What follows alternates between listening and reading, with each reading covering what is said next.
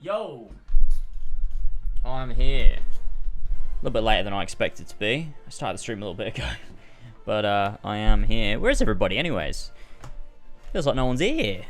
What's going on? What's bloody going on? I could have been playing Final Fantasy 14.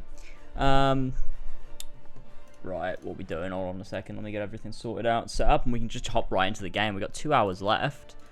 So there is not a lot to do. How's it going to Punisher players? What's up? Seems you're the only one here. You're the only viewer. Oh my god, this is a it's like that one time when I streamed Prince of Persia and there was no one here but Jamie and it was just one person watching. Right, what am I doing? Where are we? Let's see here.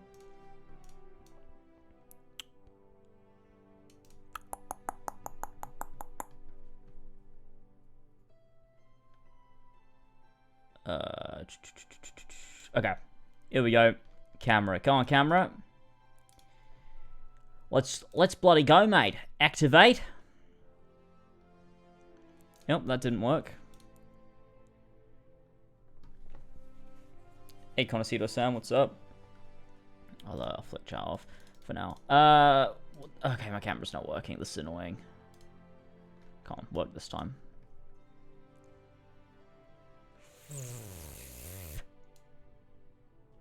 What if I can't... What if I have to restart my OBS? Don't do this to me. I don't want to do this. This is so annoying. I have 20k. Can I get the dual voice? No, because I turned it off. Oh, I'm a fucking idiot. I have the lens cap on. Oh, it still doesn't work anyway. Oh, it's because I'm switched on. Oh my goodness, this is a fucking travesty. What am I doing? There we go. You'd think I'd never fucking streamed before. Bloody hell. Alright, we are gaming. I think, though, I mean, there's not many people here today, which is a shame. But we could probably just get straight into the game. I don't have anything to say. We've been doing a stream every night this week. I reckon we could just get into the game, get gaming. And if people roll in, they roll in. If they don't, they don't. It's whatever at the end of the day. I'm ready to get this game fucking finished so I can play something people actually want to watch, you know? You know? I clearly misjudged my audience when I decided to stream this game, and that's fine. Sometimes you make mistakes, sometimes you blunder, don't you? And you just, you pick the wrong game, you play the wrong thing, and you're stupid. Alright, clearly what I need to do is replay Dirge of Cerberus, because that game is a lot better. You know, that we know, because of course it is. No one wants the Ratatouille game. No one wants the Ratatouille game. It's crazy.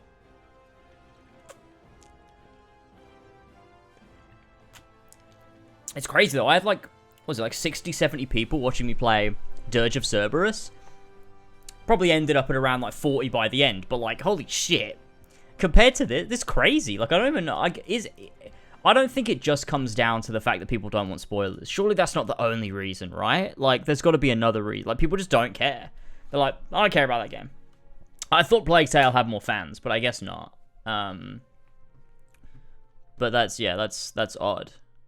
Because I've played other games on release before and done, like, you know, streams have done well. It's not like people don't have time to play. Like, the game's been out for a while. I feel like people have time to play. I feel like it's genuinely just that people don't care, which is fine.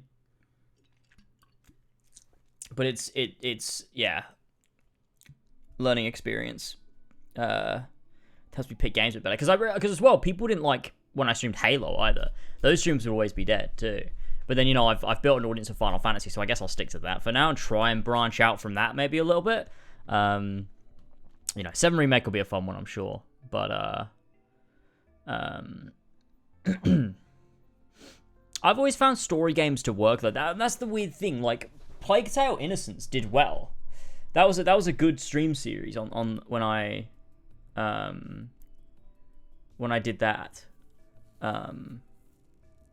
But then again, that was on YouTube, so that was different. So that was like it casted just a bigger net of people that could potentially watch. I want to check. Where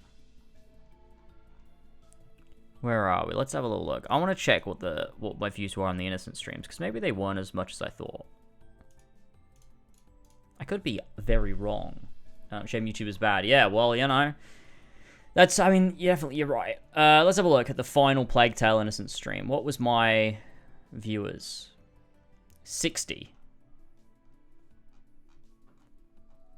I mean, yeah. Compared to how many we got now? 9.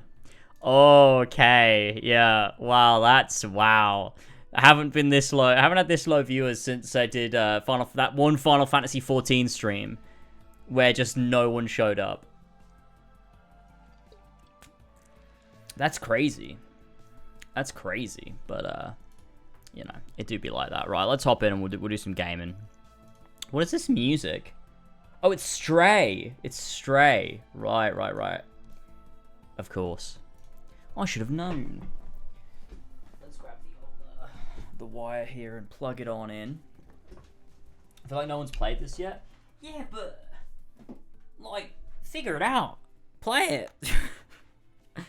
I don't know. I feel like it's fair to play like normal, because normally I'll wait like a week and then play a new game, and it does fine. This is just the first time it's like not. And yeah, I played it the day it came out, but like I played it in the evening. It's like anyone that wanted to play it that desperately would have played it, right? I feel like, I don't know. Because like, what was the last one I did that was like a new game and I played it? What, Halo Infinite? I played Halo Infinite the day it came out, and that did decently well, even for Halo, which has been known to not do too well on my channel. But then Halo's a much bigger game, I guess. But I feel like Plague Tale's pretty big now. I feel like people were hyped for Requiem. I don't know. Maybe I'm overestimating it. Maybe I saw it as like this big anticipated game, but in reality, people didn't really care about it. I don't know. But that's fine. Next time I'll just wait.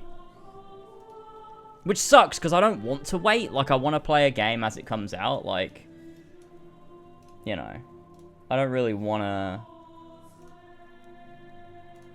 have to wait ages, but maybe for stuff that I'm going to stream, maybe I should. I don't know. This is loud. Okay, let's... Oh. I've gone off it. Hold on. There we go. We're on chapter 12. Let's go. Turn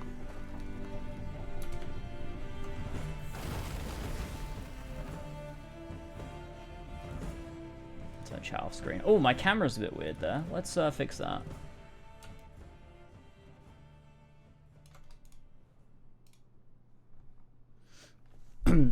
I just feel like I have like enough people that there should be like the other streams have been like fine. I just feel like this one's super dead, which is like just really odd. I don't know. Like it's odd. Like I don't know. I just think it's strange because it's the first time I've ever really experienced like this, and I just feel like it's down to people not caring about the game more than it's down to them wanting to play it for themselves. I don't know. Because I have done it before with games where I've like played it on the day it comes out, or at least like the day after, and it's been perfectly fine. So I don't know.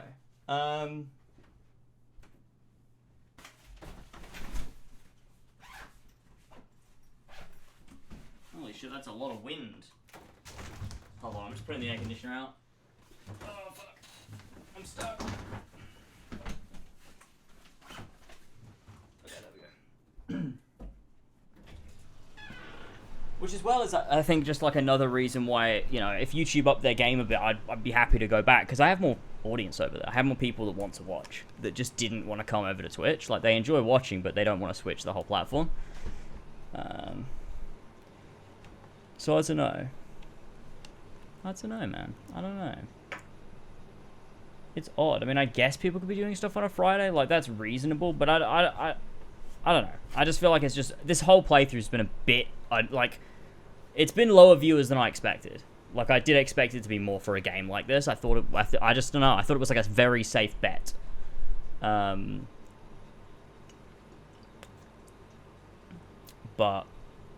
I don't know. Like, I feel like if I streamed God of War the day it came out, it would do well. So I don't know if it's that people want to play it themselves, but I guess people are like, no, this is when I have to play this. So more people were playing it on release. Whereas a lot of people, yeah, maybe a lot of people are anticipating Requiem, but they're not going to play it on release. They'll wait a few months. But it's on Game Pass. Like, I feel like that casts a large net. I don't know. We'll finish the game. I'm not like that bothered. It's just interesting to analyze and be like, okay, what could I have done better? More so than anything. Which is fine. I'll just like, you know, it'll be fine. We'll stream 7 Remake again. Jamie will want to kill himself, and everyone will be happy, except for Jamie. Stay there, buddy. I gotta close the door so I can get this air conditioner to cool me the fuck down, because it's hot in here.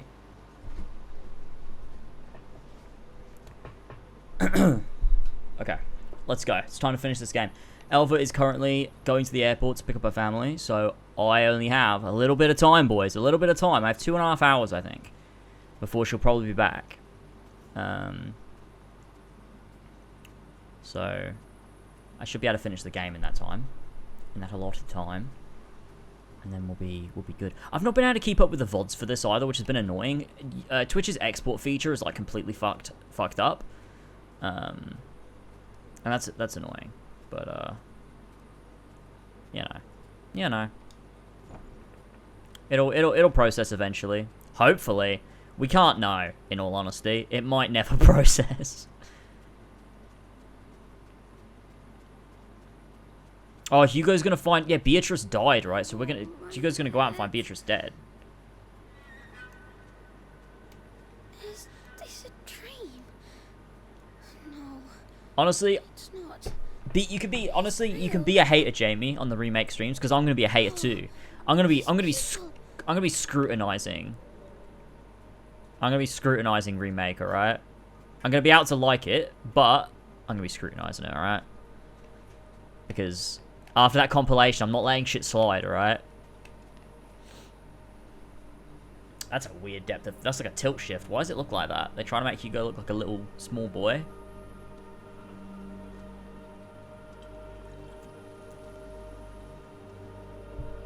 Oh. What are you doing? Oh. Emily? Oh, my baby boy. Oh no. Hugo. You killed her. Oh no. Oh no, oh no, oh no. Take him back, will you?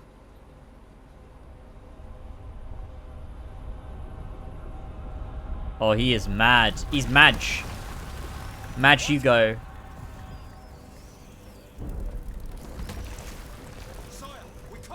I love how they break through the fucking stones. Like, what? I knew it. Emily, I'll come get you! Beatrice, yeah. Hugo's mother. What are you doing? Please, please.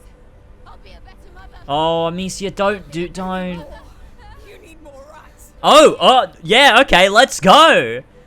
Let's fucking go. I thought she was about to be like, no, Hugo, don't do it. Don't do it again, Hugo.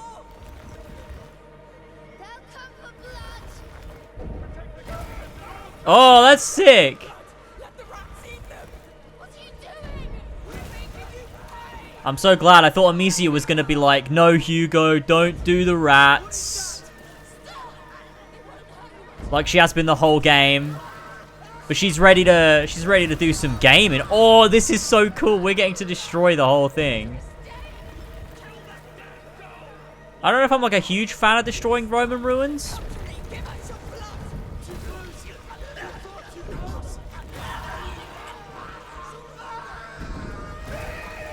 This is cool.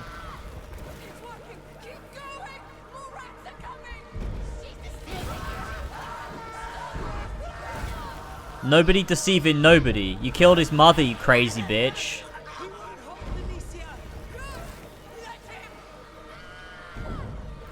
Oh, this is interesting. Are they gonna now explain where the rat come from, though? That's the question.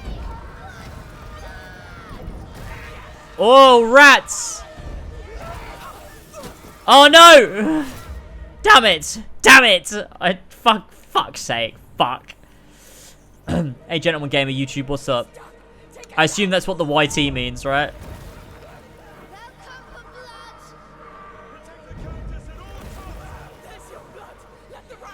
Watch this be another bit that I'm just like gonna absolutely fuck up, and we're gonna have to do multiple times. Fuck the Romans, they destroyed a lot of Egyptian. Ah, right, fair enough, fair enough.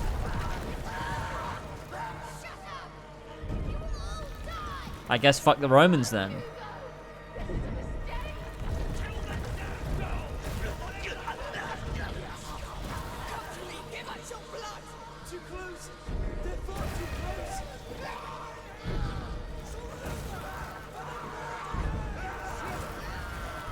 Oh, this is a lot.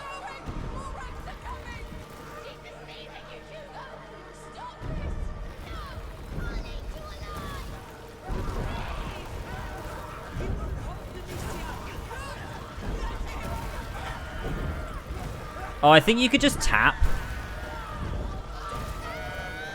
Oh, oh, oh, oh. You did it! It's your turn, Emily! We'll spill your blood now!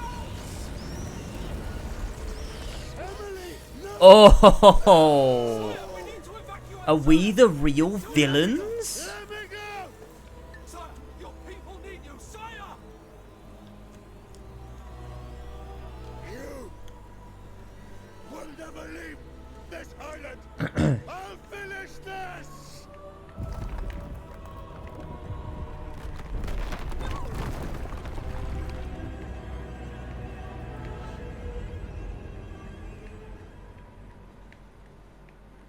It's possibly a bad thing for him to be doing? Yeah, maybe. I was supposed to said a few streams back about your Saints Row reboot review. Oh, yeah.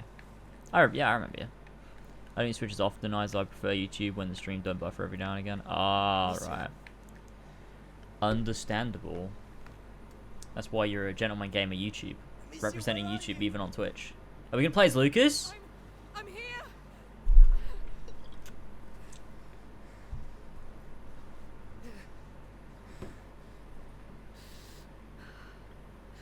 Oh no! Hugo! Hugo! Hugo! No! Answer me! Say something! Hugo died. Nah, he's alright. No! Yeah, he's okay. Oh, thank you!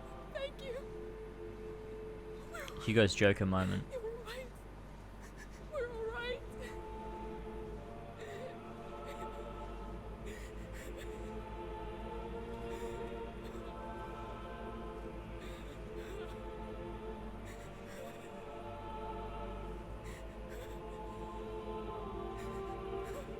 Damn, this is rough.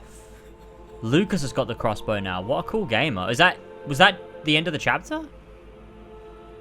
Oh, it was. That was chapter 12.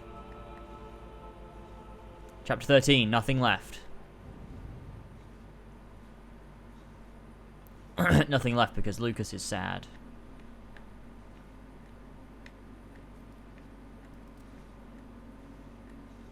Hugo ain't alright. Say something. Lucas is our boy. Hey, J Magician, what's Look at up? me, please. Music's really good in this, I yeah. need you. How's Amicia alive? Well, I understand how she's alive, but not how she's like... She needs medical attention, right? She was sliced a bunch of times with that sword. Hugo, answer me. Also, her arm is fucked. To go where? The harbor. We're leaving this place. I want rest. You can rest when you're safe. We will never be, Lucas. Never. There can be no peace for us. Look at him. I'll lead the way. Don't think. Just follow me. Doesn't sound like a protector to me. Sounds like she's a opposite For the both of a of you. protector. I'll carry you if I must. But I'm taking you out of here. I don't think you can carry her, Lucas. She's bigger than you. Take a deep breath and stand up. Why did the Count cut her hair did it. off? Is that like a Come on, French Hugo. thing? I don't know. Good. I'm taking you out of here. Hugo did see his dead mum. Yeah. Hugo did indeed see his dead mum. And he lost it. And then also so did Amicia. They both lost it. I can't carry him. But I can carry you. Doesn't even make sense. Haircuts are French exclusively. No, you know what I mean. The Count just really hates ponytails. Yeah, that makes sense. I mean, it wasn't really a ponytail, was it? It was like a We have to fix it. plait or something. Do it. Oh, okay, so it's just dislocated? Wait, no way. It's gonna hurt.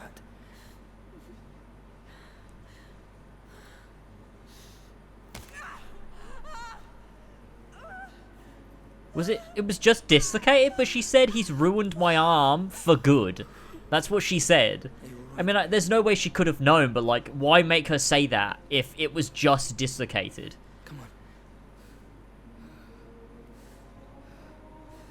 Braid? Yeah, braid. Yeah. Braid. That's the one. Hugo, let's go.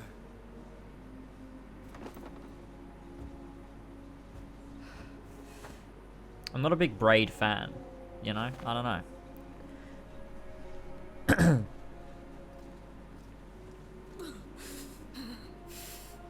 Breathe.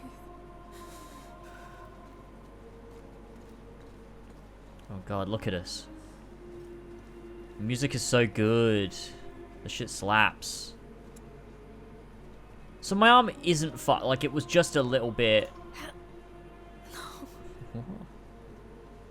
That's so odd that she would, like, say, like, oh, my arm's ruined forever. And then Lucas is like, nah, it's just dislocated. Fucking drama queen. Alright, Amicia, alright. Music's very good, yeah. Yeah, it was ruined for good until Lucas was the first person ever to know how to undislocate an arm. I should braid my hair again so like an edgy Viking. I mean, go for it. You can be a Dringer. We like Dringers. Is Plague Tale actually bad? That's a loaded question, that is. Come on. Nah. Anything will help. You need it. By adding a second cradle, the Slinger Amicia can shoot a second time. Ah! Take out 2 guys at once. I don't think we need additional bolts. We don't come across them that often.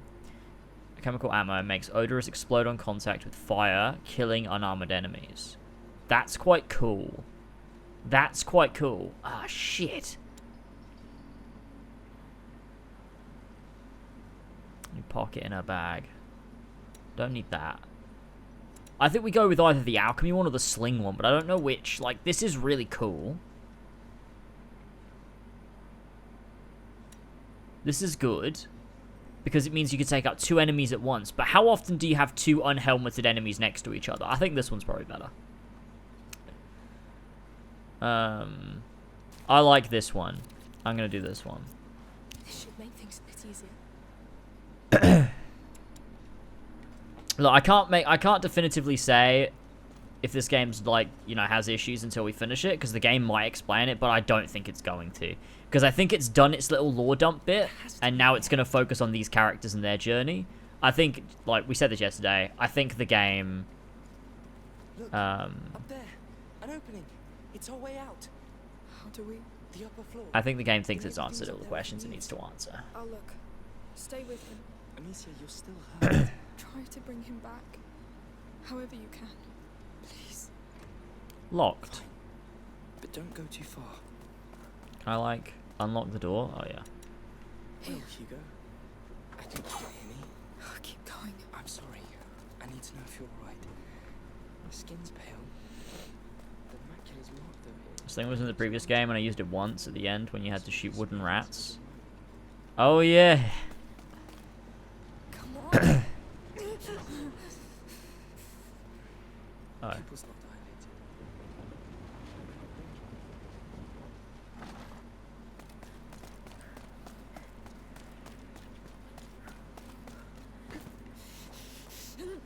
Hold on. Recycle.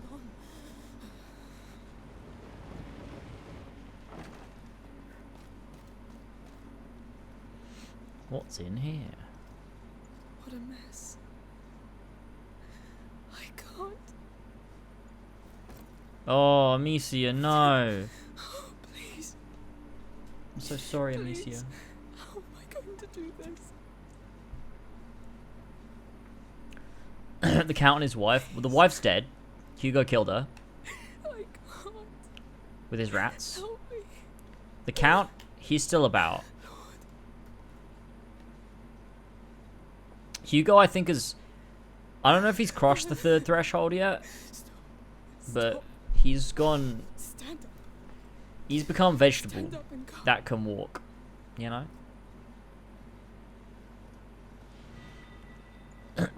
PS5 version of Persona 5 Royal. Isn't it just the same? Isn't there not a PS5 version though? I thought it was just the PS4 version that's now playable on PS5. Wait, no. Is it different? Did they like upgrade it or anything?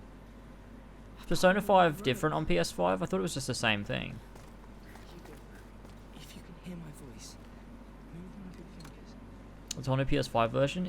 Does it run at 60 frames? Be careful.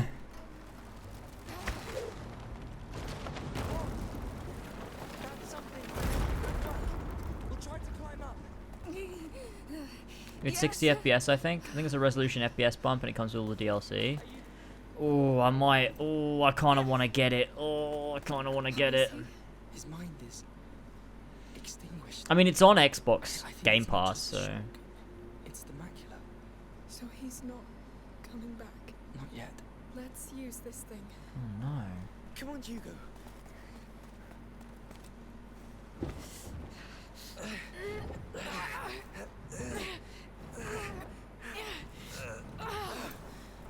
It's stuck. It's too high. Hugo gonna lift us with the rats. There's no other way, Lucas.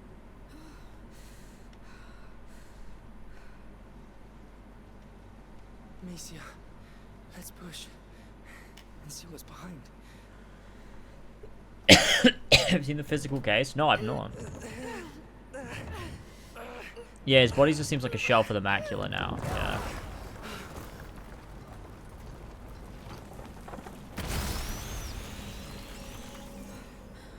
What the fuck? What is this? Extinguish the flames.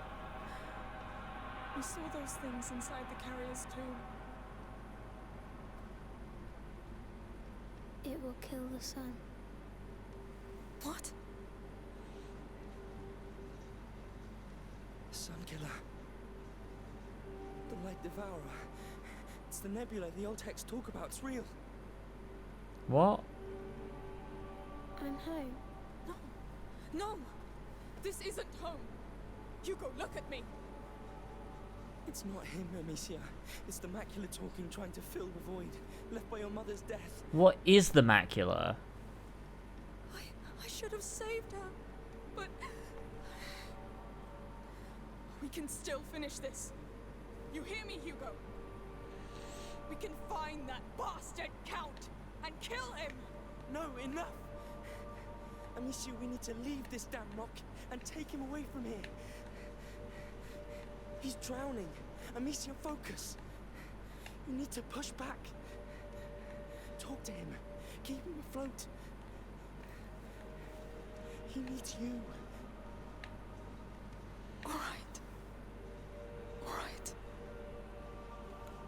The macula feels almost like a symbiote now. Like, is it supposed to be like Alien? Did it like come from space? I don't know.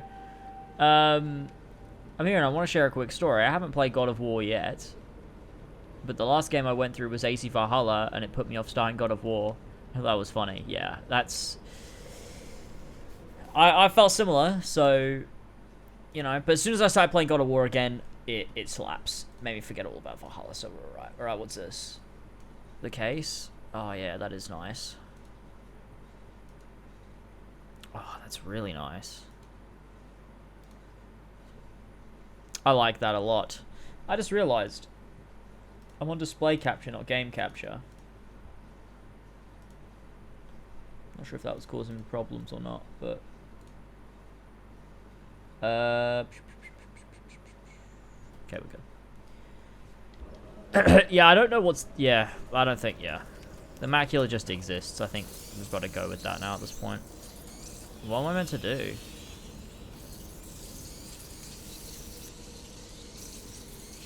Oh, torch, right.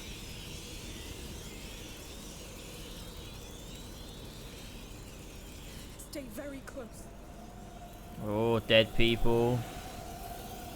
The nebula's all around us. Honestly, if they explain it as an alien organism, I'd kind of be okay with that. Because at least it's like an explanation, right? That's what I was talking about. Wait. Stay close.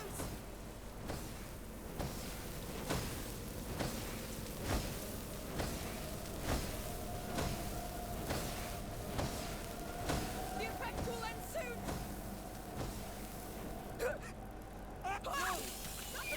Well, fuck.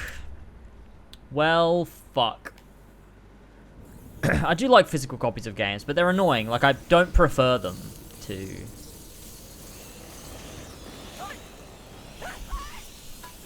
Okay, I guess this is how we do it? I don't really know. Stay cautious. There's more. I see them. It's running out of time.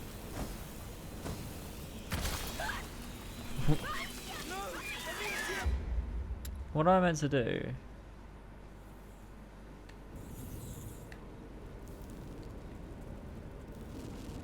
Yeah, I don't know why if Hugo can control... Yeah, I don't know.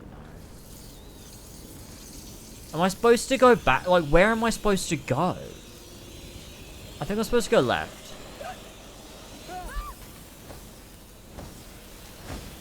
Maybe I have to go under this thing. I don't know. No? Okay. I have no clue what I'm supposed to do. What does the game want from me?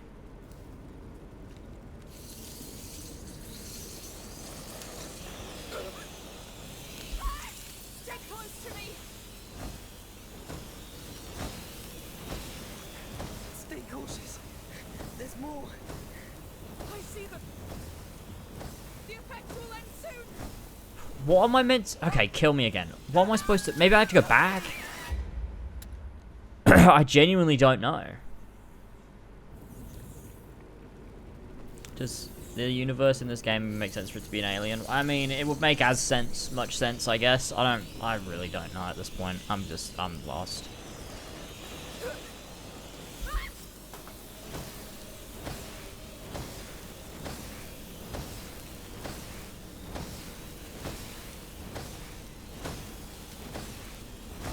Okay, I literally...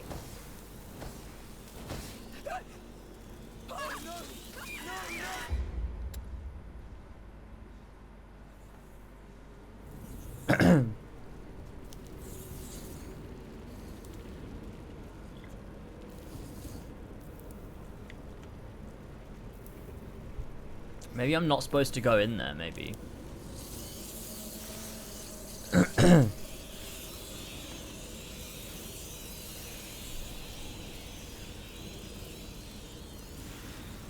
It's this weird stuff that fucks with the torch. So if I, like, go in here... Yeah, okay, don't... Just let me die.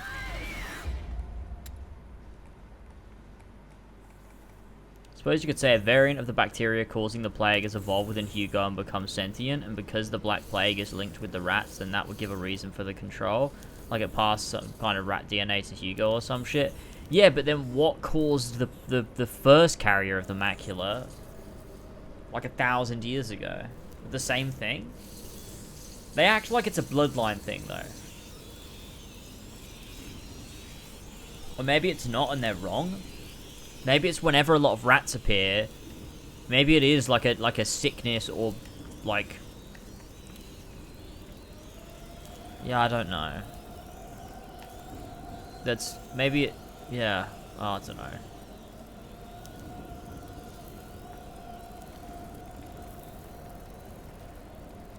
It's like the opposite of Ellie being immune.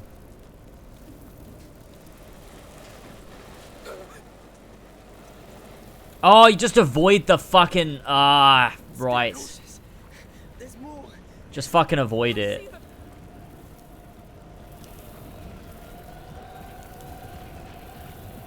Careful.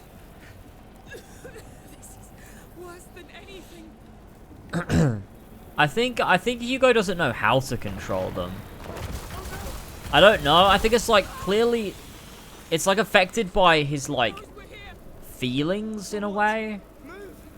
I don't really know how the rules work of how he can and can't control rats. What? I felt his body spasm right before it all burst. Wait, so Hugo is doing it?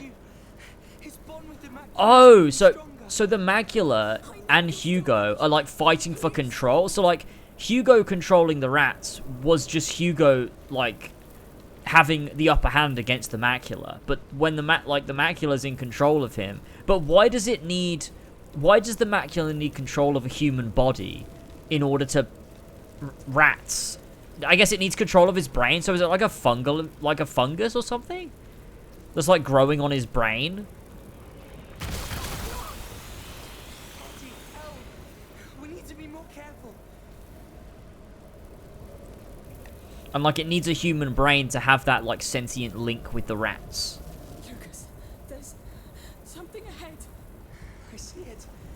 What the hell? It cannot be. How many are there inside? Yes, This game's crazy. Hey, I'm waiting. let's go, Lucas. Now, Yes. come, Hugo. No! Dude, I really hope there's a giant rat. There is nothing here for you. This is home. This is... Stop! You're coming with me, whether you want to or not. You hear me? He's Oh my coming God. with me! What if he turns on her? You made us so angry. They're coming. Run! Run away from the rats! Oh, it's disgusting. Quick, no time is quick to pause! Oh, fuck!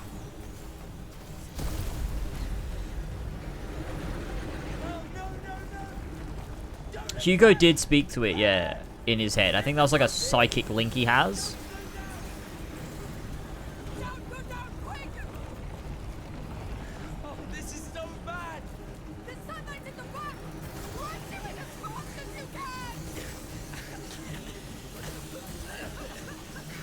can! I'm so confused. We're getting out of here! You won't take him! I feel like the lack of explanation for the macula is making a lot of this stuff make less sense.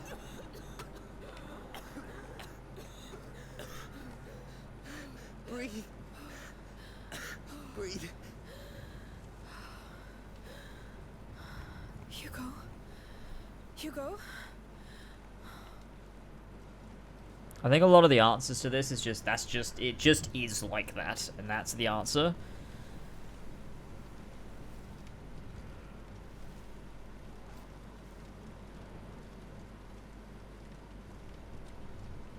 See? There's still light.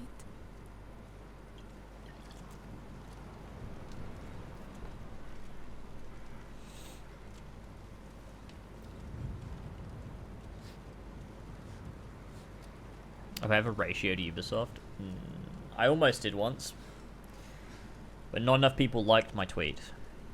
I thought it was a really good attempt at a ratio as well. Yes. That's our blood. That's you.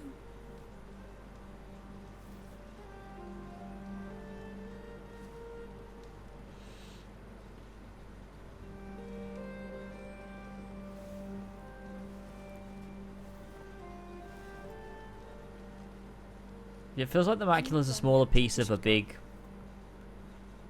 bigger whole. We still have to reach the harbor. It's not Basilius' memories, but the macula's memories. Well, yeah. I guess. I mean, I guess it's both, right?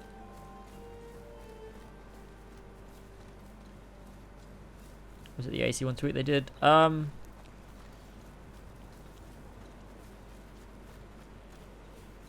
don't remember. Wait. The village. There's something wrong with the sea. The land is gone. It's me. No. I did this. The rats did. I did. I did it. No. The Count and Countess did. Let's go. Let's just go. I mean, Hugo did do it, though. Goodness. The tremors brought those bloody eggs out in the open. Yes, they're still here. Always. Always in my head. Hugo, Let him, Amicia. You are not in charge. I am the one in charge. You obey me. Hear me? You obey me. All right. I think they heard you. I've never Okay. seen you do that. Because it hurts. I'm sorry. She said that like it's something he does, like, off camera, but, like, they're never separate, so, like, how would she ever have seen him do that? I don't think he's ever done that before. You know?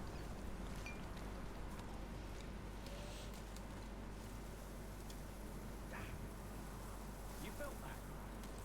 That tremor wrecked the oil jars. Soldiers. Why do we still want the child? He'll be the end of us. He ruined everything.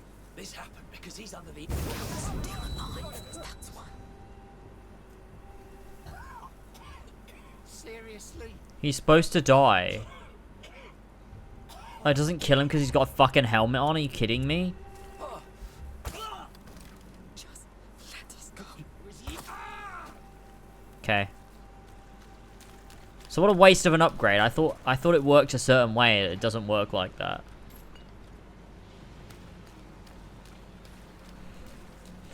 Classic. Classic Jamie with the Doctor Who references.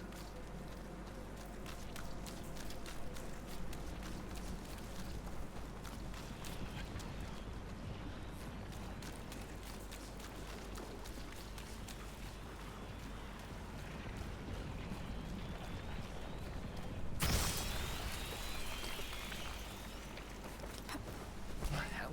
I know you're over there. We have to hide. Over here! Don't let them escape!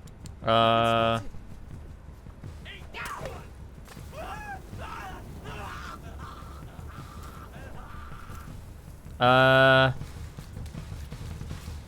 want rats. What if the rat Isu? What do you mean, what if the rat Isu? What does that mean? Guys, important question. What if the rat Isu? Where do you think you're going? They're upon us. They're among us. Top 5 times they were actually among us. There they are! Catch them! They found us. Intruders here! Get them! No, all right. It's...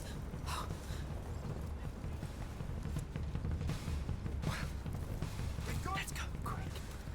Why are they whispering, dude? We're okay. This is how I play Plague Tale. Ruthlessly. No remorse. Where do you think you're going? What if the rat Isu? Rat Isu technology. Hide all you want. I'm coming for you. There's a boat over there. Yes. Basilius' entire personality was just consumed by the macula, and the way Hugo acts when the macula takes over is what Basilius became in the end, I guess. Right, yeah, that makes They sense. built a gallows on the harbour square for Arno. They're hanging the walls. Oh, down no. there. I wanted to see that. Yes, me too. He's not dead. He needs us. We don't have time. We must go. Really? Even after what he's done? Even after what he's done. Whispering pisses me off. Does anyone else feel that? I don't know. We need to reach that harbour anyway. We get Arno on the way and we get out of here. Mind the drop. Yes. Maternal division. Being more meticulous, Amicia obtains pieces when she crafts alchemical ammo. Obtains pieces? What the fuck? Oh, I know what pieces means. Yeah. Time is as sure as ours. Keep patrolling. Take the child away from the defiler. Yes, sir.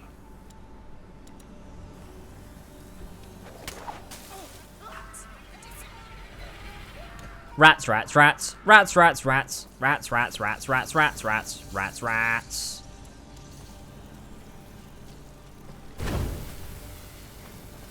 Rats, rats, rats. Intruders here.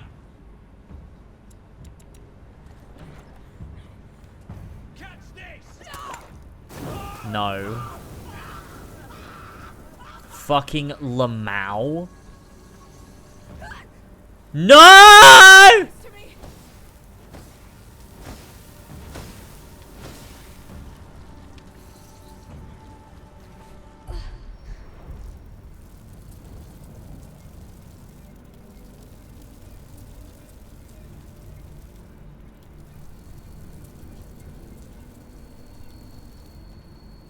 Spread out! They can't have run far! Lol. This is, I call this the epic aggressive playstyle. Because that's exactly what it is. I just like killing, to be honest.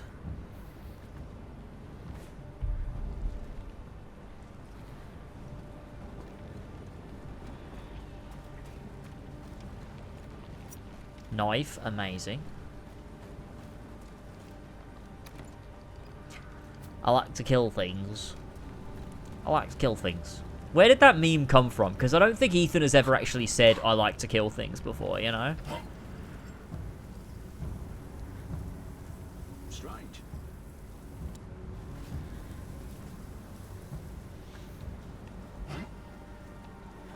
Fine. I know where you are now. Stay out of sight.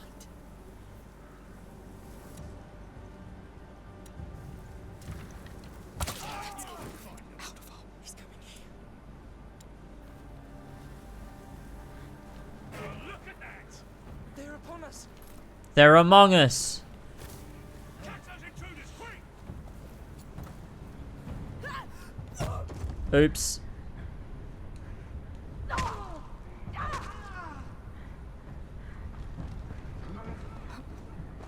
Intruders here! Get them!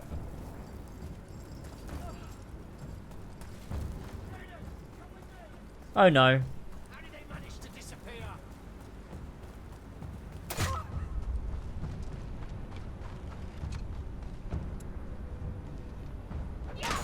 Oh, wank!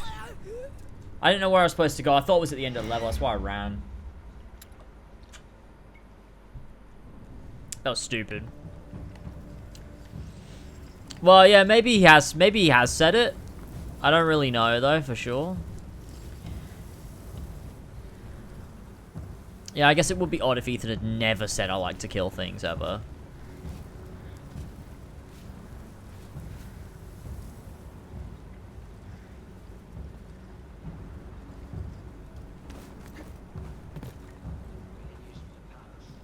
This is a better route, I think. You see what they do to the people they catch? Yes. We have Gently. I'll try. Rush them and get a proper grave. Brighter days. This place looks like proper. Nice, nice, nice. The child will fix this. The child did this. He did I want a game that would show you what happens after you die. Like yeah, but then the whole game would have to be built around if you die. Like, that would be impossible. It'd be fun though.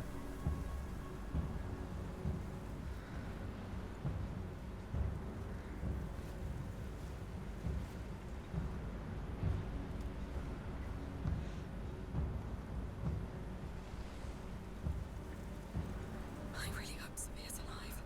I'd really like to meet someone who doesn't want to kill us.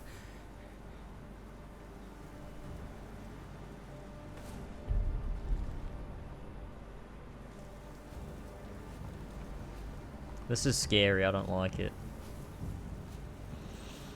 Do I have any... Okay, I do have crossbows, so that's good. What's that?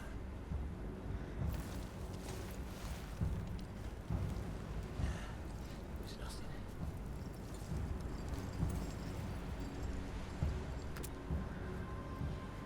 The belfry. It seems to be the only way to the other side of the village. Barely hanging above the water, but No choice, I assume. no choice.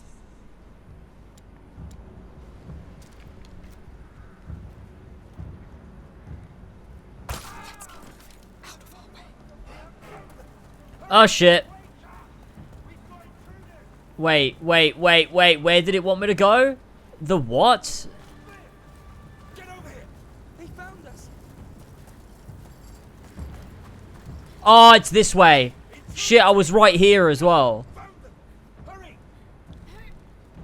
Wait. It works. Yeah. God, what happened in Haiti really happened in Portugal.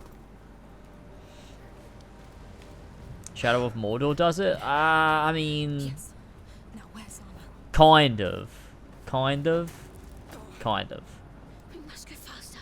They're going to kill him. We're doing all we can. If they kill him, I'll kill all of them. You won't have to. We'll get him out of there. Some of this dialogue's kind of cringe. I can't shake that, like... Some of this dialogue is a bit cringe, isn't it? Let's see what can be done. Nothing can be done, Amicia. But, I mean, it's always going to be cringe when it's a kid saying, I want to kill you all! It's like, you know, you can't really write that and have it not be cringe. Where the fuck am I supposed to go?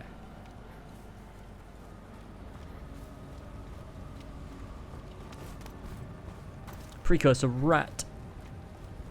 Up we go. All right. Nate, well, see, Nate doesn't die ever because, as we've established, Nathan Drake would beat everyone in a fight, and we have established this before. Very well. There is not a single fight that Nathan Drake would not win.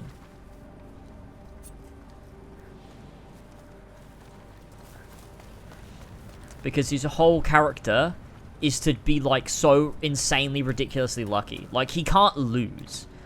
You know, like, if you're writing an Uncharted game, you can't have Nate lose. Like, he can't lose. He, like, will always win. Even if it's just by the skin of his teeth, he'll always win. Which is why he would literally have to beat any character you put him up against. Unless it's another character that is equally as lucky. In which case, they'd become friends. That would be, like, the outcome of that. They become friends and they team up against the real bad guy. Let's go. We have to get closer. So this is the Honor, the one they call the Wall. Yes. We have to save him. I will kill all of you, bastards. Quite the troop. Alright. Copying the PC version? Probably not. But then I say probably not, but probably maybe also yes. I don't know.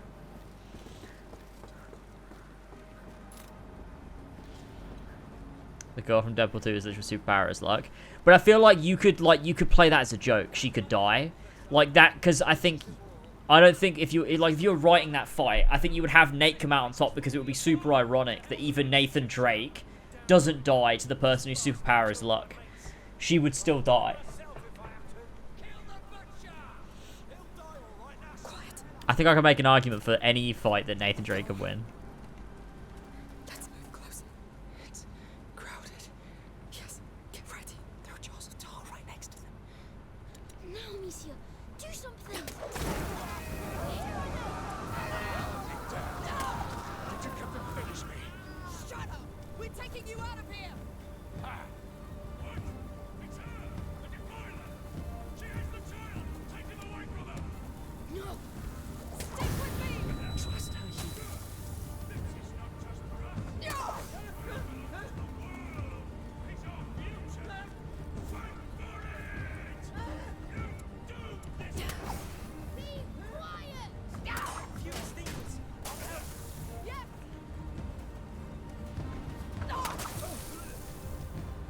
What am I meant to do?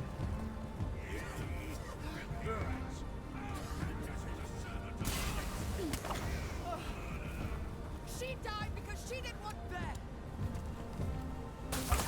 He's yours.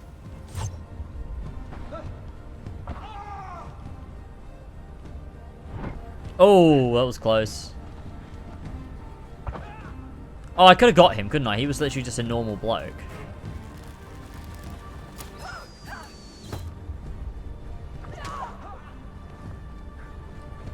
Are we doing alright? I think we're doing alright. More of them coming! Take the child, whatever the cost! Oh, that's a few gamers, isn't it? They've got reinforcements!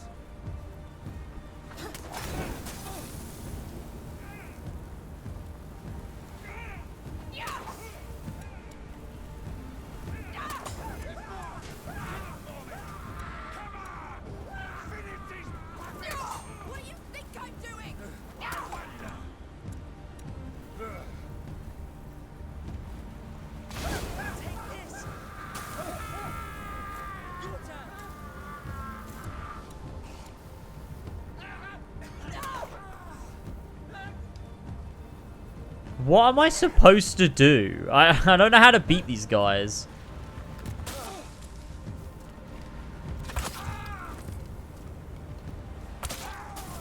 Kick their asses till they're mincemeat.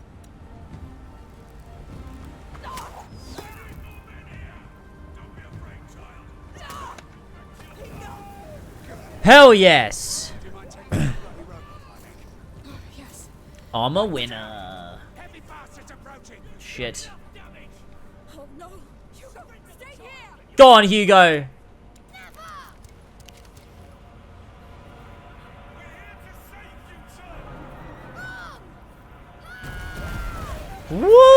Woo! Nice. Bloody hell.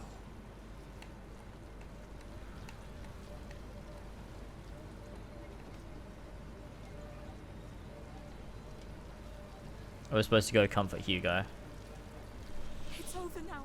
We did it, Hugo. Yes. Breathe. Calm down now. Death can have Nathan when it earns him, exactly. Please. Okay.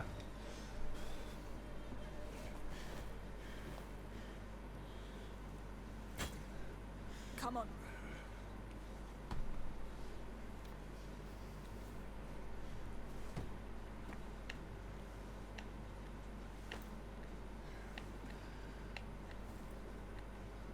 Hugo says it was his.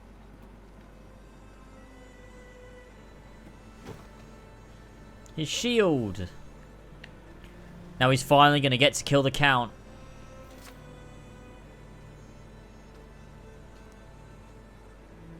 Noose. We're still on chapter 13. We still have 14, 15, 16, and 17 to go. After this, it's 4 more chapters. I fail to see how that's only going to take us, like, Come aboard. an hour. Go collapse somewhere. The Wait. team is back together. And your mother? She's dead. She won't come back. She actually died this We must time. go. Now. I see. I'll take it from here. You, come.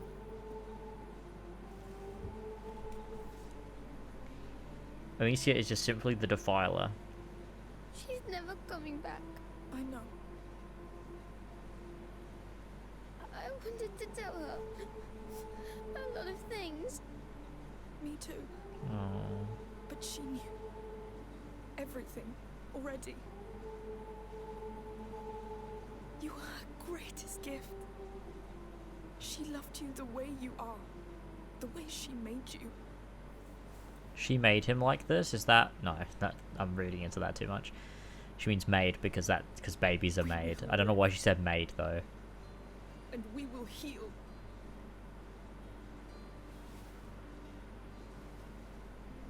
The scars? We keep them so that we don't forget. So that we can accept. Until they don't hurt anymore.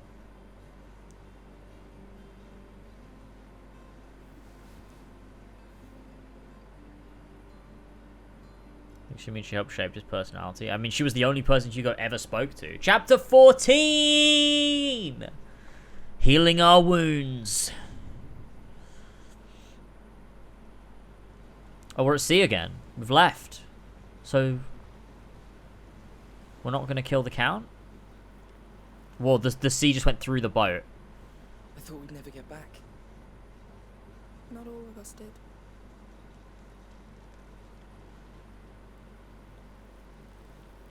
But he'll get better now. We all will. Poor Amicia's lost all her hair. I wonder what it looks like if she takes it down. I mean, it looks really, really dumb. Come talk if you want. All right. Fresh air. Oh, that's disorienting, that was. Jesus. I could sleep for weeks. I need a bath too.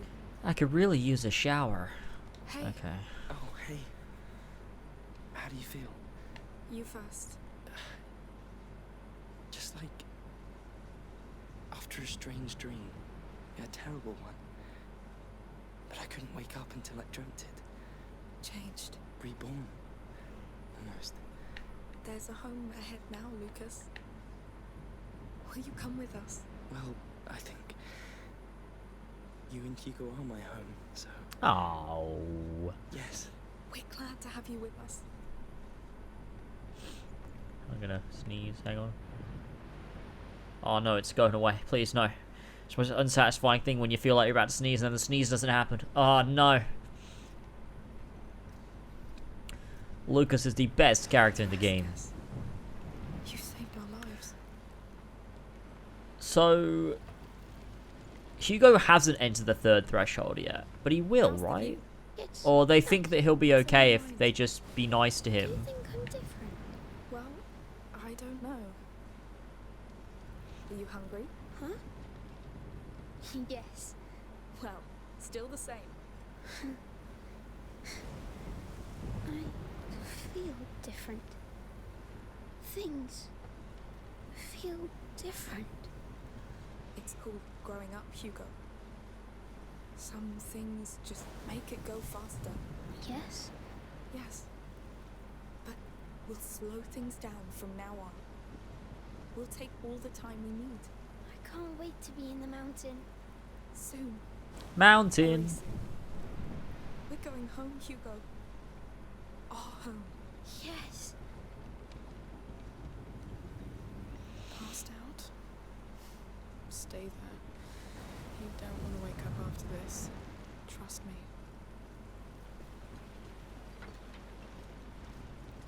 Hey. Slept well? Fighting I rats woke is up thinking growing I was up. dead. I know that one. What will you do now?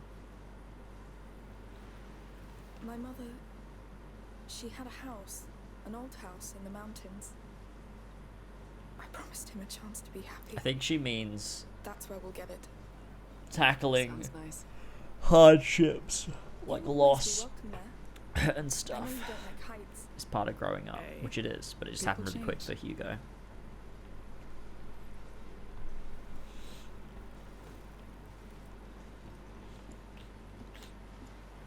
Amicia, Okay. come see. Come see what, Hugo? Where are you, buddy? Have you found a whale or something? Hey, what's going on? Is he fine? Oh. Who knows? How about we ask him directly? Alright? Speak to Arno. Are you alive? Lurking in chat. Wait, Elva, what the hell? You're driving. I guess you're People don't stopped talk. now. Good catch. You're there pretty early. Hey. I'm sorry for... well, everything. Thank you for getting your sister to help me. You helped fucking save You me. saved me. Hey, Tensei, what's up? Look who finally decided to be nice. Don't make me regret it. The war's over, There Arno. wasn't a time We've skip. all earned a I rest. don't think so. You should try it too. Hey! Ship! Ship! Oh no. Oh no. Ship combat? Let's go. Come on. Can you just give me like some Black Flag ship combat? That'd be sick. You don't get to decide when it's over.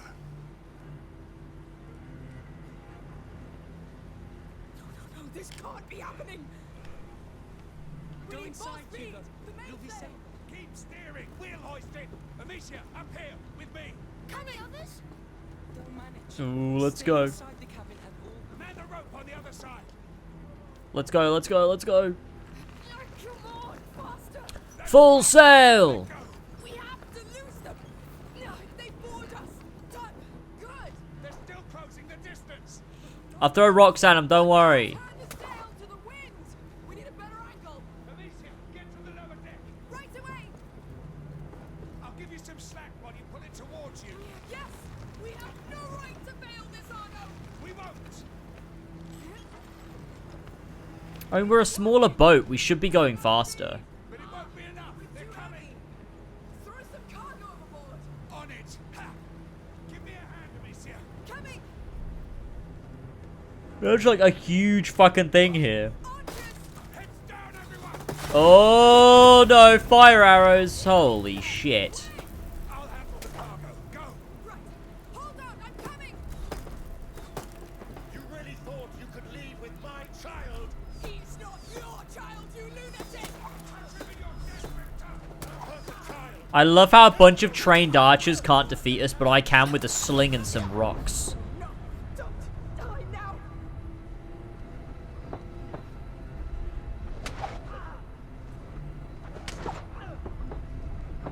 He's going to ram us. No, no, no. Ah! Oh no. Uh-oh. Amicia! Amicia! What's going on? Help me, boy, I'm bully in the alley. Way, hey, bully in the alley.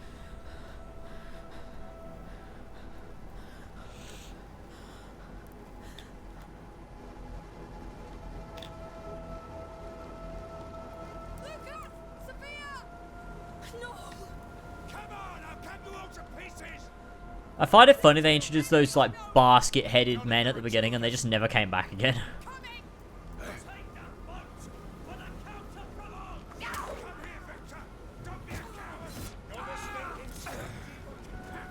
Where's your friend now?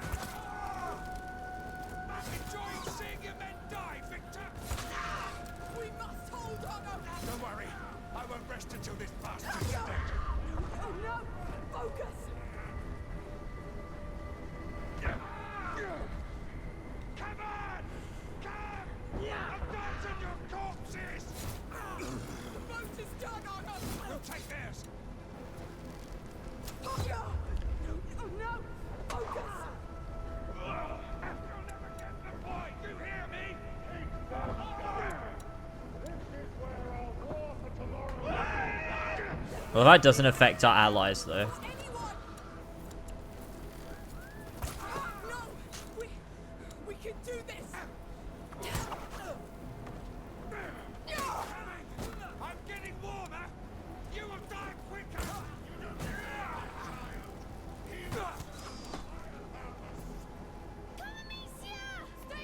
What? Shoot! Whoa! Amicia!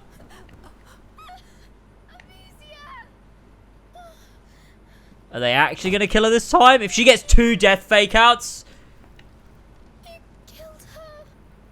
Hugo, come with me! is she actually dead?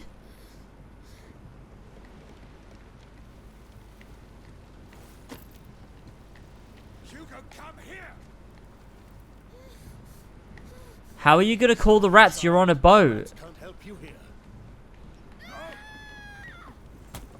Oh, God.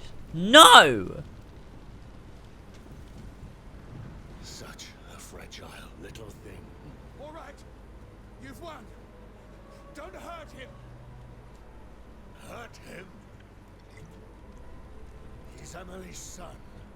My son. He's a god.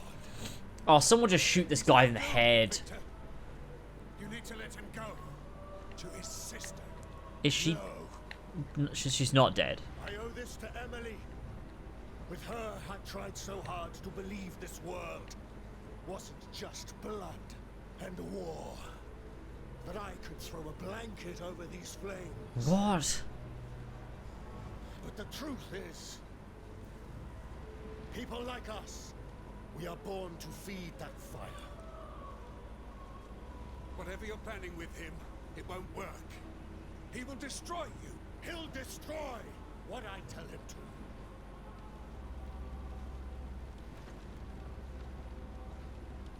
We'll set this world aflame. But you just said... An empire from that fire. What? For righteous one. He was like, Emily tried to teach me the world was not just blood and fire. We're gonna burn everything. It's already. Now my son needs to rest. Finish this. That was... wow. Oh, okay, okay. Chapter 14 done, I guess.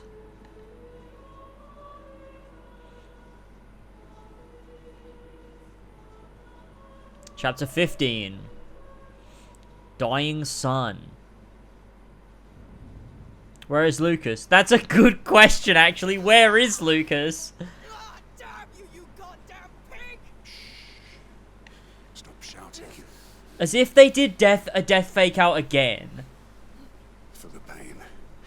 We use it on the battlefield. Oh man, this game is not very good, is it? The second half of this game is so much weaker than the first half. Like, the first half of this game is brilliant. The second half, though, We need to take him back. not Who great. knows what Hugo Not can do? great. We need to reach them before he hurts him even more. Let's go. None of this lore makes sense. The Count is a fucking idiot. None of his motives make any fucking sense. They faked out Amicia's death twice. God damn it! Yeah.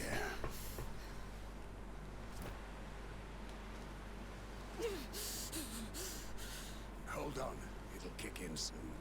Amicia versus Nathan Drake. That's a good one, You actually. broke his heart. So he wants war.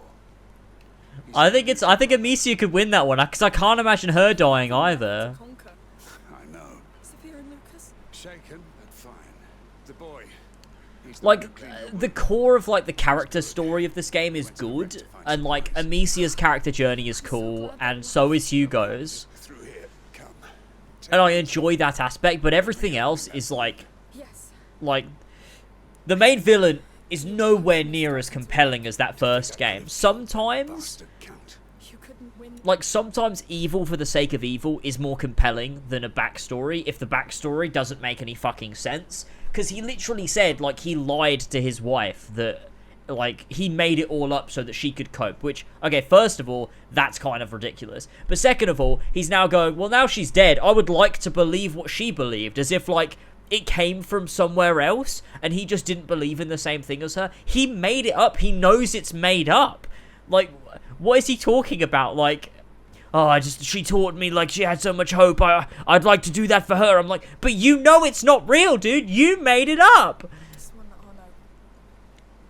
Arno.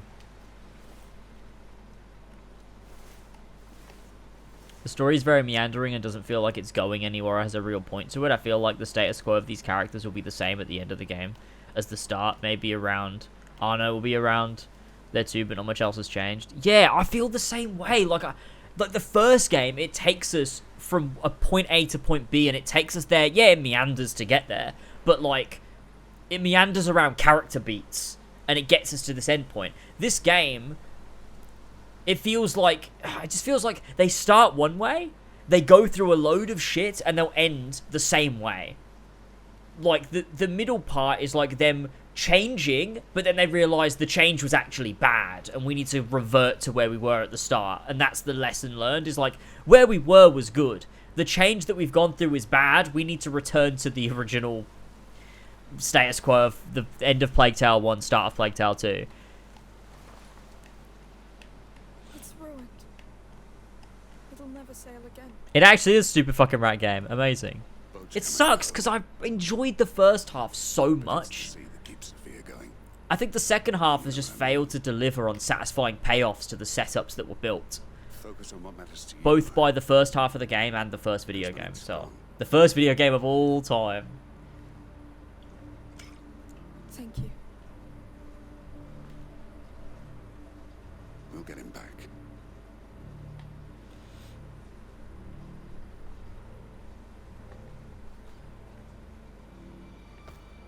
Plague Tale Crisis Core. Words of a true knight, Arno. Oh look, here he is. No. Really, I've never seen anything like you. Where's my brother, you bastard? Safely in my possession. Until he's ready to serve. Until he sees your head in a rag. And knows this old world must burn. Bastard! I'll handle him. Bastard! Me for once, you damn mule. Why? So you can have your revenge? So that you can save your brother. I'll make you tell us where Hugo is. Cover my ass and stay alive. They'll never sail again. Don't worry, they'll just undislocate the boat. Kill the girl. Let me play as him. Watch Arno die now. I'm with you, my lord. Reinforcements are coming. They're here. Lucas! Are you hurt? No, but we can't move. Just stay alive. We'll get you out. You stupid bastard! What have you done with the boy? He's my secret weapon. The child is with us. You won't finish your evil work. Oh, I will, but I'll finish you first. Enter, for goodness sake! Demolish them, girl. You're tougher than they are. Where did you take my brother? Answer that, and I may give you a recount. Where's the boy? Why are you all so desperate to die?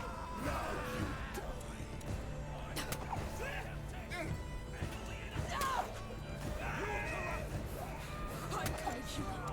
They can't stop us. He's my brother.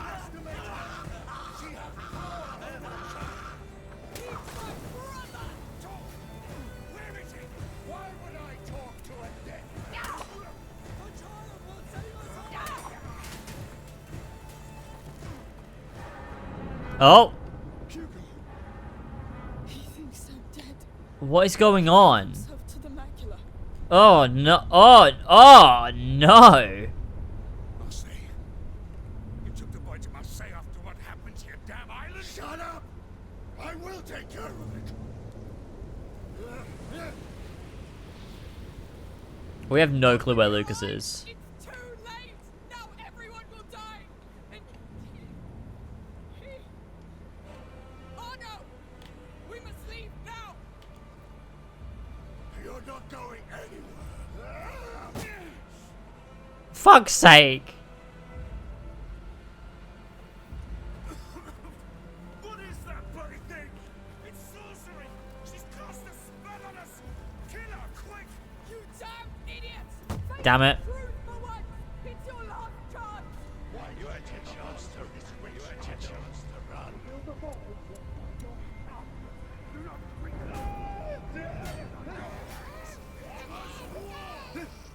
You abandoned us to the enemy!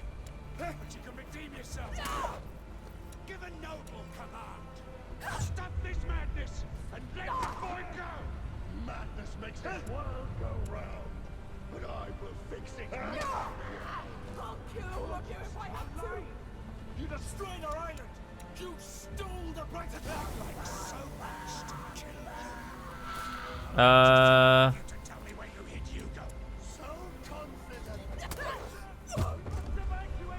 I don't know how you're supposed to kill these guys. Like, I have absolutely no fucking idea how you're supposed to kill these guys. Why didn't that prompt me before? Lead to brighter days! Emily is dead.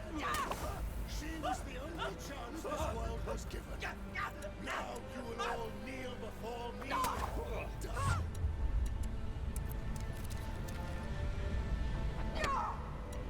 It was a time for peace, but you had to ruin everything. Everything I had. You ruined it yourself with your lies. Technique is sloppy. You've spent too much time training with scum. They were better men than yours!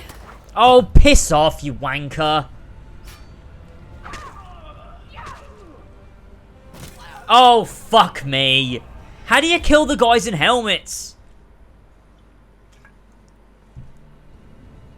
This game, for a game that doesn't like you doing a lot of killing, it puts you in a lot of situations where the only way out is to kill. Cast a spell on us! Kill her, quick! You damn idiots. Face the truth for once. It's your last chance. Why did you take up arms with this witch, Arno? To fill the void left by your son. Do not speak of him! Wait, they just added backstory? Oh, no, that was a mistake. They just added backstory to Arno. His son died. Wait, did we already know that? I think we already knew that yeah, no, never mind. We already knew that his son was killed by the Count, right?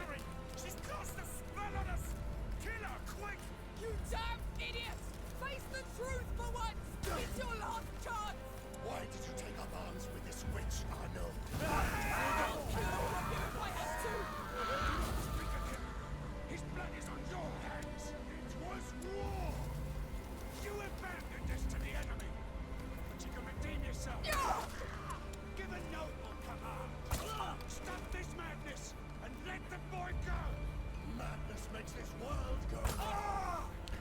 Madness makes this world go round is definitely a stance you can take. My brother!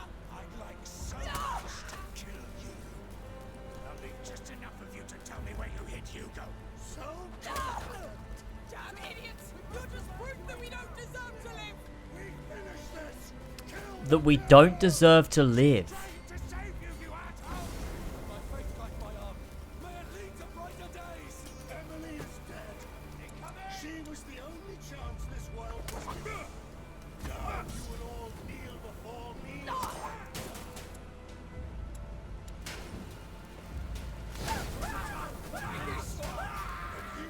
to ruin everything. This is bad! You ruined it yourself with your... I know! We're doing all we can! Don't rush us! Stay alive, monsieur! Oh, jeez. What's the matter? Oh no! Don't worry about me. I'll be fine. Look at you. Just give up. What am I meant to do here? Shit. Give them hell.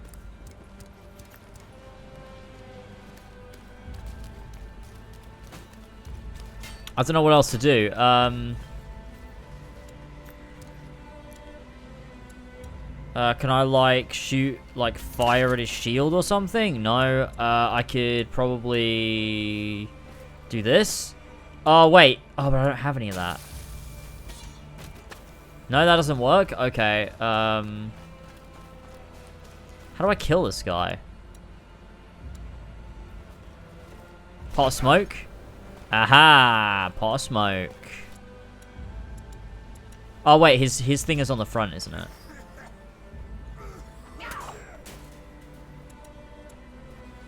Do I not have a pot? Oh, shit. I don't have a pot. Pot. That didn't work? Oh, dude. What?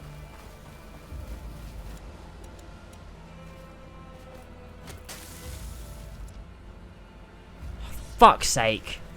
Hold on. Pot. One of these. Let's pot. And then let's shoot him. I won! Oh, no. Oh, no. This is it. You're too old, Arno. Too old to fight. And you're so goddamn stupid. Amicia, he's yours. Oh. It's over! Woo! Woo!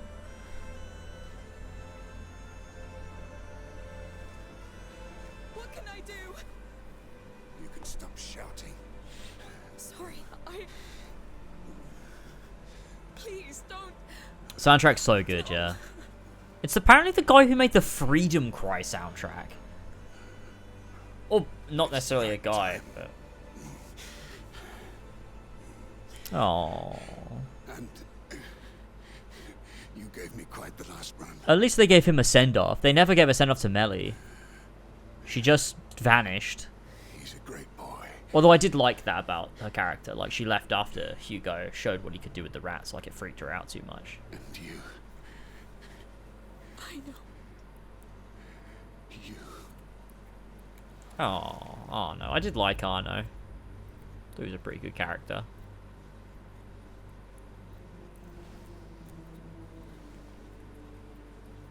Hey, Sophia's still alive. Sophia's still alive.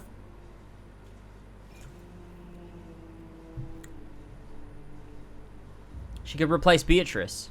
Oh, then I suppose the status quo does return to the normal, doesn't it? But what happens to Hugo? Like, this game is either going to set up a third game, or it's going to conclude. In which case, like, someone has to die, right? It will kill the sun. The nebula. The nebula will kill the sun. Lucas, please explain. Please elaborate, because that's a bold claim. You idiot. Now we all owe you.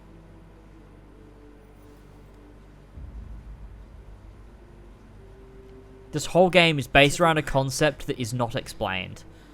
The rats will spread unchecked. The rats will spread unchecked. Hang on. Can we just, for a minute, digest that line?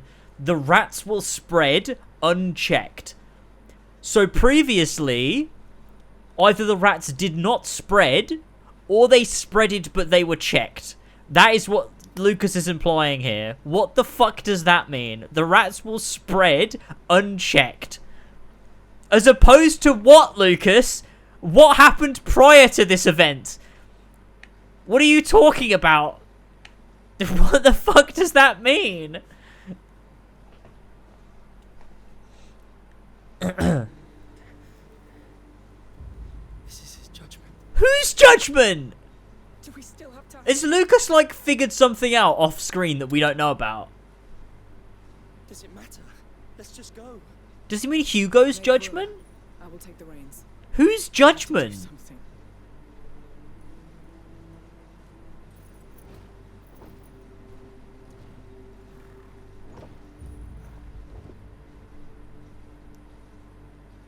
Oh, he means the fog will block the sun, and then the sun, like, the blocking of the sun will allow the rats to travel during the daytime. Amicia, are you alright?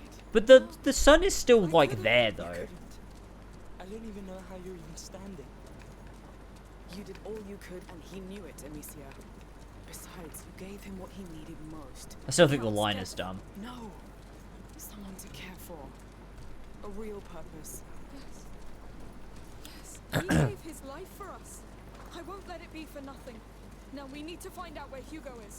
There's got to be some kind of, like, parallel poetic thing here. Whatever's happening over there, Hugo must be at the center of it. What created this, though? Did Hugo blow up rats? There'll be signs. I hope. Is this rat corpses that have, like, shredded up in the atmosphere? What is this?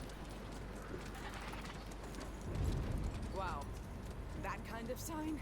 Yes. This is Final Fantasy 15, is it, though? But I don't think it's a good sign. What's that noise? Is it coming from the city? It's coming from the ground.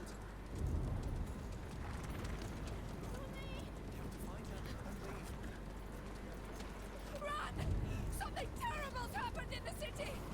What? I wonder if we have to fight Hugo.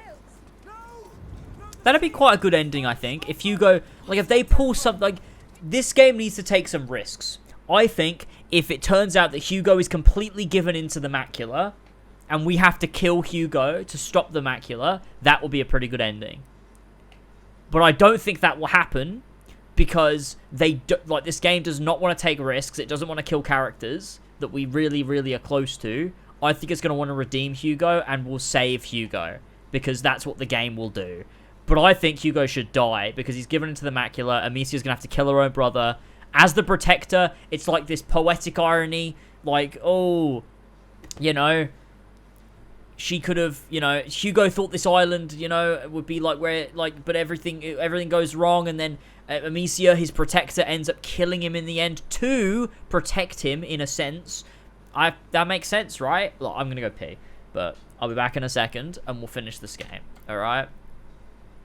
I'll be back in a minute.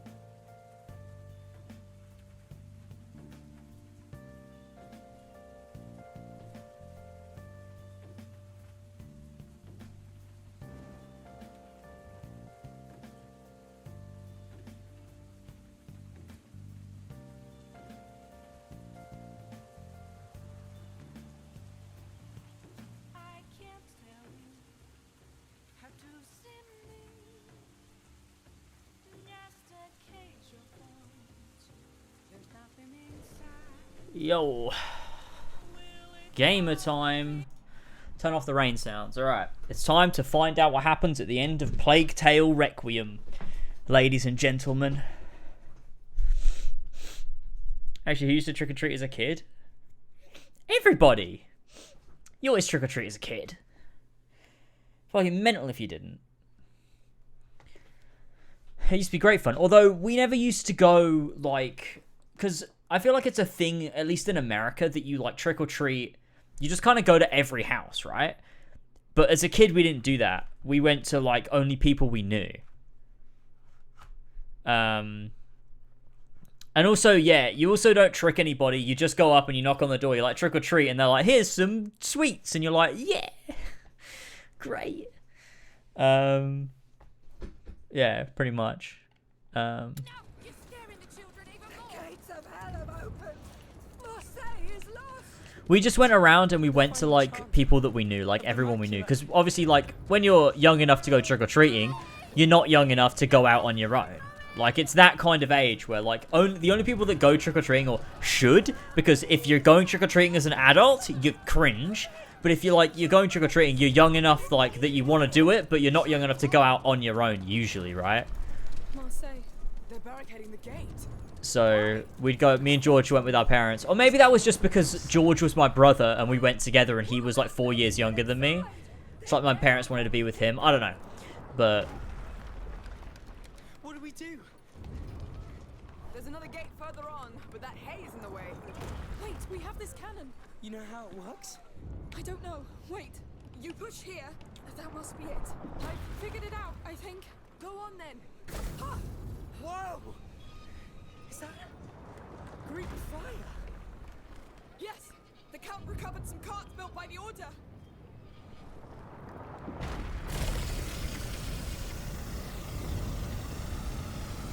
What am I supposed to do? Is this what I'm supposed to do? Oh, I'm supposed to burn this, right? Behind these walls? Don't think about it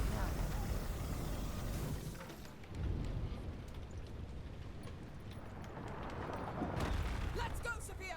Here we go again. Oh, let's go. Set piece from Revelations. My god.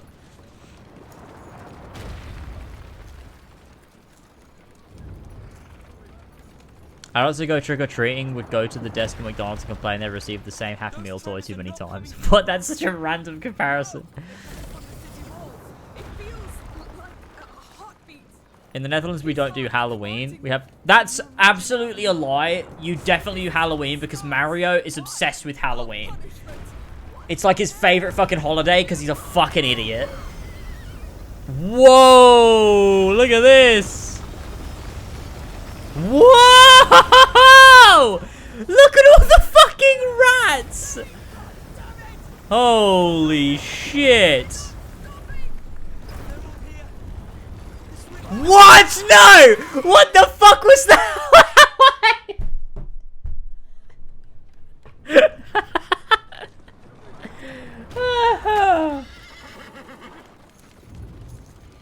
Oh.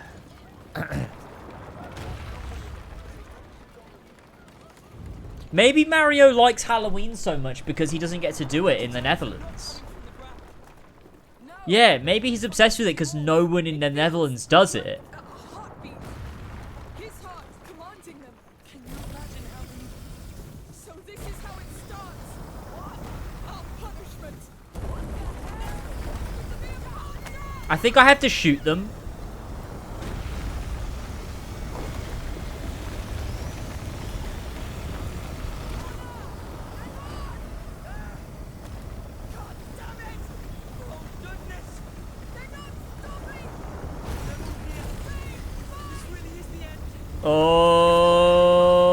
Oh, this is insane. This is ridiculous. Honestly, this is kind of like too much. Honestly, I don't know. Like, we all know I'm a sucker for subtlety over like this is come on, this is too much. This is too much. I can't be the only one who thinks this is too much. This is obscene. There's too many rats. It's ridiculous.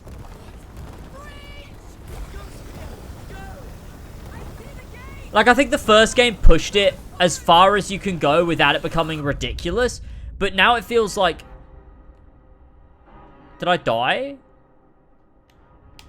But now it feels like a fucking Marvel movie. Like, it's a bit... It's like, it's just too much. Like, the first game had, like, a sense of, like... It could do large scale, but it could also, like, bring it back and do, like... It had something to it. This game feels like it's just too much. Sophia! Over here!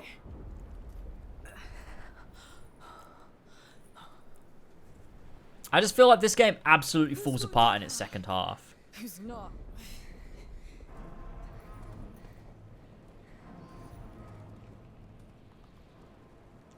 We're here. It like tries... This game tries to outdo the first one, and I think it... You came in the loveliest By season. doing that, it falls apart a little bit. Let's go find my brother. God, I have a shit ton of emails, holy fuck.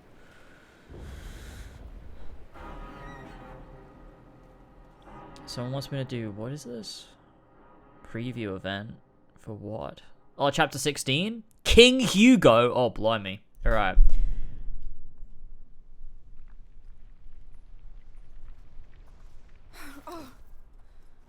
I think they could still bring it back and give me a satisfying ending if Hugo dies. That's the hit. That's what I'm. That's the hill I'm dying on. Sometimes. Hugo has to die. Lucas, I must say, it's an honor to have you by my side. Kiss. You're the most reliable, steady, nice thing in the world. Ah, Lucas is gonna die. Right. Yes. I don't know. But, Yes, Lucas. Okay, Lucas is gonna die. Right. Right. Got it. Sharing all this because you think you won't make it? Oh no! Now Sophia's. Still have a lot to live. So Now you Sophia's mentioned it. damn order. She'll die. Sophia's acknowledged the fact that he was doing a trope, so now she'll be the one to die. Oh, and they've still given a nice... But she's dying. Okay, Sophia's dying. Sophia's dying. He must live. He deserves so much better than this. Now, just watch your step. They're not related. Lucas and Amicia aren't related.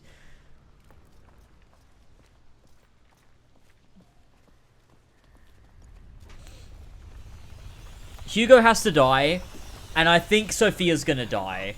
they are. I would have said Lucas, but then they did that It's thing. always his favorite game. Conquering. Wow. I think they think they're subverting. But they might subvert the subversion. And so Lucas might still die. I don't know, because Amicia did say, like, oh, he deserves to live. He deserves better than this. Let's get to work. Maybe Amicia will die. But I think that's dumb if you're going to have her nearly die twice. But maybe it's also, like, if you're going to have her nearly die twice, you show that what she's doing, she's pushing herself too far and she has to die. Maybe it mirrors Aelia. But Hugo mirrors Basilius in the fact that he actually survives. Like, so it's a parallel. So, like, yes, she dies for, like, the Protector dies for the Carrier again. But this time, the Carrier lives. Carnation. Amicia or Hugo has to die at the end of this game. That's what I'm saying. One of them has to die. Just before we met Not you. both, because that would be too much, but one or the other has to die. That flower is short.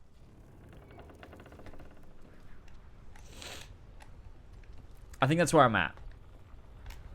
What the fuck is that? Is that giant egg? What the hell? Did he do this? He's one with the macula now. So we're really going in there? I'm sorry. That's alright. I had enough fun, I guess. And my boat is wrecked anyway. Just tell me we can stop this. If we can get to him, maybe. But it'll be a deep dive. Listen, I'll go. I'm the one who... Amicia, we need whatever connects him to this world. And we're all tied to him. So, What does that even? What does that mean? What does that? Oh, I see what you're saying. I see what you're saying.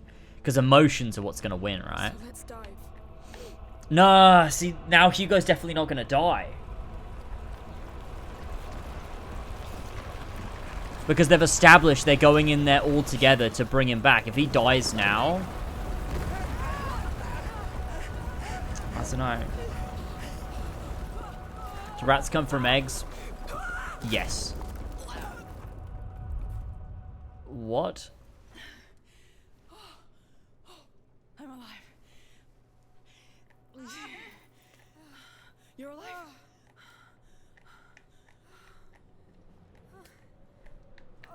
Sophia's 100% dead, Lucas is 60% dead, Amicia's 40% dead, Hugo's like 10% dead. I'd choose Amicia to die and Lucas to have an ambitious disappearance. Broken. I mean, ambiguous, right? Yeah. No, no. They don't lay eggs. No, I know they don't lay eggs. I know. I'm joking. are you alright? Sophia's hurt. I'll try to join you. Don't move.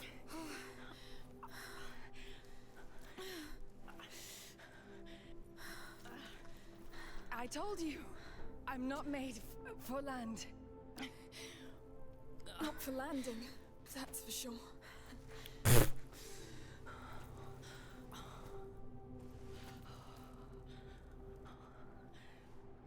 Sorry. Don't be. You've done more than enough. Lucas and I, we've been through this before, sort of. Not all legends need sailors, huh? That's sad. Go. And come back with him. I'll see you under the sun. She's gonna die. See, that was their nice moment. Keep going. Hugo's close. Need to find Lucas first. I'm not going anywhere, Amicia. We'll come back for you. Is that really you? Amicia, I'm here! Hey! And Sophia? She can't walk! It's only the two of us now! We can still do this! You see that piece of wall standing below? The rats are going around it. Let's meet there! Yes! But wait! One mistake and... I know! But I've been counting, and they keep the exact same pacing. We can make it between two waves. That's so lucky. Alright! Ready when you are. Don't worry, I'll keep up with you.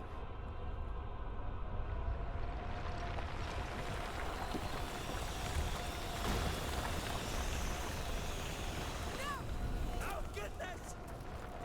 Go, Lucas, go! I love how there's this, like, consistent thing where he shouts whenever he runs. Let's keep running to the standing walls. Hide, wait, and repeat. Yeah, I get the gameplay mechanic. This is every video game ever made ever. Alright. I don't know how the fuck I did that. Faster! That's it!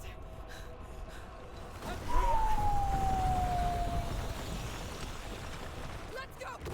Whoa, careful! That gate looks stuck! Wait! Are you ready? I think so. They're coming! Come on! Gotta wait for the next rats.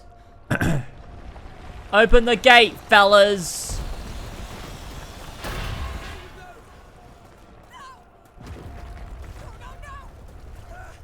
Bloody hell! Please hold!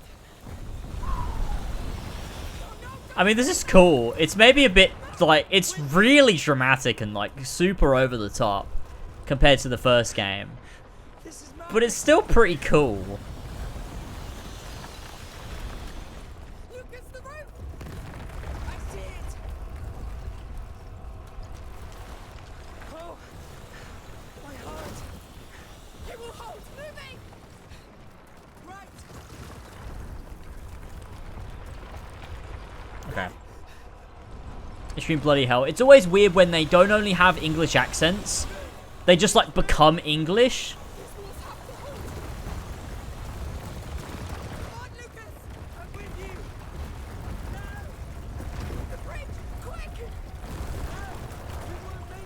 It's like, yeah, it's like the snow in The Witcher 3. Yeah, yeah. Yes! Yes! We're here. I think we're safe. Yes, the Remy emote. For how long? He's there, Lucas. Honestly, this has become so, like, He's let's just hang on a minute. Let's just sit back a minute, right? This game was so, like, they've established, like, the groundwork for Innocence was that everything's based on science, right? So it's, like, grounded and realistic and explainable. How the fuck do you explain this giant rat egg? Like, and this is becoming so much that it would be better if they just said it was magic. You know what I mean? Like, you play, like, Final Fantasy, and it works because they say that most of the stuff is, like, it's magic. That's how it works, right? That's why Final Fantasy works. If you started to try and explain Final Fantasy based on science, it would become ridiculous because it would be silly. But, like, this game is supposed to be, like, grounded in reality and everything's explainable via, like, a fictional science. But they're not explaining any of this. The first game, I think, pushed it far enough. This game had to explain itself if it was going to push it further. And all it's done is pushed itself further, yet not explained a thing. reach. Like, this is insane! If all they did was say, like, it's magic, if they just said magic exists in this universe, Just like when you're sad. there'd be no problems. The nebula's condensing around him. So much must be going on in there. What should we expect to find? Hard to tell. Think of it as a giant crucible where the macula, Hugo, and the nebula are merging. The visions of a deceived child dissolving into the atmosphere, changing the world.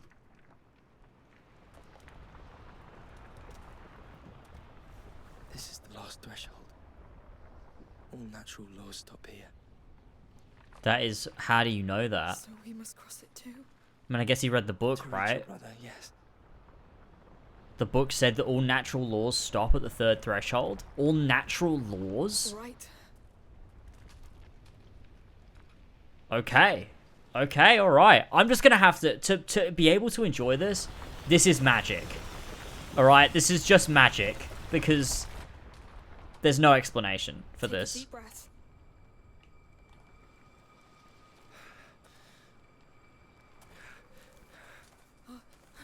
Oh, man. Okay.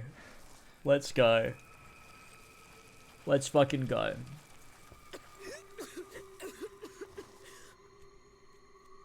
Is this chapter 17 now? Or is it still chapter 16? If we beat the game and we haven't got to chapter 17, that means they're sequel baiting again with post-credits chapter. Lucas! Lucas! Please tell me he plays in French. Maybe. I think it'll be actually really fun to play it in French. Lucas! Lord, Like, it'd increase immersion so much. where are you? Lucas, are you okay? My head spinning. Oh, My head is spinning, same. That happens to me on a daily basis. you go first. Find Nice. him.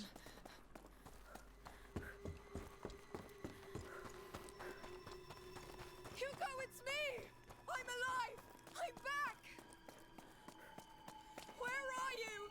I'm alive, I'm back. Can't be. A phoenix. Here. What?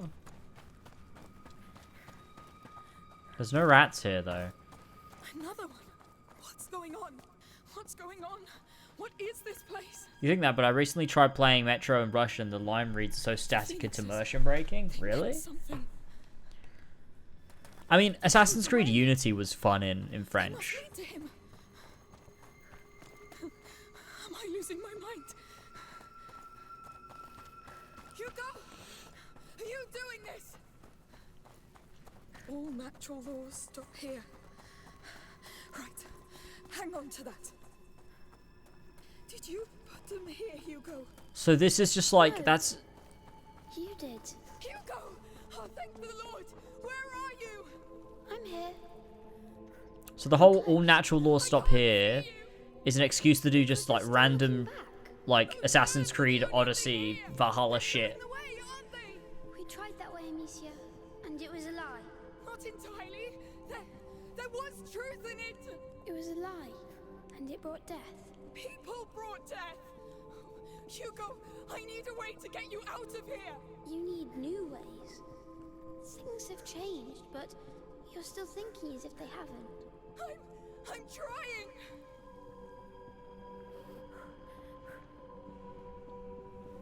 Think, Amicia. He's somewhere around.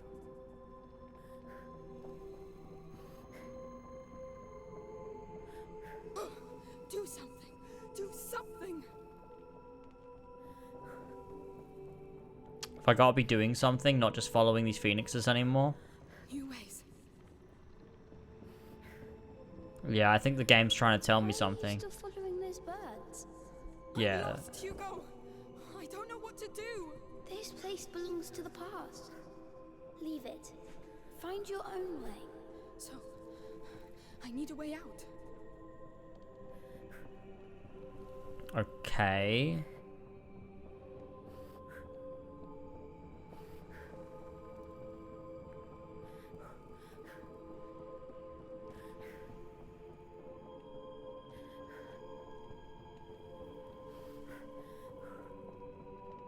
I have no idea what I'm doing.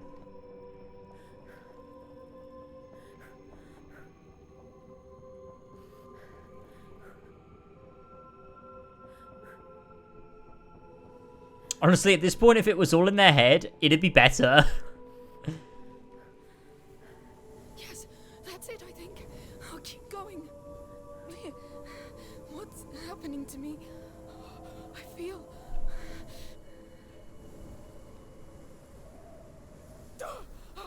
2 days. I know you're 2 lost and days. scared, but I'm with you. I'll do whatever it takes. I want to see you.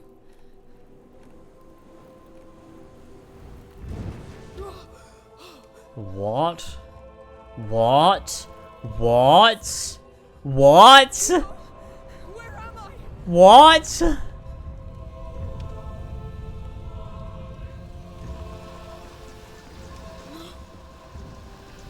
Not them.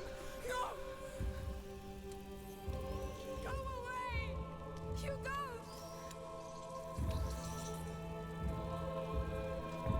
Please. What's that now? What the hell? What is going on? You're still just goddamn. This bit is all in her head. You want me to run away? I'll get him back. This is...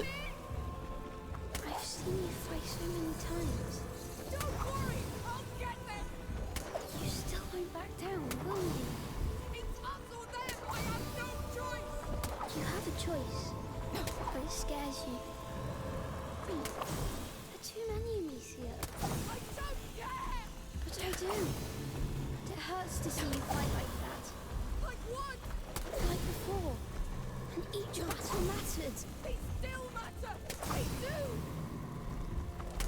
Stop coming. They won't. Oh...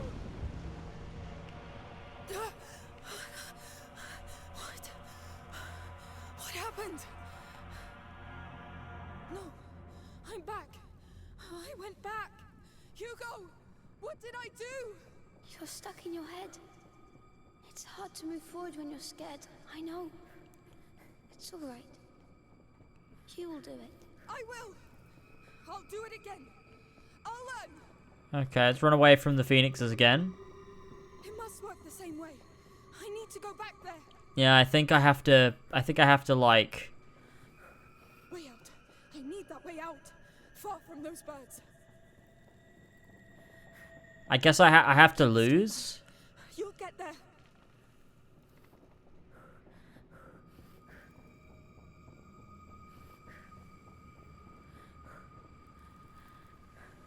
That's it. You're doing it. You're learning. This is Assassin's Creed Valhalla. Hang on. Oh god, this is weird. I guess all of this is inside Amicia's head, but like why and how is it inside her head? These things are close. Do better this time. Get this. How is this happening? Wait, do better this time? The brazier won't stop them. You've got to be sharper. There! I get it! There we go, This yeah. is pointless. I surrender. I'm tired of all this. Too tired to fight. Please, I need to see you. I'm proud of you. Where are you? Thought it was over. It's not. I'm here. Hugo, come, come. Come.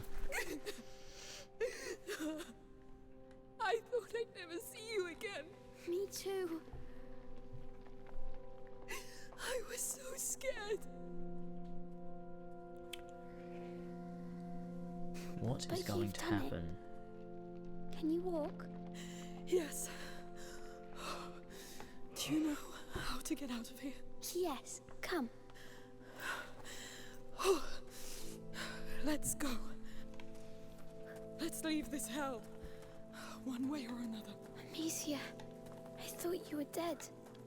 I really did. I know. I felt like I was all alone. So I made a mistake. Hugo, we tried all we could. But it's a big mistake. So many people are dying right now. I can feel it. And it's just the beginning. Let's just get out of here.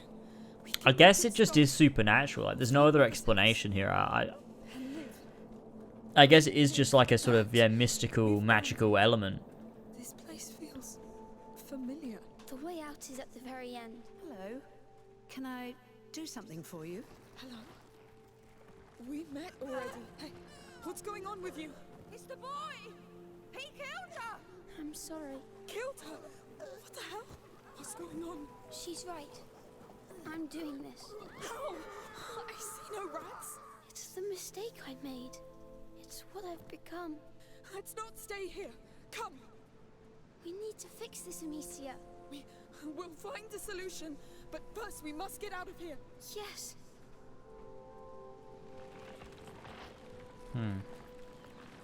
Look at them.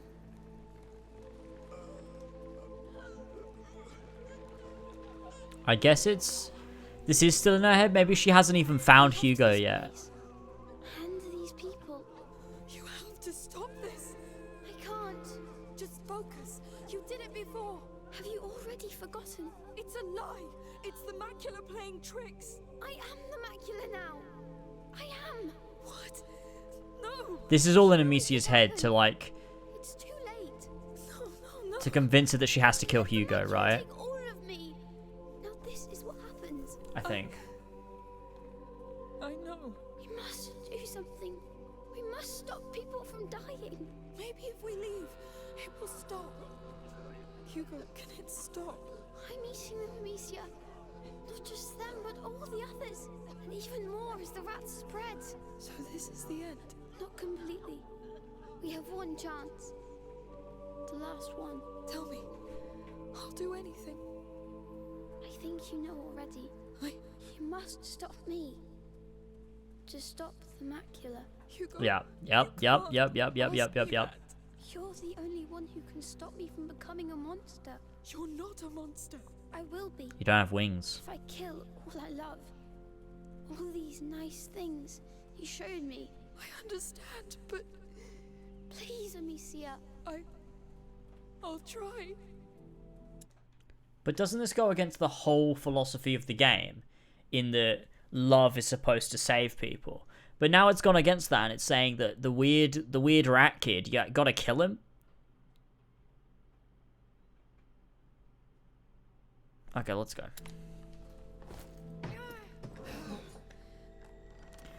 I think this is all in Amicia's head. I don't think that's actually Hugo or the macula talking to her. I think it's her talking to herself. It's like an internal dialogue, right? Where are you? I'm sorry. But you're ready now. To save everything. Ready? How can I be ready for this? I know. But I can't stop myself now. Only you can stop me. Hugo! I love you. I've been happy with you. Goodbye, Amicia. I love you. I love you so much. Fuck. Okay. Let's go. But when you're gone, there'll be nothing else. I'll be alone. All alone.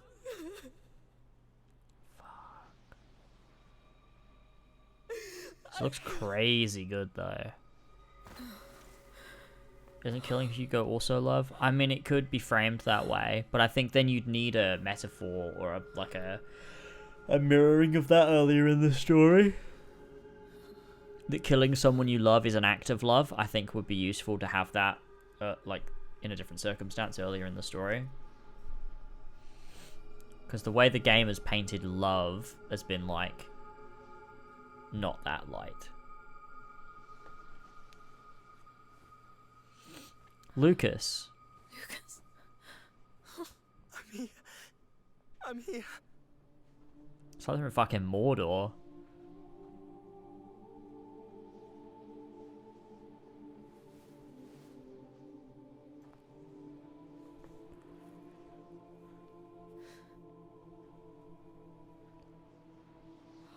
Oh no.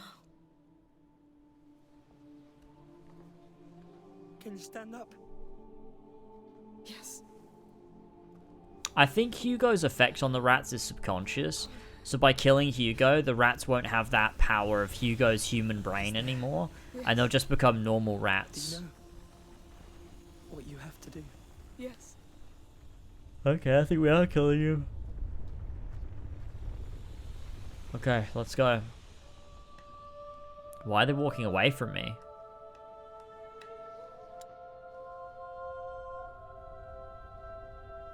Why are they walking away from me? They've not given me an explanation for why that's happening. It just is happening. Like, I get it's because it's a dramatic moment, but like... Is that Ezio's family? It sounds similar. The plague start with Hugo's macula activated? I don't know. No, I think it was already active because we get to that city a little after leaving their home and there's white X's on the door, so the plague must have been there already. I don't know, I think this game and the first game play by different rules. I think when they made the first game they were thinking one thing, then they made this and they decided to expand on it, but without like making it in keeping with the first game in a way that feels a bit messy. Oh. Oh no. Why did the rats just get out of our way, though? Surely they should be trying to stop us. Oh, unless that was Hugo. That was Hugo getting the rats out of the way. That was like his last bit of humanity. Was like to pull the rats away.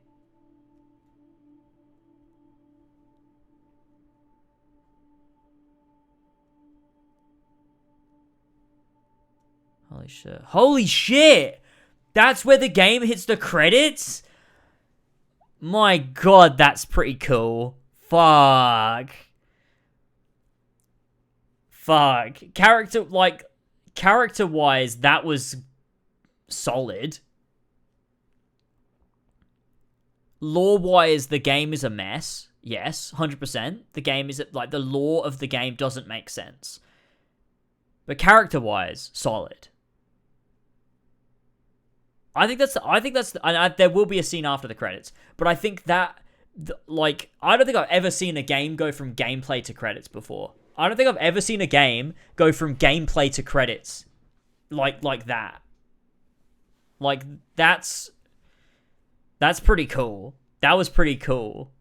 I will say that. Yeah. Character-wise, that was beautiful. Lore-wise, that was a fucking mess. Yeah, that's the thing, right? Character-wise, really, really good. And the mess that is the lore doesn't ruin the character stuff. It doesn't ruin that aspect of the game by any means. But if you're going to base a game around this concept of no, everything's explainable. Like there's no magic in this game. There's no magic. Like you have to explain why this stuff is happening. Like you have to explain that stuff. Because the game makes it a point to say this, like, it's, to me, it's very similar to Assassin's Creed in that sense that, like, you look at AC1, it explains everything, and it goes, no, there's an explanation for everything that's happening. There's no magic, that doesn't exist. Everything is grounded in reality, and there's an explanation. And then you look at Odyssey, and it goes, nah, dunno. Magic, probably. Don't know. And, like, there's a difference there, which means that saying something is all magic isn't a problem, but it is when the original thing explained everything. And you look at Plague Tale 1, it explains everything. Everything's explained. Then they up the ante in this, but they don't explain, like, the stuff behind it. But I assume we're going to get a post-credit scene now. So, let's go chapter 17. Legacy of the Rune family. 1 year later. 1 year later, okay. Amicia? June 1350. She really did shave all her hair.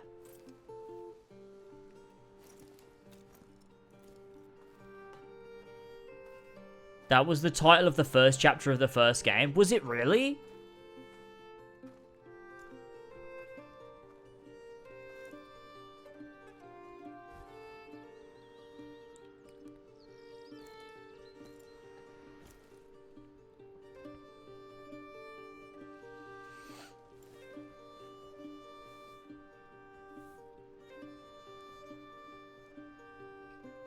Wow. Where are we? So is the world saved?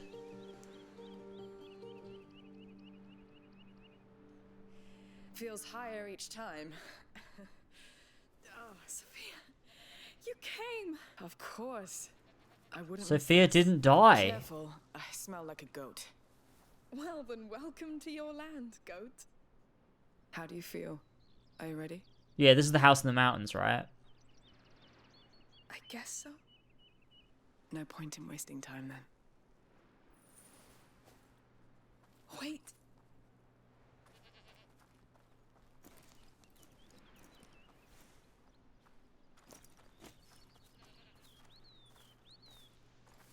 Here we go, through the forest. Well, let's go. As you wish. I left the horses up there. So, what have you been up to these last months? Walking, fixing the house, trying to exhaust myself. Does it work? It's better. Yes. Good. You had me pretty worried, you know. Where I'm is fine, Lucas? Sophia. It's been a year. Already? And how's the business going? Good. Doing more legal trading these days. Oh, what happened? Well, I just want to live longer. Really? I like a quiet sea better than a storm. Speaking of which, we'll depart tomorrow. Great. Great. Is our alchemist coming? Lucas? Oh, no. He's still on the road. Studying. All by himself. They grow up so fast. He needed this. Whew. Getting chilly. Let's pick up the pace a bit.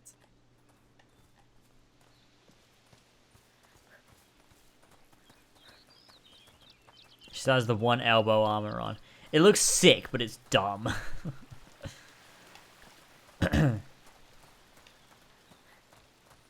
So, do you know where we can put you ashore? Not yet. But I think I'll know when I come across the signs. Of the macula? Yes. It leaves marks on things and people. I think I can find where the next carrier and protector will rise. The next plague. I want to set the path for them. Oh, It did for us. Who's sequel. telling you just to rest, then? None. Fine.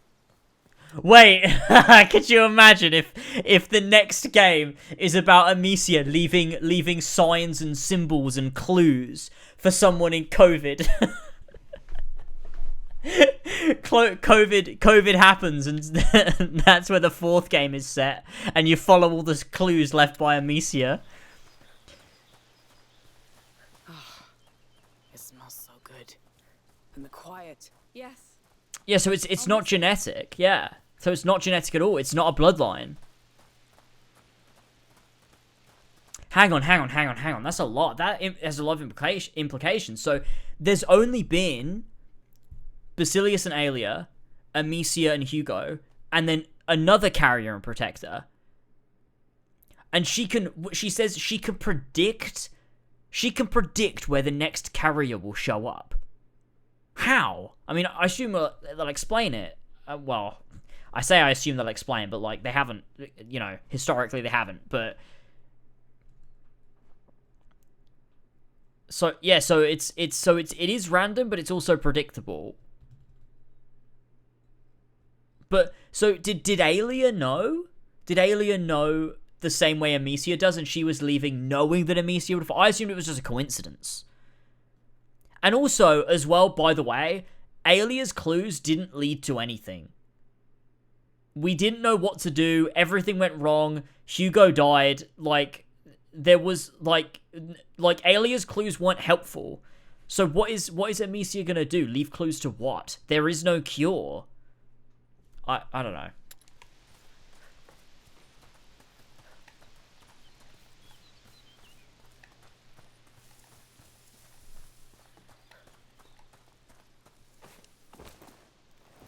Getting there.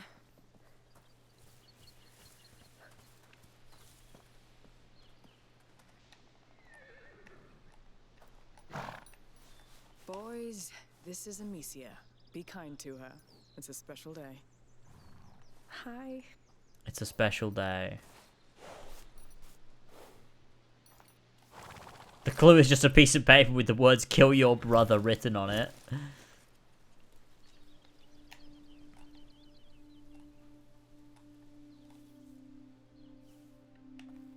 Can you give me some time?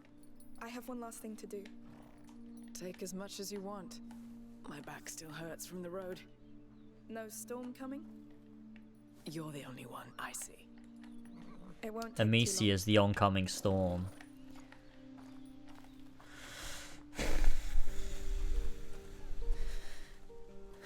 It's going to be alright.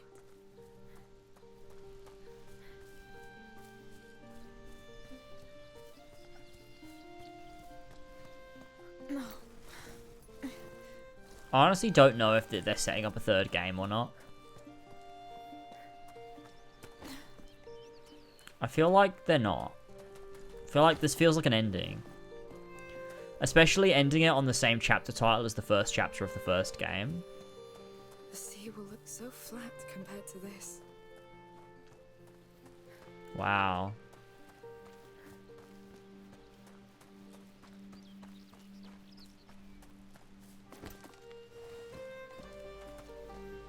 The music is so fucking good. So good. Come on, you're getting there. They could do a third game with a new protagonist, yeah. That's true. And we'll skip forward to another plague. Whatever the next plague in history is, and we'll find clues left by Amicia potentially that lead to what, I don't know.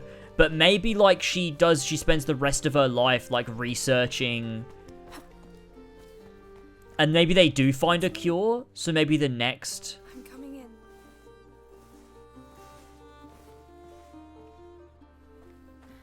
What?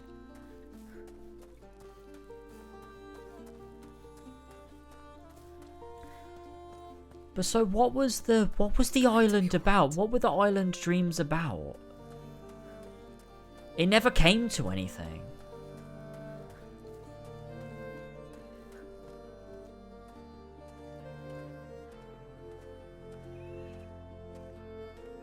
Is this Hugo's grave? This is where they buried him?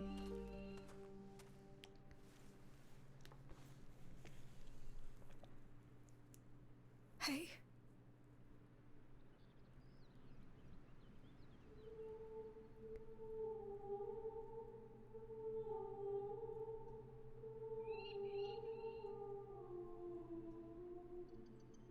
They didn't used to come here before.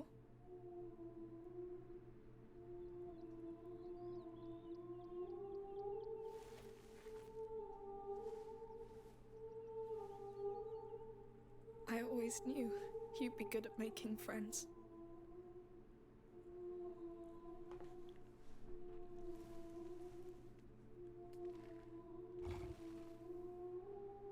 I wasn't sure I was ready, but Sophia's here.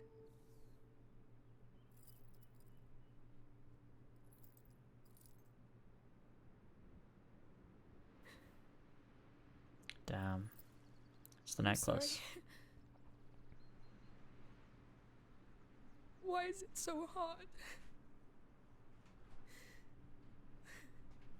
Fuck.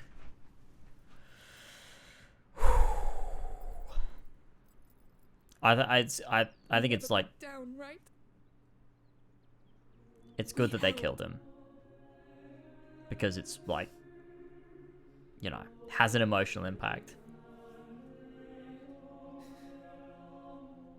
May this earth remember how much you loved it. May It's it so- remember all you gave. It's so sad too, because Hugo, like, was such a, like, he never, like, he wasn't a bad person ever at any point. Like, he was just such a nice person, like...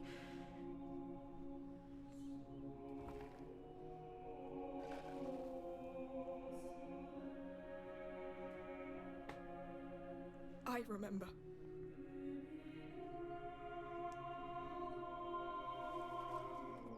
And I won't let it be forgotten.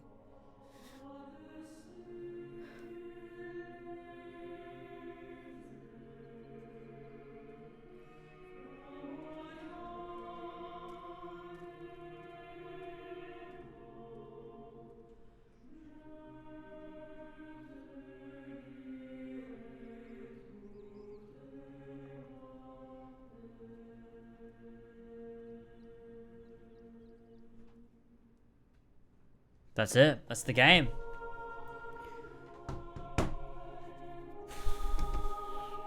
I don't know, like, what to say. I feel so conflicted because there's so much of this game that's good, but...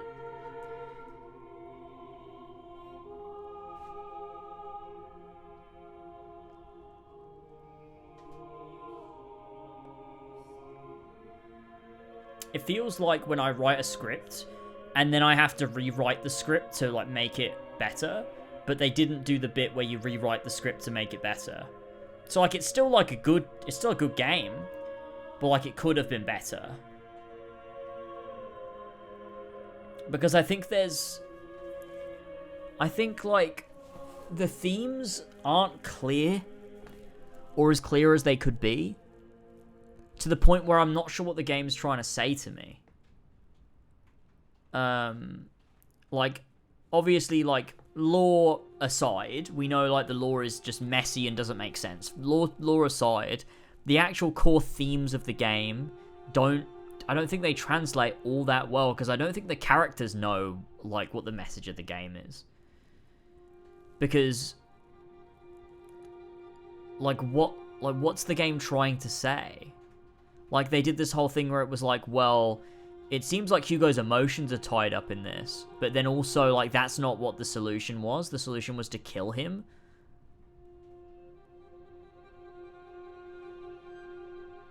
So, could that ever have worked or not? Or was that futile? I don't really know.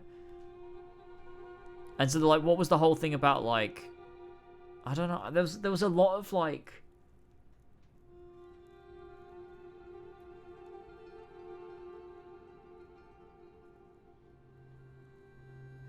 There was just, like, a lot of character threads. Like, there was a lot of things, like, that they did, but never came to anything. Like, Amicia killing loads of people never amounted to anything, because by the end of the game, I was still killing lots of people. The whole, oh, Hugo, don't give in to the macula, like, didn't come to anything, because, like, he gave into the macula, and, like, that is just what happened, and, like, it doesn't seem like there was any alternative route they could have taken. Is it just supposed to be, like, is the game just supposed to be, like, a futile attempt at, like, the whole game is, like, just an exercise in futility, and that's the whole game? Because I don't know, those just aren't the vibes the first game gave me. And so I guess it feels a bit off in that regard. I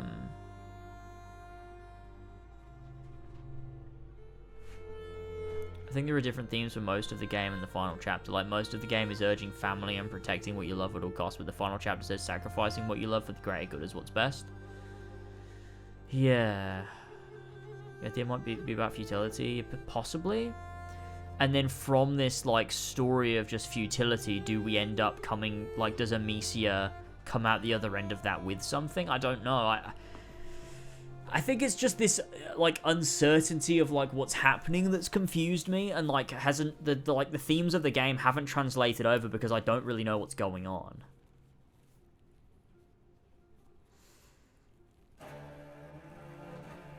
I guess it's a commentary on trying to avoid the inevitable. I think it's supposed to be about letting go of whatever. Or whatever, yeah. So it is about letting go. Like, it is about this, Amicia is trying so desperately to hold on to her brother, and in the end, what saves everyone is to let go of her brother, and but the thing is, right, like, it doesn't come from Hugo himself. Like, Hugo is just, he's gone. Like, the moment on the boat is the last time we see Hugo. Because after that point, every time we see Hugo, it's in Amicia's head. It's not real. Unless it is real and it's just mystical and magic and he can just do telepathy, I don't know.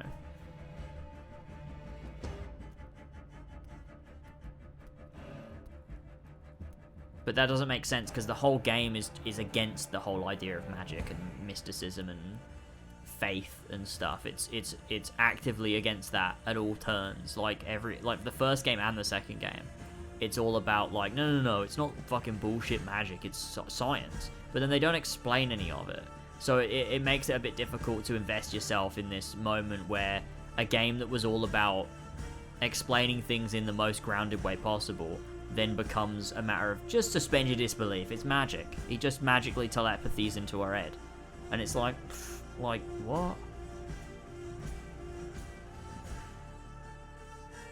He does also move the rats, that's true, but then how does he get into her head? How? Unless we just have to believe that in this universe, people communicate through their minds. Like, that's the only explanation for that. Is in this universe, characters can just do telepathy. It's just, they just can do it. It's annoying because I think the first game was better. The first game was tighter. This game has a lot, like, isolated moments. This game is better. There's, like, moments in this game that are leagues above the first game. But I think as a whole package, the first game is just a better game.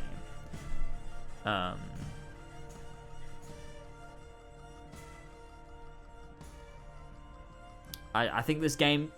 I just think this game is, like, deeply confused about what it wants to do. Because it's a game that, like, actively suggests that you should be using your brain, and then at the climax goes, don't worry about it. And it's like, okay. Yeah, exactly, yeah. This game tries to do more, and it achieves that at points. But it makes those pitfalls bigger. Because the first game is so consistently good. Whereas this game is brilliant, but then also terrible. And I think that makes the first game stronger as a overall product, because it's just consistently good from start to finish. It doesn't waver. It remains very good across the board. Whereas, yeah, this game does some things that are just, like, absolutely tremendous, but then it does other things that are just dumb and terrible and stupid. And it makes it annoying. And I think I would take a consistently very good game any day over a game that has high highs and low lows. What's this?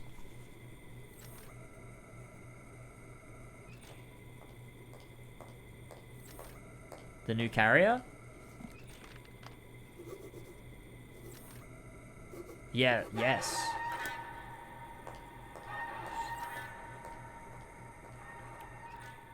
That's sequel bait. That sounded like a... Yeah, that sounded like modern technology, maybe? I'm confused. Orders crossbow and New Game Plus.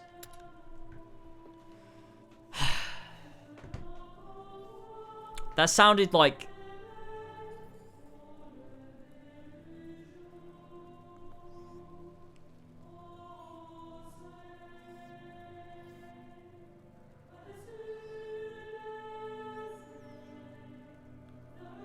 Yeah, I don't think that's it. I don't think that's anything. I don't think they're gonna do that.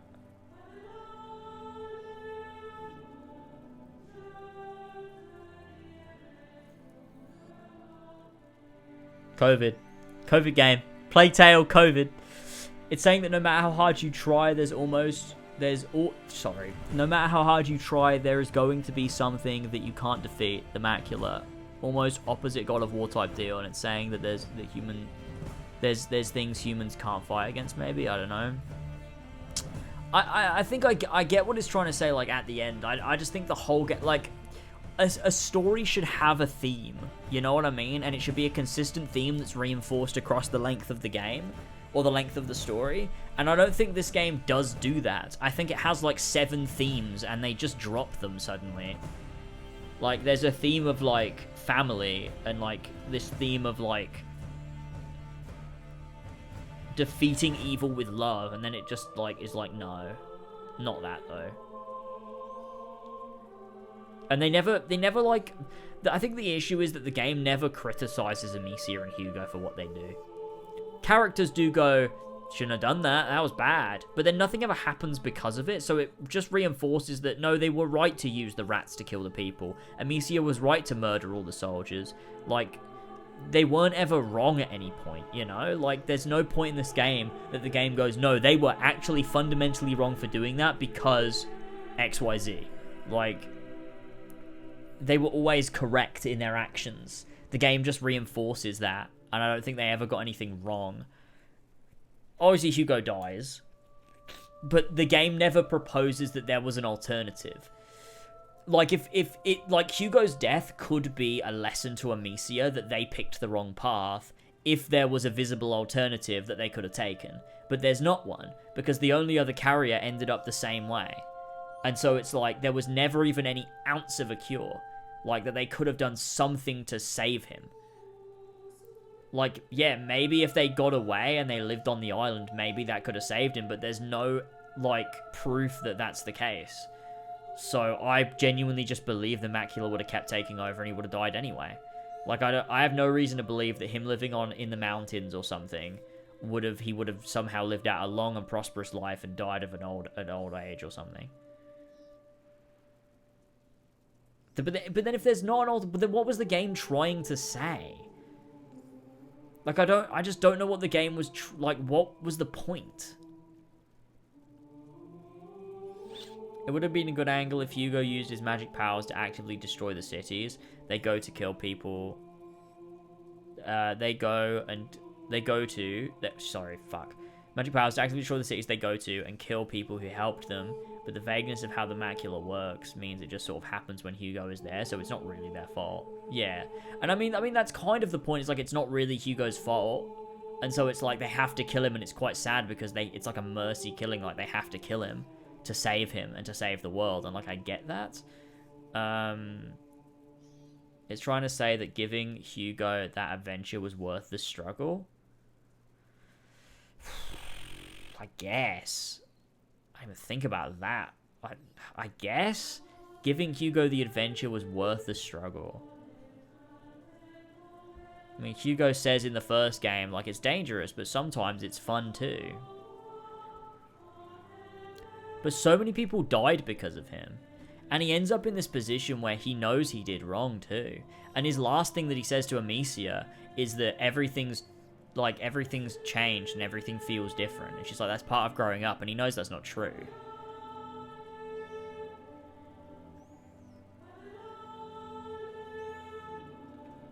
I think there is, like, I can see it. I can see what they were trying to do. But then I think to games like The Last of Us, and I'm like, The Last of Us does that concept so much better. Red Dead Redemption does it so much better. Where it's like this concept of just this tragic ending. like, you know, the downfall, like, you know, the outcome of, like, Arthur's story and John's story, or, like, the same with, like, Joel and Ellie. But they do it so much better because there's consistent, like, there's just consistency across the story so that it hits you properly and you understand what the game's trying to say.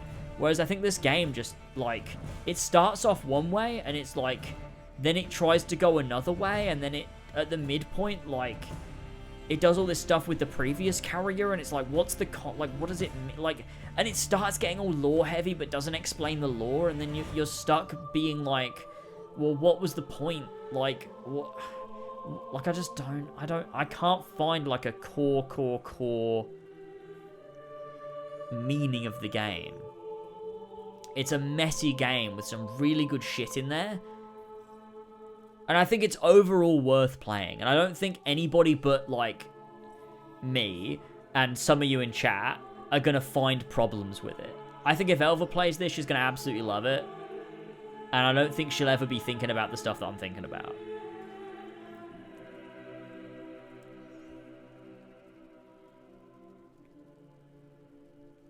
But it feels like one of those story, like, it feels like the first draft. Or like the third draft, but there probably should have been a fourth. You know what I mean? Like, it feels like one of those stories where they've got like a clear A and B. They've got a clear, like, there is a theme they want to get across, but they don't quite get it across right. I think you could have taken, like, you could have taken 2 hours out of this game and just tightened everything up a little bit. Tried to figure out some, like, theming a bit better with characters. And I think you would have gotten your ending message across a lot more. But it feels like the game starts one way, takes us in a particular direction, meanders, and then goes, oh, we're going to do this other thing, though. And it kind of doesn't play into the start of the game, and, ugh. I don't know.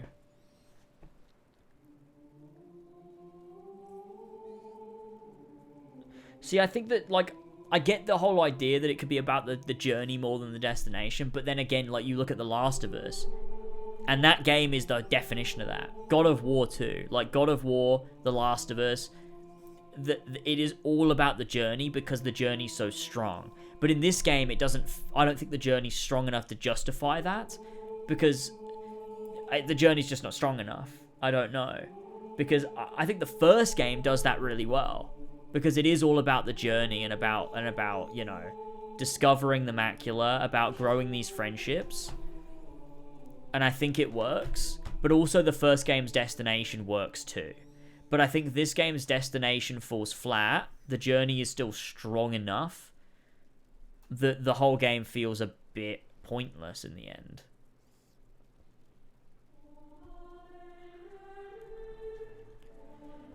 Because why introduce Basilius and Aelia if that's not going to be... Like, there's no...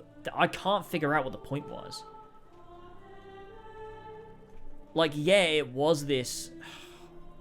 It was this, like, the Protector protects through killing the carrier, right? Like, yes, there is this parallel there that Aelia fought as much as she could to protect Basilius, and Basilius died alone anyway. Whereas in this instance... Yes, Hugo still hit the third threshold. He was still going to do what Basilius did, but Amicia had what it took to kill him and release him from that and save him and save the world in the process. But then, like, then it leads into the epilogue and she's like, oh, well, there's gonna be another carrier. I don't, like, how though? How does the macula work? I don't get this shit. The game doesn't make sense. Like, I just find it so difficult to get invested in this personal journey when the fucking story doesn't make sense. And it's like...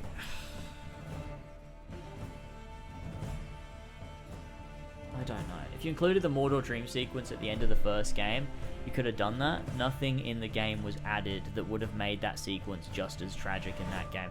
Yeah, I agree too. This game doesn't do anything over its runtime that makes that ending scene better. I thought the macula was part of Amelia's bloodline.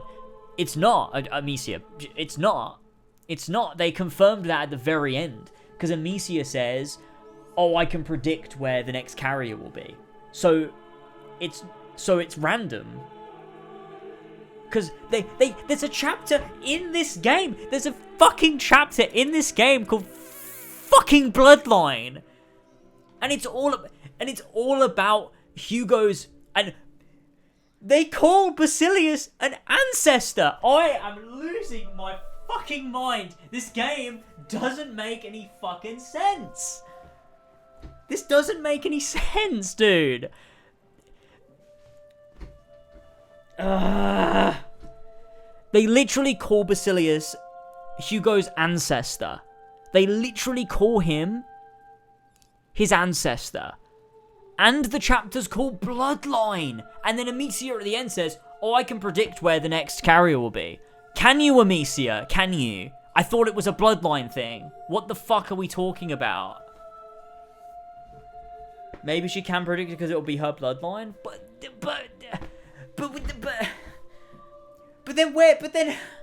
then explain that. Like where? Well, how? What the fuck is Basilius's bloodline though? Where does he like? Where does Hugo come from? Ugh.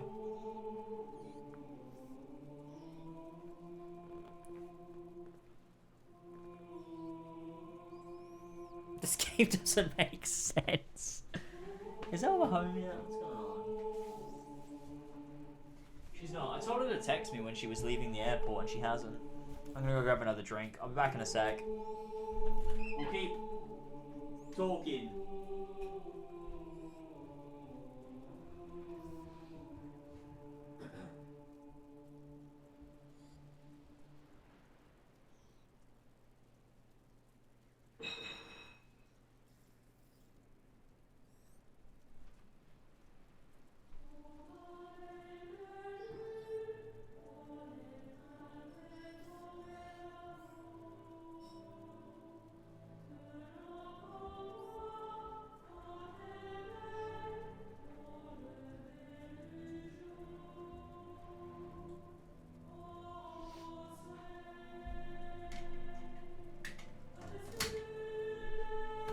Okay, yo, I'm back. Could branch somewhere else out there. I mean, it could. But then, like... But that means it had to begin before Basilius, which means that he wasn't the first. But then, but Beatrice says it was. So I don't get it. Wait, Elva text me. I'm hungry. She said she'd be home by 9. She said she'd be home in 45 minutes. I'm gonna kill her when she walks through the door.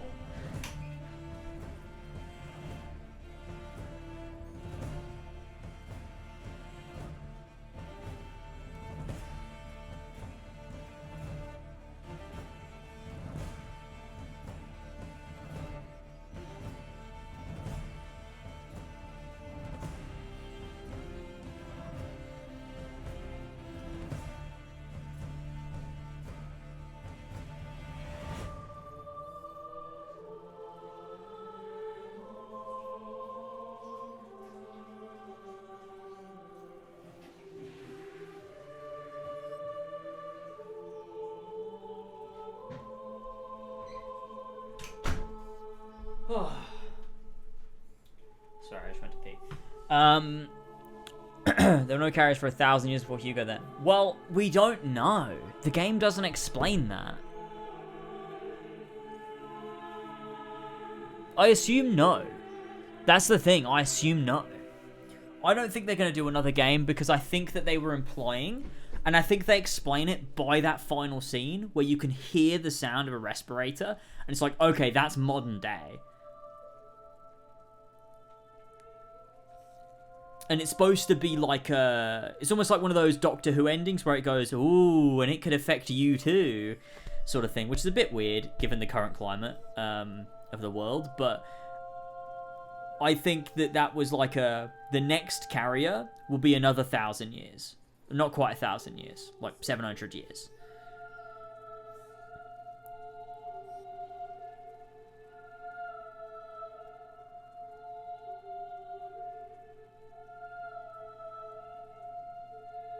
So I think really what the game is saying is, yeah, you know, that is probably what the game is saying. Like, you look at the story of Basilius and Aelia, it was futile.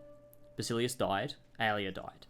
You look at the story of Misia and Hugo, you think there's hope, but there's not. Hugo dies, and Misia has to live with that for the rest of her life.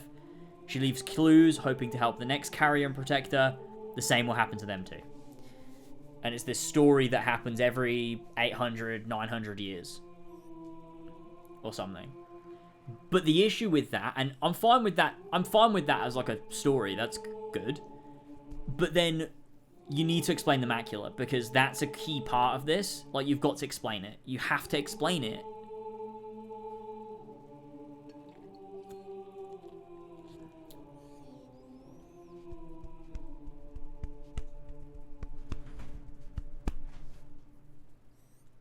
Yeah, my biggest issue is that it doesn't make sense. Every time you say modern day, I laugh. The modern day. And I think it's... you look at games like The Last of Us, like Red Dead, like God of War. They have such a cohesive theme. Like, it's just so good. Like, so consistent. Like, you know what God of War is trying to say. There is at no point where you think, wait, what's it saying now? Like, it's so obvious what the game is trying to say, right? I want to see Elva play this, because she's like my window into like watching someone like just a normal, like a not autistic person play. I don't know how to describe it. But like, I would love to see Elva play it, because I would love to see her reaction to everything, and then at the end ask her what she thinks the game is about.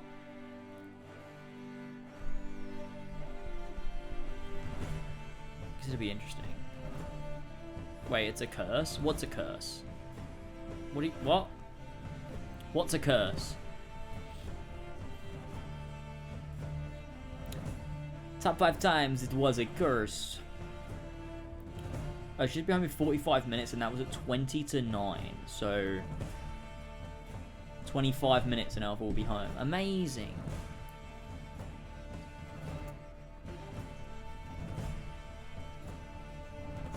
She has an IQ of a normal person. Exactly. I have an IQ just above, like way above.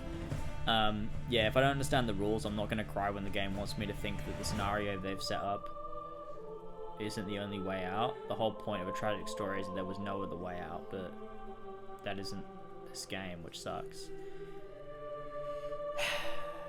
Yeah.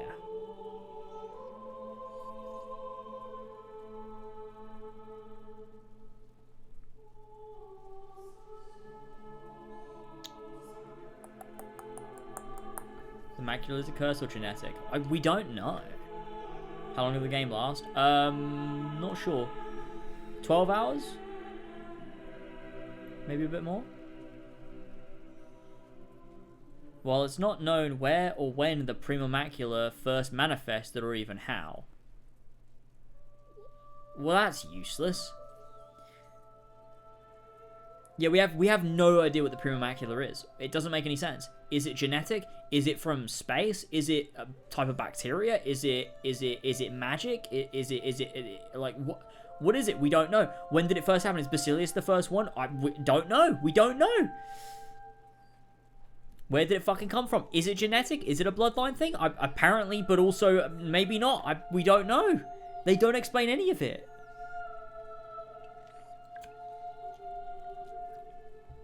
This is dumb.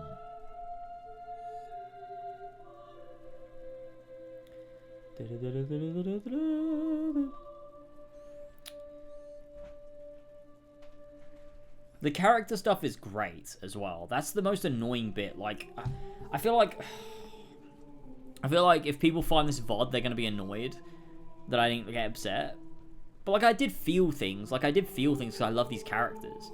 But I just, it's difficult to take even if the character stuff is really good, which it is.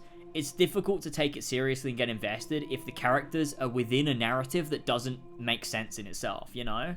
Like, that's like the key to telling a good story, is the rules of the fiction have to make sense and be established and explained, right? Like,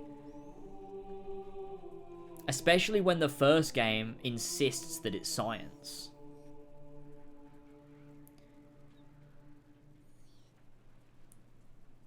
yeah, because it's annoying because the first game, like, you have that whole bit where you go into their house and you go and you find this secret laboratory that Beatrice worked in, and you have, like, the fresco, and it's like this thing. It's like, oh, this happened before, so they knew this was going to happen, but, so, and you just assume, like, it's this genetic bloodline thing, and, like, oh, they cured it before, so maybe we can cure it again, sort of thing, but then you find out they didn't cure it before, actually, and you can't cure it again, and there is no cure, and, like, what? It just doesn't make a lot of sense.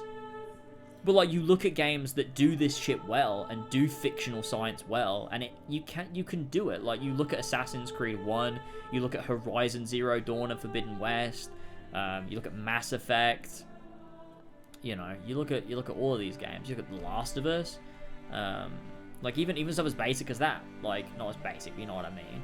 You look at those games, and they manage to explain their fictional science in a way that gets you invested in the story that's being told. Even though you know in the real world it doesn't make any sense, the game insists that it's science and explains it. This game insists that it's science and doesn't explain it. Like, it just goes, it's all real, but we're not going to tell you how. We don't know how. Like, that's dumb. All we know is that it's a sentient force that lives within the Darun blood. Do we? But does it, though?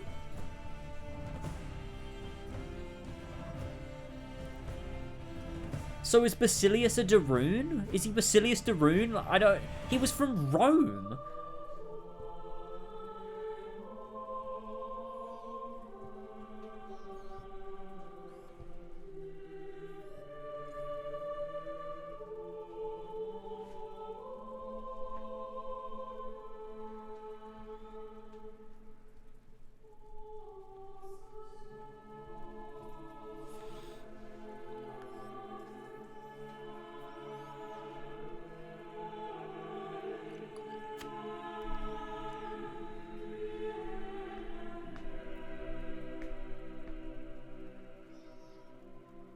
I mean, they could have moved, but the game doesn't, like, I think the issue I have is not that it doesn't make sense, it's that the game doesn't tell you. So it's like when people say, like, I'm trying to think of an example.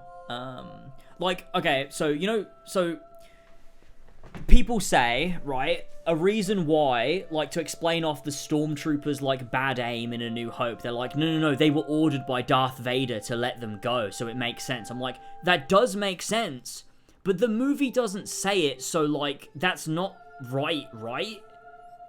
And so, yeah, like, it doesn't, like, yeah, so Basilius could be an ancestor, he could be, and they could be related in some way, for sure, the bloodline could be connected, but, like, the game doesn't, like, tell you that.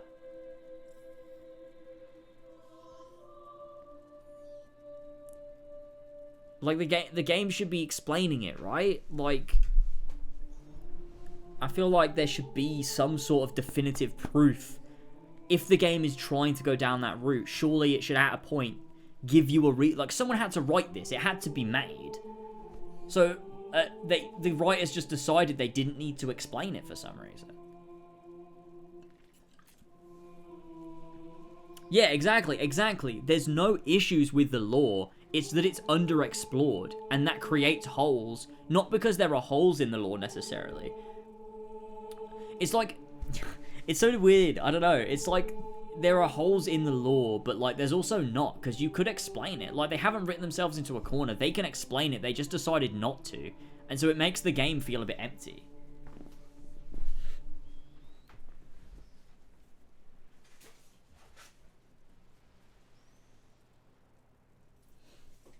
I thought it was Albert, it is not. Every single time it's not. I'm convinced she's not coming home.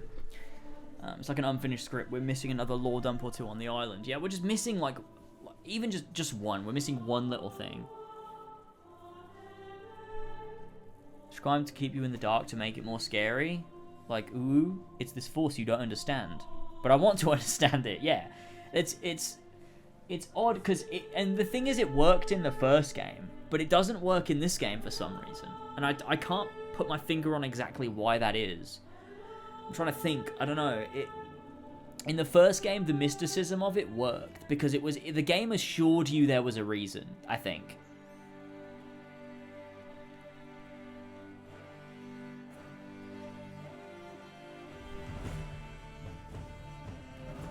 But I think, and I think what it is the more you learn, because we didn't learn about Basilius in the first game. All we learned is there was a fresco of a child created by the Romans. And it was like, oh, so this isn't the first time this has happened, but you don't know how many times, you don't know who, you don't know specifically when, you don't know the logistics of it. And so it's just like this, oh, it's cropped up again and we have to figure it out and deal with it. Then this game jumps into the reasoning behind that. They explain who the kid in the painting is. They explain all of that stuff. Like, they delve into the previous carrier, but then they don't explain the logistics of the macula, which is the problem, because the macula is the main thing. It's like, okay, where does it come from? Like, it has to come from somewhere. It has to. Whether that's like a bacterial infection, whether it's alien, whether it's you know, experiments from like scientists in ancient times that experimented on someone and accidentally created this thing. Even then, that's ridiculous. Controlling rats? Like maybe someone was injected with rat DNA? It's like a Spider-Man? I don't fucking know. The same thing goes for the Final Fantasy VII thing I spoke about. It annoys me because we don't know by the end. You mean Sephiroth? Is that what you mean?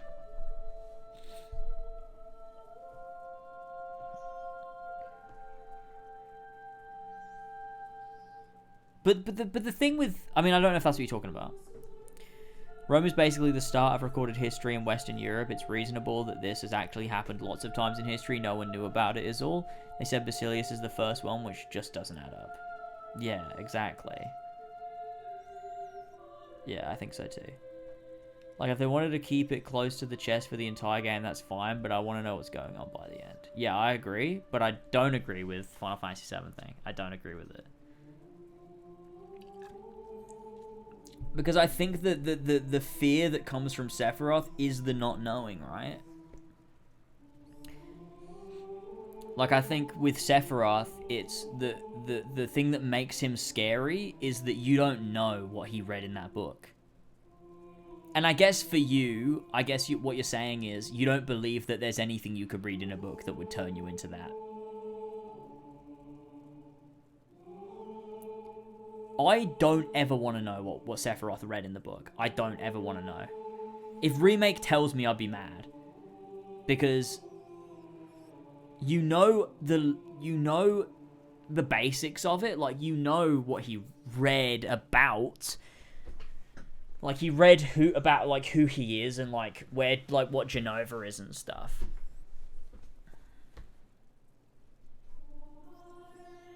I think that I feel like they give you enough to go off with Sephiroth, but not so much that it makes it explicit. Like, you know he discovered this truth about who he is.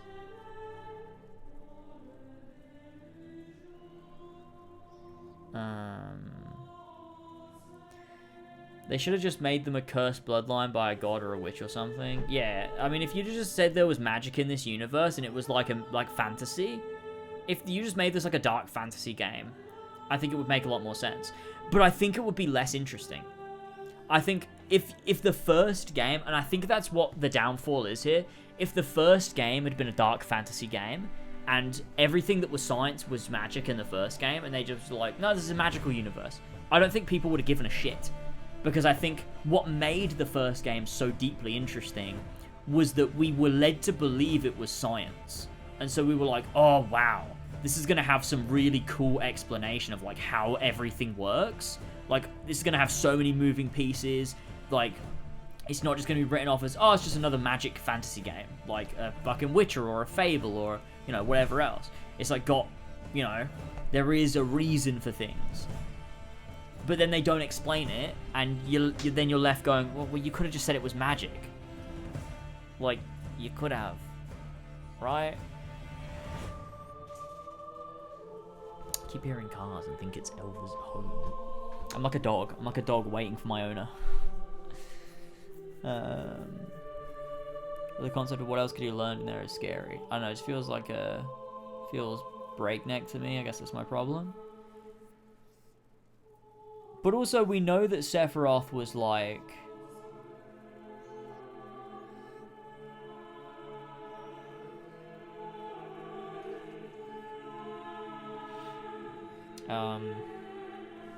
we know that Sephiroth was in there for a long time.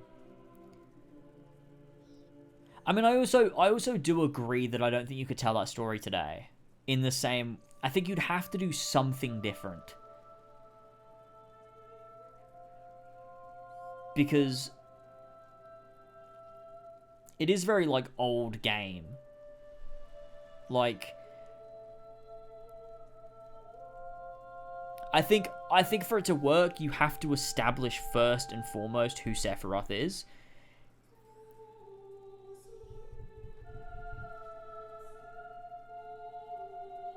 I don't know, I'm trying to think. I just think, because I do agree that reading a book and becoming the most evil being in existence is a bit of a stretch. Like, that's a kind of a reach. Like, you go from Shimra Soldier reading a book to, oh, now I'm gonna destroy the planet. Is like, that's a stretch. And like, yeah, that does increase the scariness of like, what did he read in that book? But I do also agree with Jamie in the sense that I don't think any person on this planet could make that jump by just reading words in a book. But I think it's believable because it's like a JRPG from 1997. So it's like, yeah, characters are kind of caricatures in ways. I don't know. I think you need to know more about Sephiroth and his personal, like, who he is as a person. He already clearly has a disposition towards being a particular way, so that when he reads that book, it tips him over the edge, and it pushes him even further in a direction that he was probably already destined for. Because I don't think being like a regular guy...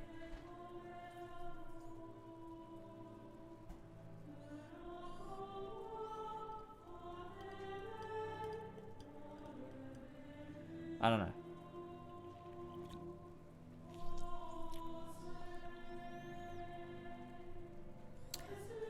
know. You are shown how Sephiroth gets there, but I don't think it's probably not the most reasonable leap. I don't know.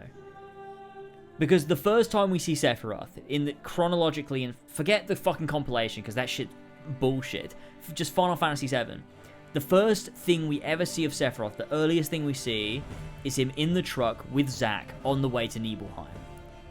He's very rational, he's very reasonable, he's the one that's tempering Zack, he's like he's the one, like he's in control of the situation, he's a good leader, he's a strong soldier, like he's a good guy.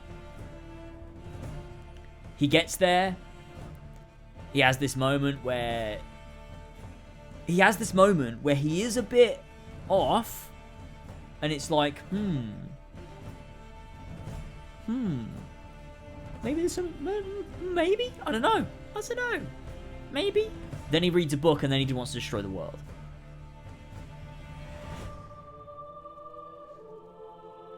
And I think you can argue that that's actually the best part of it. That you have no idea what sort of person he was before. You have no idea what he read in the book. How did he become this way? We know, but we don't know. And that works... And I think it works for me. But I can also understand what Jamie's saying.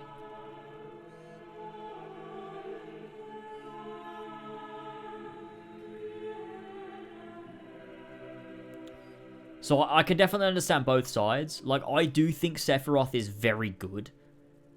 But I also can understand that point of view of, like, I don't know if that reading the book is enough. Like, if that's... I can understand why that wouldn't be compelling for someone. But I also do like it too.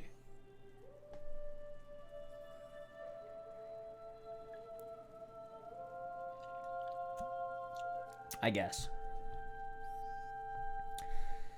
We should be home. We should have 45 minutes. Let's log off this game.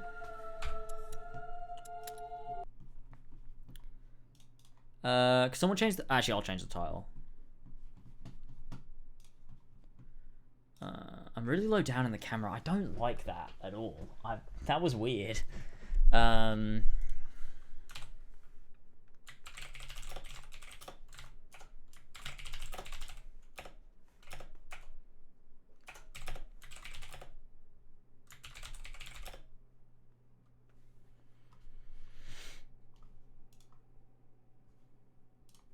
we go. Oh wait, I want to change my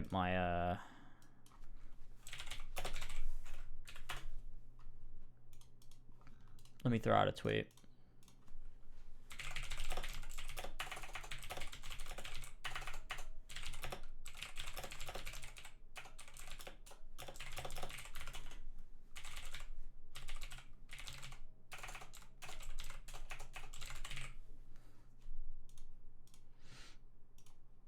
Let's find a random... Oh, there you go. I'll use this.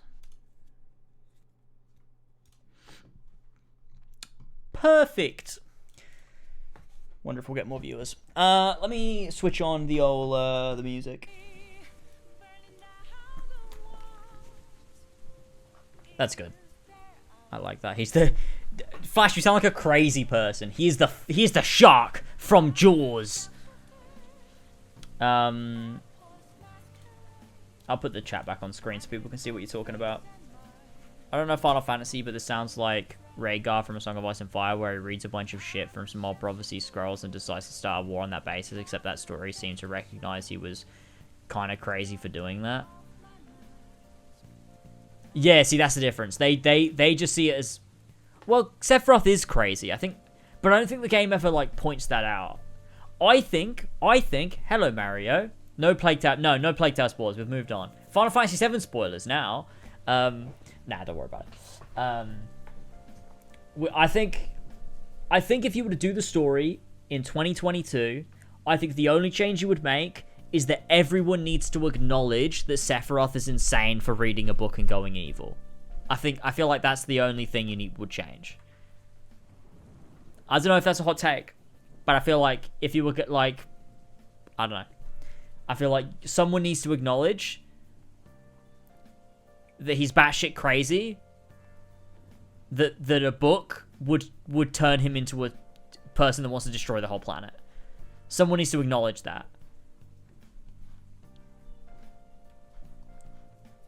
Like, literally like with Rhaegar. Taking a break from playing Modern Warfare 2. Is Modern Warfare 2 out? Is it really out right now? Modern Warfare 2. Nope, that's the other one. September 16th. Holy shit, it's out? Wait, it's been out for a week. What? Talking spoilers? No, we're not talking spoilers, don't worry.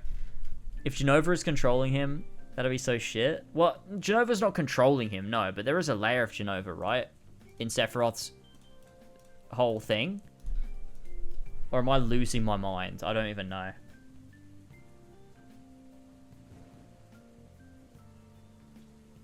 The campaign is early access? Wait, so is multiplayer out or not? I don't know. Modern Warfare 2. I don't know, let's have a look. Modern Warfare 2.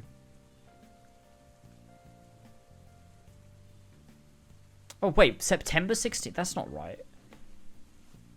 October 18th, October 13th? Is it out? I don't even know. I'm not sure. Oh, Elvis time. Hold on, give me a sec. Enjoy the beer I packed green. I'll be back.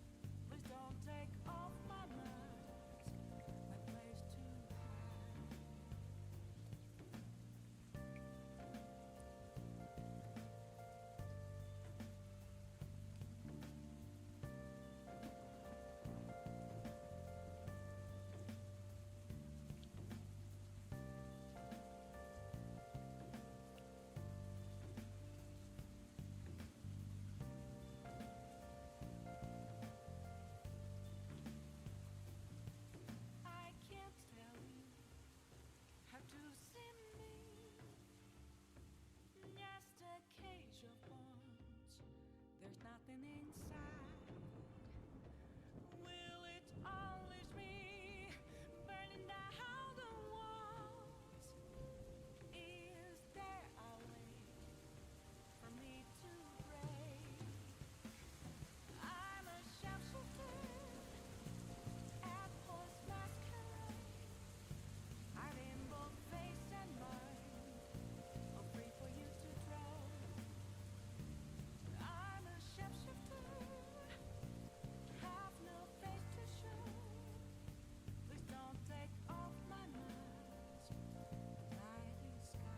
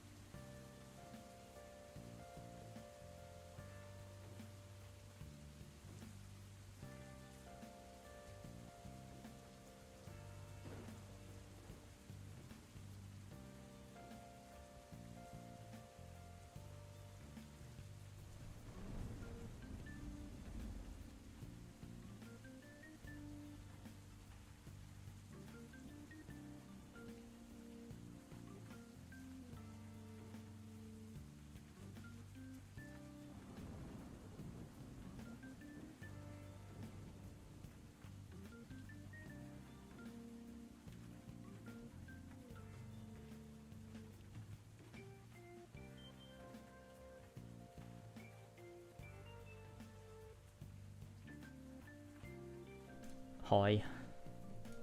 Hi, I'm back. Sorry. I was gone for a bit. What are we talking about anyway? What was I looking at? I don't know. I have the Modern Warfare website up in front of me though, so I'm not sure what I'm doing. Are we still talking about Sephiroth?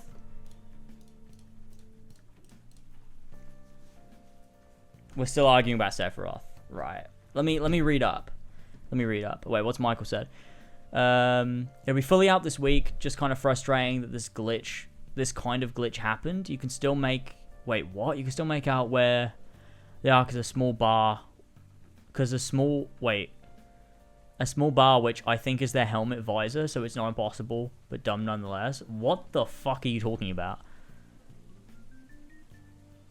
I have no idea what you're talking about. Read my last chat? There's not... Wait, let me click on you. I can't find one. Oh, the campaign early access? It'll be fully out next week. Just kind of frustrating that this kind of glitch happened. You can still make out where they are because of a small bar, which I think is their helmet visor, so it's not impossible. I still don't know what you're talking about. I know you're talking about Modern Warfare, but I still don't know what you're talking about. I have no clue what you mean. I mean, I just did a closing statement on what I actually mean because I think people are confused. Okay, what did you say?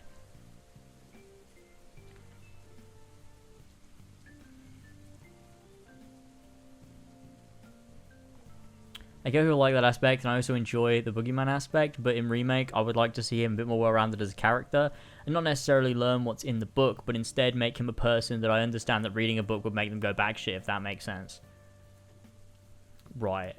Remake will be elaborating more on Sephiroth, but it'll be in regards to the connection to Nova, as well as the planet, given the Sephiroth and post-Advent children, where he's part of the live stream and can also control fucking fate. The thing is, right, are they going to do... So, this Sephiroth from... Remake is the Sephiroth from post Advent Children, but the Sephiroth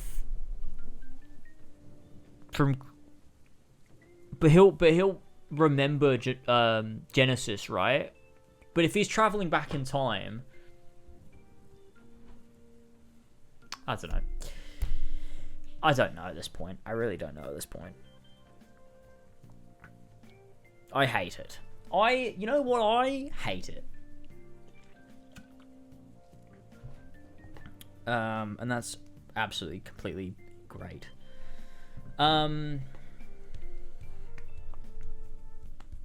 Because if he's like in,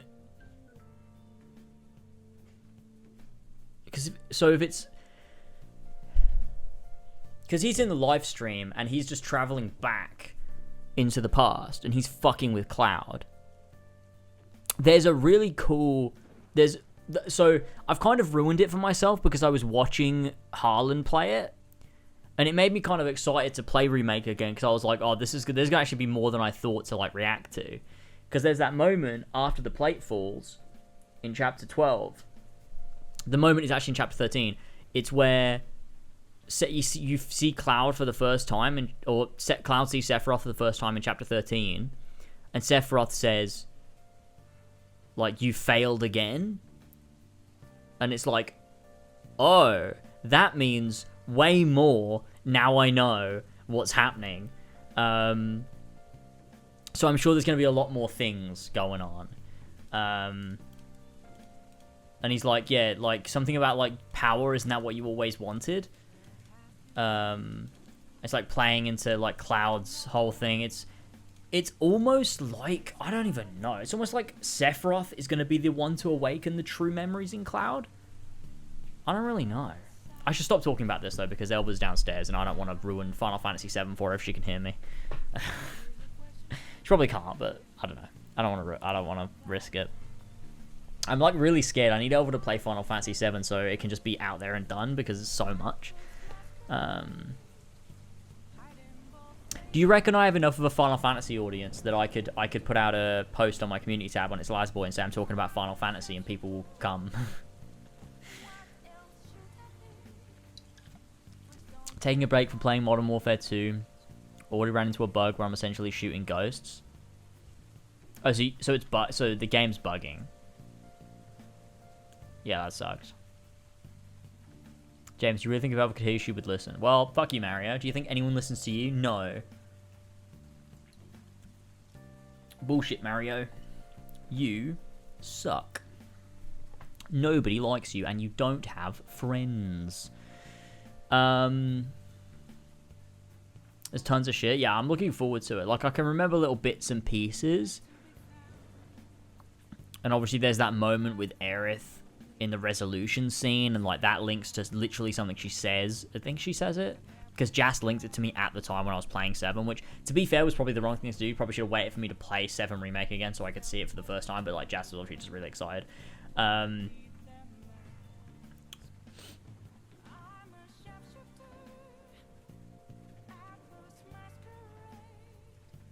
Why not do it anyway? I mean, what would you lose? Oh, yeah, sure, alright.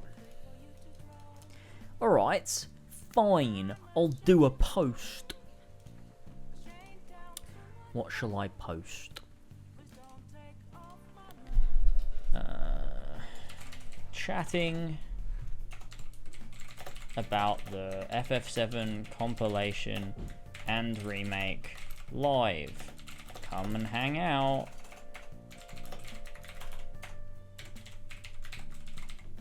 And then I'll pick a really good gif of Cloud. I'm gonna wrap up though. When Elva's ordering Chinese. When it gets here, I'll wrap up.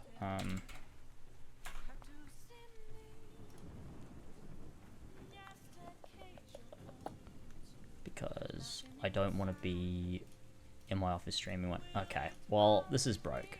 That's fine. Okay, what the hell? Come on. My Google's just fucked. Oh, that works. What GIF do I pick? What do we think, people? This one.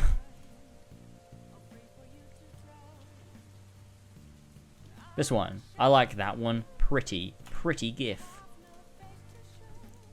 Let's throw that on. No, that's... okay. That one. Alright. Let's make that post. And maybe people will, like, show up. I don't really know. Who knows? At the end of the day, who knows? The question is, what is Sephiroth's endgame? Yeah, true. How do you feel about Left Behind add-on to The Last of Us? I think it's really good. I wouldn't want it to be incorporated into the main game, like people seem to want it to be, because I think it would absolutely ruin the pacing and fuck with the like theming of the game. But I love it as like a separate thing. True, that is the trailer. Should we watch the trailer, or should I play remake first? I should replay remake first, shouldn't I? But it would kind of be, it'd be really fun to watch the Rebirth trailer again. Oh, hold up. I'll show some restraint. I'll absolutely show some restraint. And then we'll, at the end of remake, we'll watch the Rebirth trailer. And we'll, what is going on? What is this? Is my hair just, like, fucked? What is going on? I don't know. The payoff will be godly. I can't wait. I can't wait. I remember something from the trailer and I just cackled. Oh, God. Oh, God. Don't tell me. Don't tell me. Don't tell me. Well, when I watch it, it'll happen. It'll be great. It'll be really cool. I'm just checking my views on this trailer reaction for the Final Fantasy 16 thing. It's got 2.5k. That ain't bad. It's doing better than Dirge. Not quite as good as Crisis Core.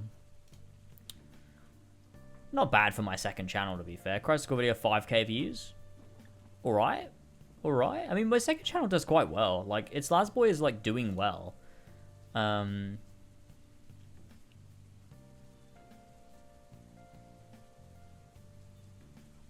yeah, someone pointed out the voice actor from the 16 trailer is the voice act. It's from. Can we watch the reaction? What, my reaction to the 16 trailer? Yeah, the voice actor is from Game of Thrones and Assassin's Creed 4 Black Flag. It's the guy, and from The Office. He plays, what's his name in The Office? Finchy. He's in Final Fantasy 16. It's really cool.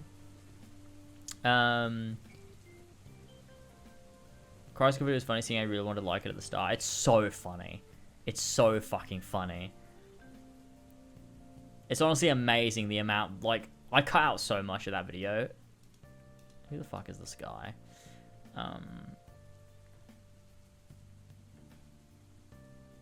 I'm told you to find me in a Final Fantasy chat. Cherish it. I'll cherish it, J Magician. How long have you been watching Doctor Who? Since 2006.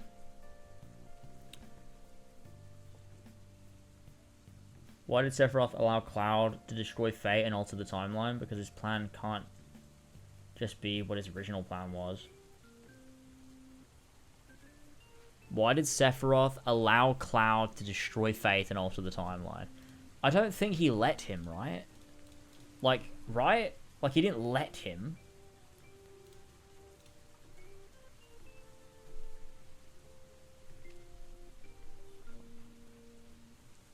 Like, isn't the point that Cloud...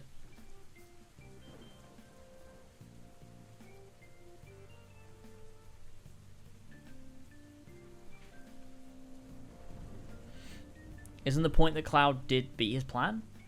Hey, Miniolio. Miniolio. Can you... I feel like I've asked you to do this before, but can you put your name in the chat phonetically so I can pronounce it? That'd be sick.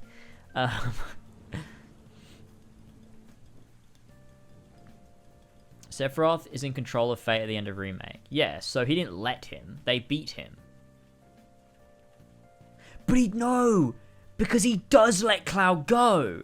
Because they get to the edge of creation, and Cloud does what I assume is Omni Slash, right? But Sephiroth can block all of it because he's done it before, and then he knocks the Buster Sword away, and then he's like, 7 seconds till the end, and it's like, what does that mean? And then he just like vanishes. I don't know what that... I think maybe Sephiroth is goading Cloud to remember what happened, because clearly Aerith, and because of Aerith, Red 13 have some knowledge of it. Not all the knowledge, but like I think they are aware of what's happening, right? So maybe Sephiroth is trying to get Cloud to remember so that he will save Aerith, and then Sephiroth will win because the whole reason Cloud beats Sephiroth is because Aerith dies. Maybe? I don't know.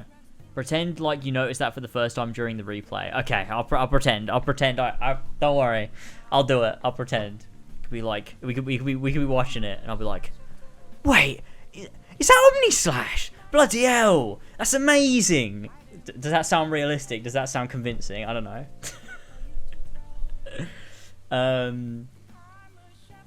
But I don't know.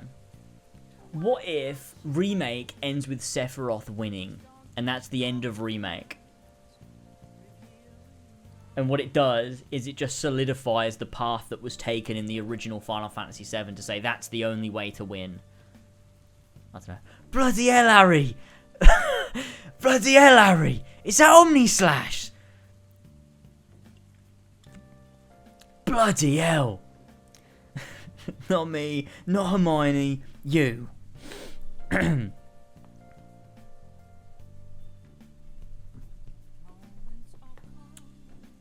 I saw this video showing how it's 7 seconds from when Sephiroth comes on screen to when he kills Aerith. Yeah, people have said that, but I don't know if that's like...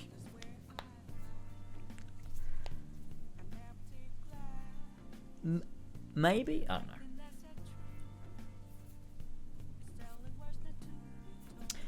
I do wonder how they'll go about this, and I think...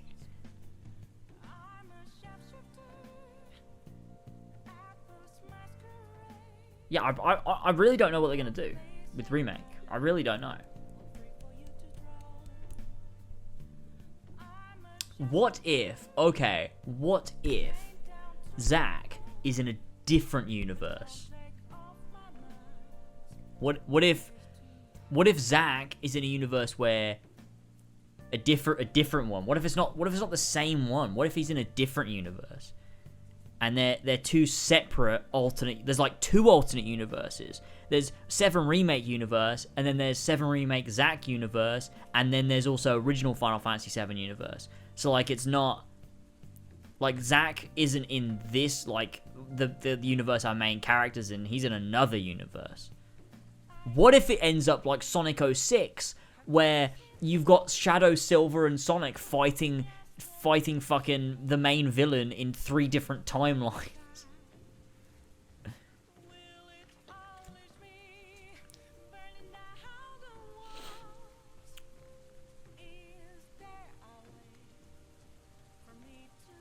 Oh yeah, it's Back to the Future Day today.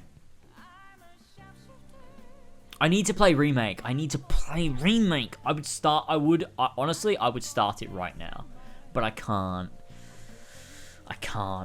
But I would. I would start it right now.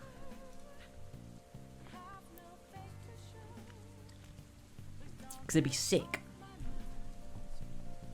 I reckon we could finish Remake in 2 streams.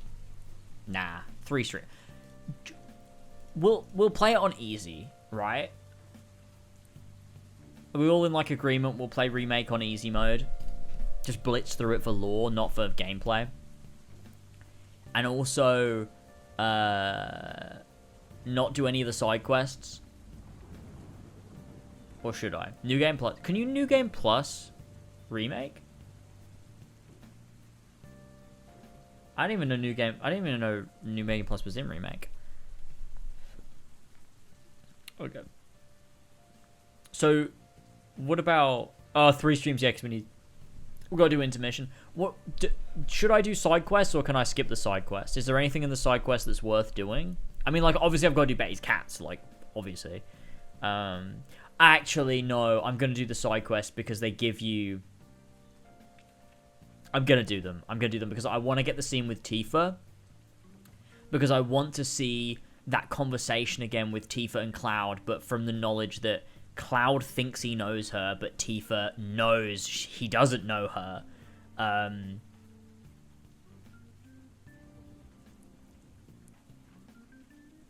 then also, I want to get the Aerith resolution as well.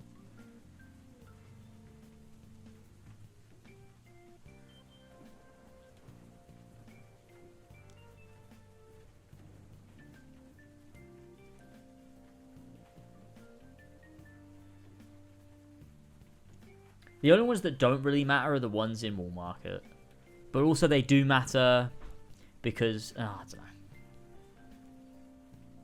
I'm going to have to watch Betty's Cats. Oh, it's going to be so fun. It's going to be so fun. It's going to be so fun to do Betty's Cats. That Betty's Cats video should have done better. It really should have done better. I think it was a good video. Actually, I think it was a great video. So, fuck everyone that didn't watch it. It was great. You know what? Gamers, I want it to hit the algorithm. Help me here. Alright? I'm going to link it in chat, alright? Drop a like if you haven't already. Alright?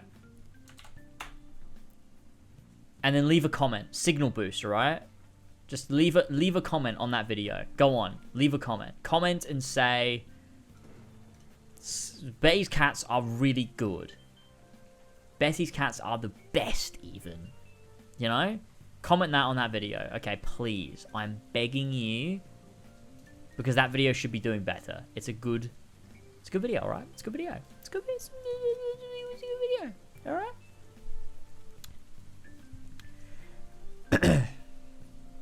The video is good. The video is good. And if you haven't seen it, you should watch it because it's good. Answer the question. What question? Hi, bro. Have you and a girl ever roleplayed as Cloud and Tifa and got freaky? Thanks for the comment, man. I appreciate it. Thanks so much for pinning it, Jamie. I mean, Cloud and Tifa are, you know, Cloud and Tifa are the ones. That's just how it is. That's the canon, alright? It's not Cloud and Aerith. It's not Cloud and fucking anyone else, right? It's Cloud and Tifa. That's how it goes. But I can't say that I have. No. I can't say that I have.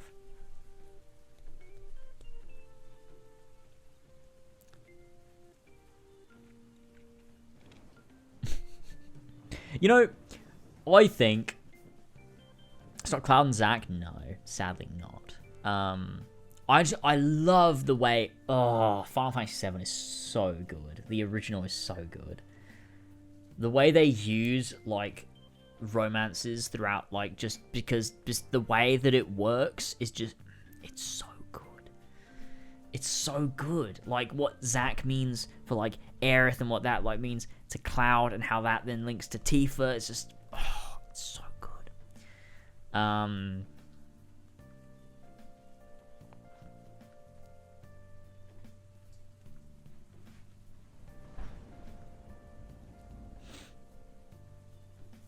I'll make the Goblins Bar video, don't worry.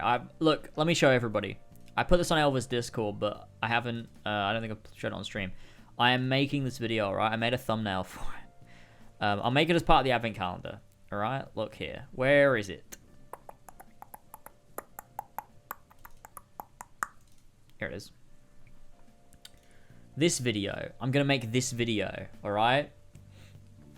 I designed it based on the new Rockstar's thumbnail style, you know, like what was he cooking, but instead it's Final Fantasy VII Remake. Where is Goblin's Bar? We don't know. We don't know where it is. Where is it? Where could it be? I don't know. I'm looking forward to it. It's going to be a good video because I have a good concept of it too. Because, like, look, Goblin's Bar is supposed to be here, but it's not. It's not. It's just not there for some reason. Where did it go? I don't know. This is a fun folder. This is where I put my Photoshops for things. Obviously, a classic. An absolute classic. I'm going to head out now because I actually have nothing useful to add to this conversation. Well, you could just stay and listen, alright? We'll educate you. Nah, it's alright. Have a good one, J Magician. Thanks for stopping by. This is great. I'm gonna add this text to every single banner I ever have. If it's to be a hunt, you could use a nose like mine. That's gonna be every single banner that I ever make. Now, that's gonna be on there because it's great. We've got Eddie. I don't know what this is. Is that in my... I think that's in my...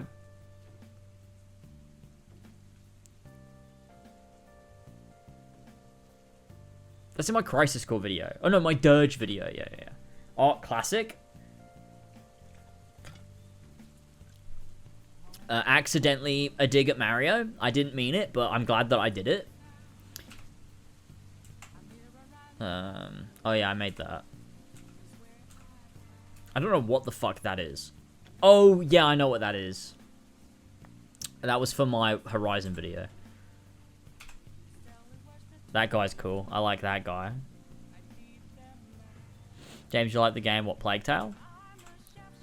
Yeah, it was good. Oh, these were for that video. That's that's cursed.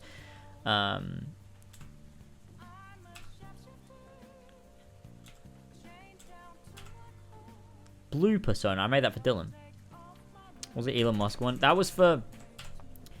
It's Elon Musk, but he's Altair. That was for, I think Josh made that. That wasn't me. I didn't make that. That's for 4 Pillars Podcast, yeah.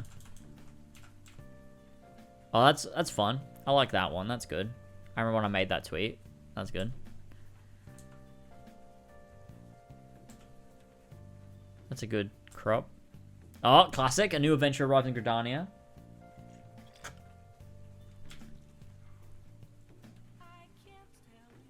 That's the person who hates us because we're communists now. Oh, that's Elva, but like, she has a body and not just a head. That was my bingo card. Yeah, the E3 2021. That's just Sora, but KH2 hair. Way better, by the way. Way better. I don't know what these are. These are just Hitman.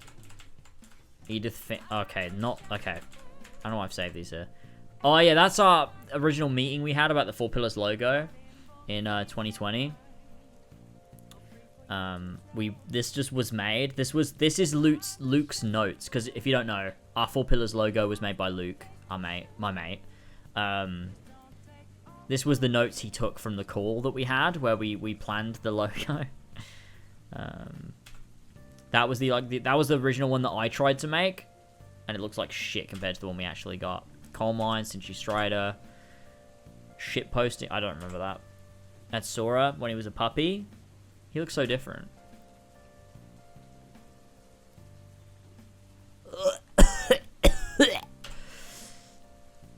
Oh no, that's okay.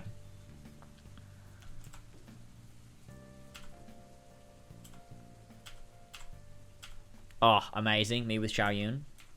Incredible. You can't just see Elbow poking out in that one. That took me way too long to make. It looks like shit too.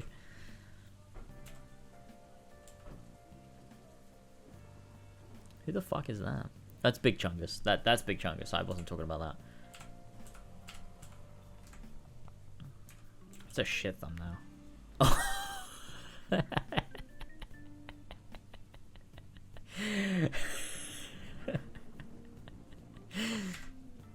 Oh, it's the cinema room.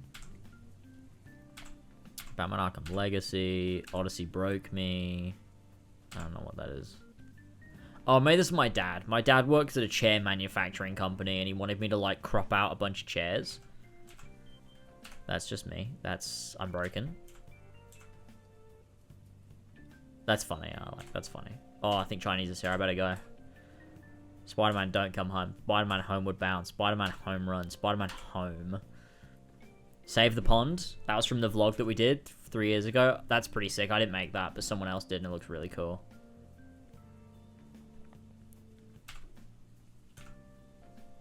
Ooh, that's when I first teased Odyssey broke me. I don't know what that is. Oh, I made that. Oh my god, look at that. Classic. I don't even know what happened to that horse mask. I genuinely have no clue where that thing is. How do you feel about Gotham Knights? I don't. I sent that 4th of July Chungus to everyone I knew last year. I think I did it this year too. I made it for the Bethany May account. Oh, the Jazz Lounge. Classic. Another chair. Assassin's Creed Syndicate 2. The darkest chapter of the Brotherhood. I remember making that. Stupid. The darkest chapter. Oh, I remember, like, Harvey looking at the TV. I green screened it because I wanted everyone to do a green screen meme. Well, it's not Rogue. It's not Rogue, no.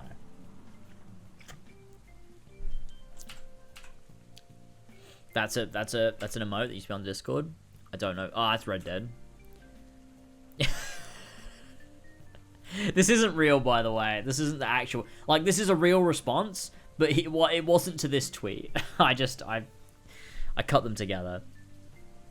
It's utterly brilliant. Oh, yes, it is. Hashtag epic. Hashtag Assassin's Creed Odyssey. Claudio's a fucking piece of shit. Fuck that guy.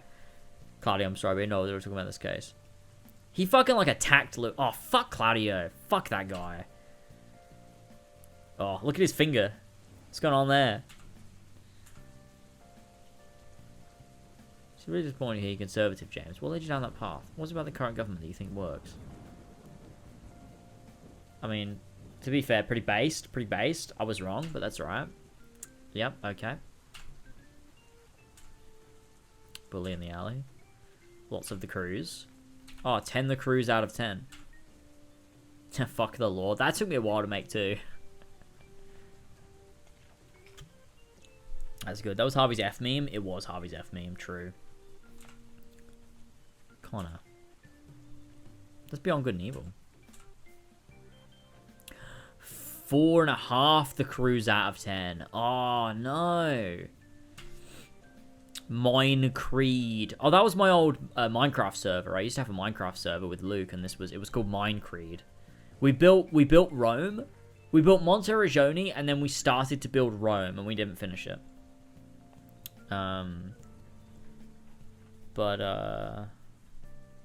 Yeah. You fucking loser. Fuck you, alright? Fuck you. Mine Creed was my server.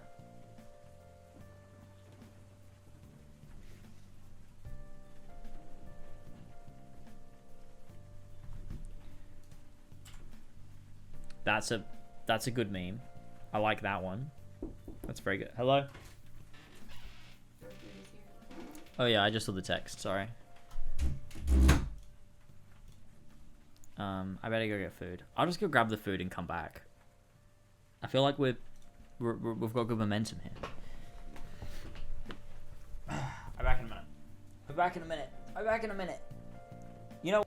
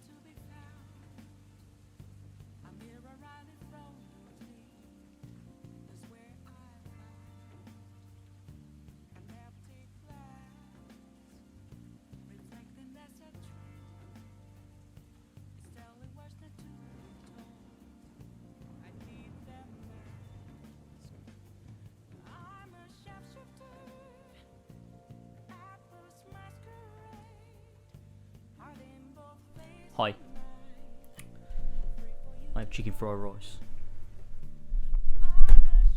Yeah. Ad? You got an ad? Blimey, mate. I didn't realize how much shit James has on his taskbar. Well, it's all important stuff. Photoshop, access to files, After Effects, Discord, Sony Vegas, Web browser, Skype, OBS, 4K video game capture, Steam, snipping tool, Audacity, Minecraft for some reason, mic recorder, messages. Okay, we don't need this. We don't need this either. Speed running, we don't need this. 4K video downloader, I don't know what that is. Unpin it. Spotify, PCSX2, Groove, stream labels, and those aren't on my taskbar. Names of other details of the real people have been changed. Jamie, what does that mean? Names of other details of the real people have been changed.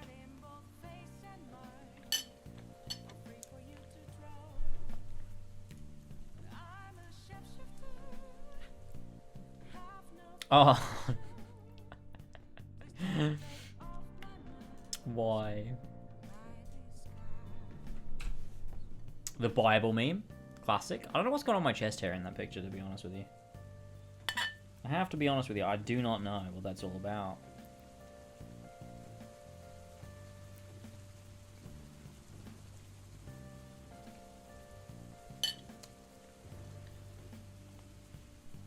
It's a classic meme. It's classic. That's just Sophie. That is just Sophie Turner. I don't know why it's there. Call of Duty Black Ops 5. The AC movie was very bad and made me sick. Changed my mind. It's funny how you face up and no body hair at all. I feel like I shaved it. Or like trimmed it? I don't know. I don't remember doing it, but it looks like it, right?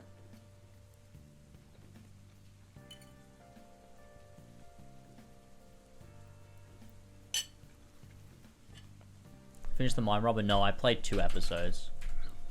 I watched 2 episodes, sorry. Me and Liam Marie Johnson. I made that on Discord. It's so bad. Bussy Smooth. Her, come over, nobody's home. Me, sorry, I have 30 videos to make on the new Trials of the Gods. Her, but I have the Jackal's gaze, but not yet. So we can have sex, but not yet. Me, and let's go. That's like the worst meme ever.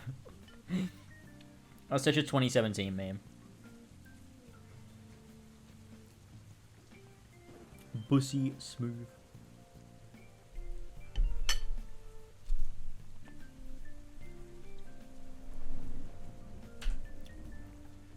Halo. Oh, that's a classic meme. On the 12th Doctor's desk at the uni, he's got a picture of Jackie Tyler.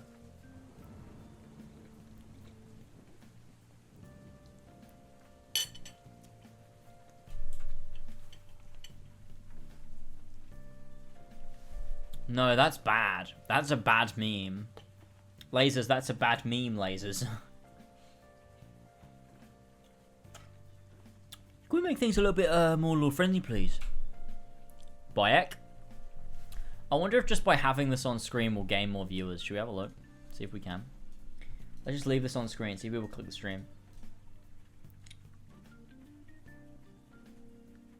Makes no sense. Which Gotham Knight are you playing as? I've been having a blast as Red Hood so far. Click here to buy the game. Fuck off, JV.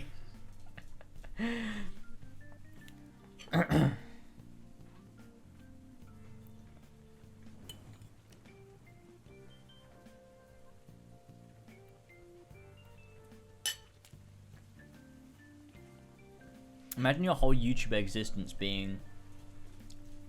You will literally play any mid-game that exists. And enjoy it. Imagine if the game looked like that. It'd be great, but it doesn't, does it? He has some eyeliner on, he looks sick.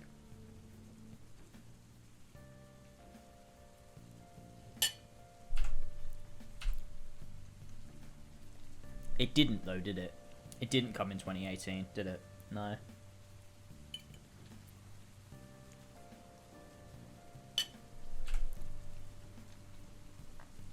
That's a lot. There's some layers to that meme.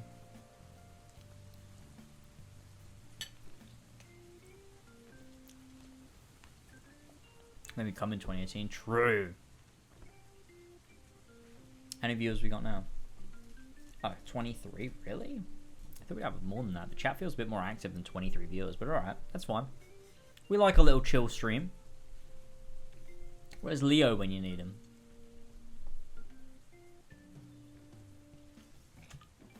Gotham Knights is decent. I'm 2 hours in. Ah, it sounds, yeah, sounds bad then. Decent makes me want to cry.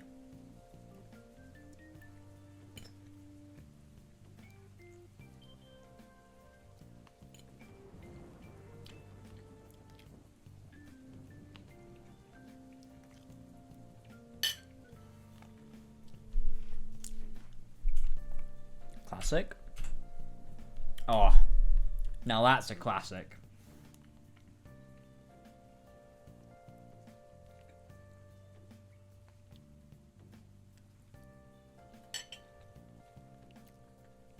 Got them shites, more like. Got him. Bloody got him. Imagine if they put history as your playground like that.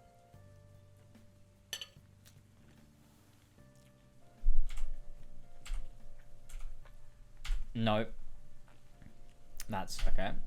Yep, alright. Yep, okay. Yep. Oh my god.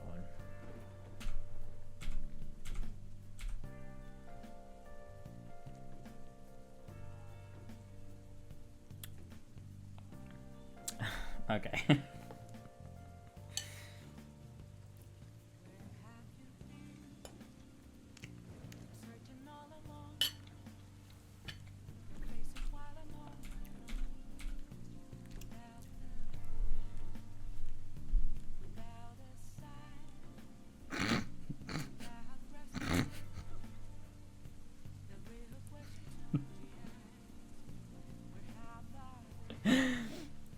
You know.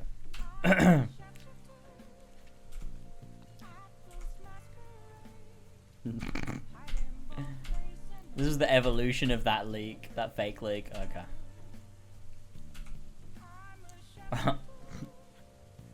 I just played Temple Run.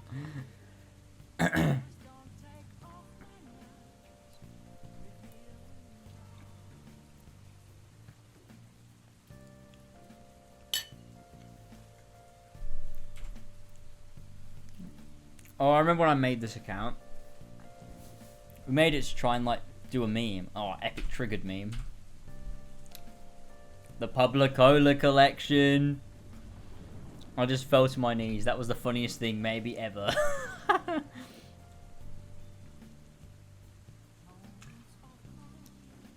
$10 gifted subs and I'll tweet it. Dogs and dogs and more dogs. That's something.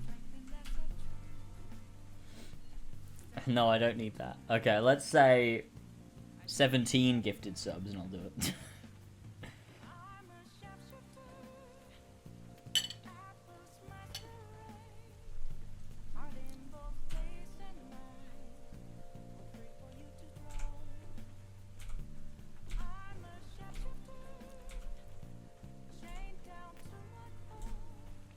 I used to just Photoshop stuff all the time.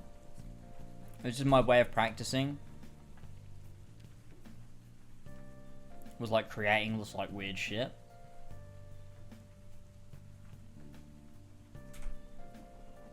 Like that.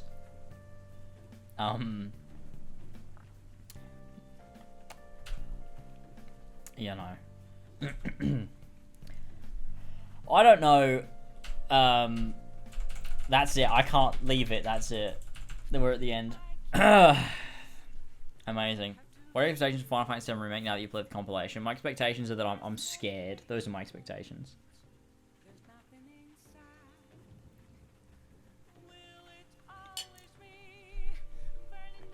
Leave the plain picture, we might get more views. Okay. Let's leave this one.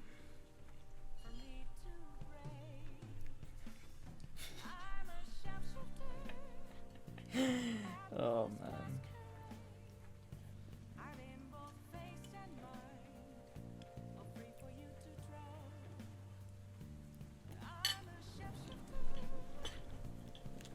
What else do we have?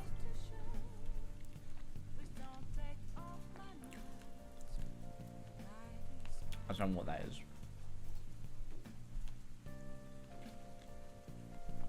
Yeah, Luke Stevens videos are like, but then the thing is they're manufactured to like perform well. Same as JV. And I don't dislike those people. I'll be back in a sec.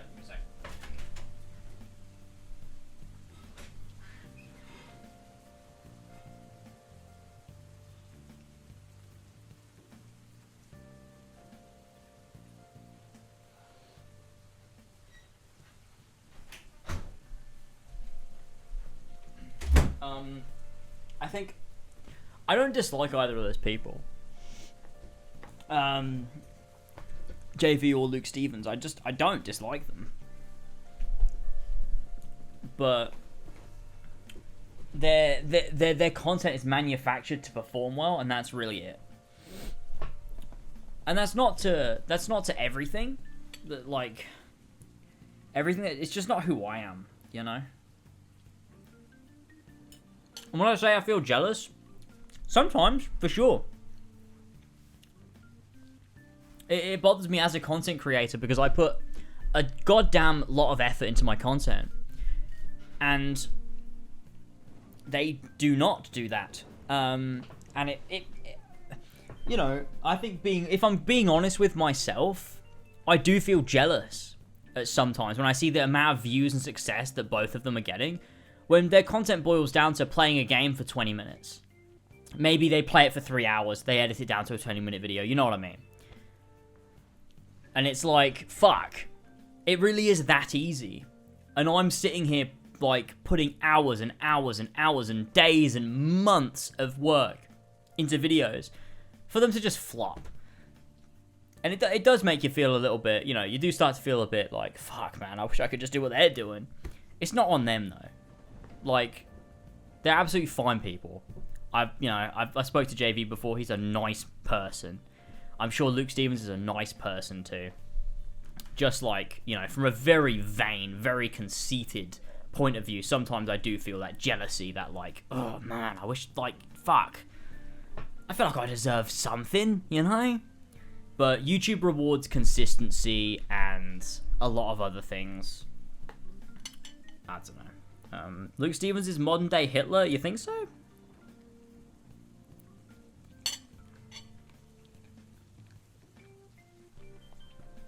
It's a simple comparison. If you showed just thumbnails to someone and asked who do you think gets more views, I think they would think you, because your thumbnails clearly have way more effort.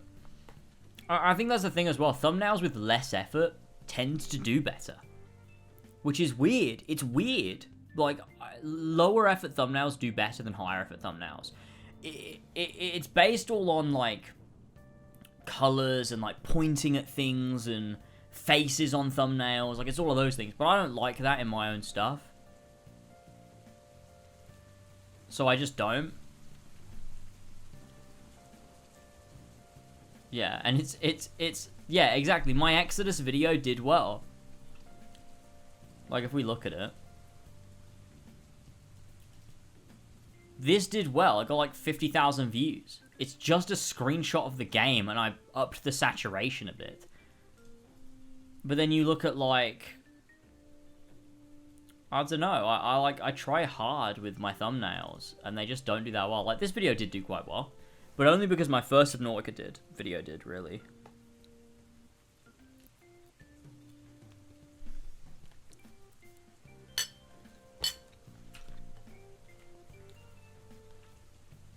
Oh, this one did well. This one did well. That one did not. That one did fine. I don't even know which thumbnail I stuck with this one, but that did, like, fine. That did fine. Terrible. But it's a sick thumbnail. That's a good thumbnail, right?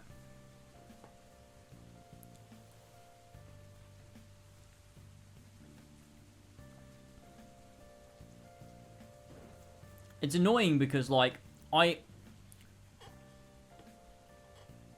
It's annoying because I know what gets views. Like, I know how to I just refuse to do it because it pisses me off. And so I want to make genuine, authentic stuff. And that's not what gets views.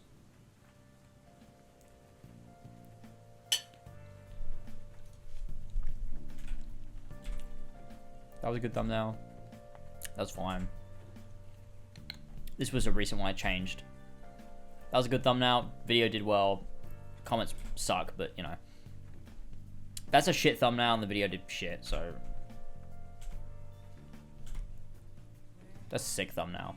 I photoshopped Altair. Altair is not actually in the background of this picture. I photoshopped him in there. I think it looks cool.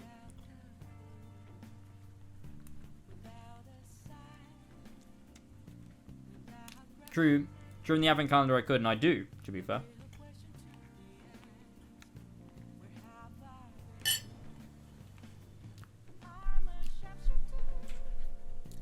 That did well. That did not. That did, like, fine. Those are just optional other ones. That did well. That didn't. That did well. That didn't do well. That did well. That's a good thumbnail, though, I think. That video flopped so hard. It's a good video, though. My fucking video... This is a good video. Well, that thumbnail, which one? This one? Yeah, I like this one, too. This is a good video. I honestly don't remember making it. No. That did well, obviously. These did well, but they're privated now. That video did, like, average. It's a shit thumbnail, though. That did well. That video flopped, but I think it's a good thumbnail. That video did okay. That's alright. Most of these videos, though, flopped. Like, this video flopped when I put it out, but since then, it's done quite well. Again, Back in Touch. I don't know what you're talking about. I would never make that.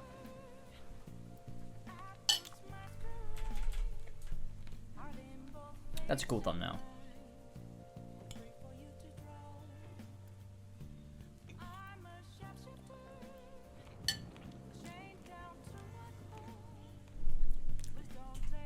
Exactly, I'm a grower, not a shower.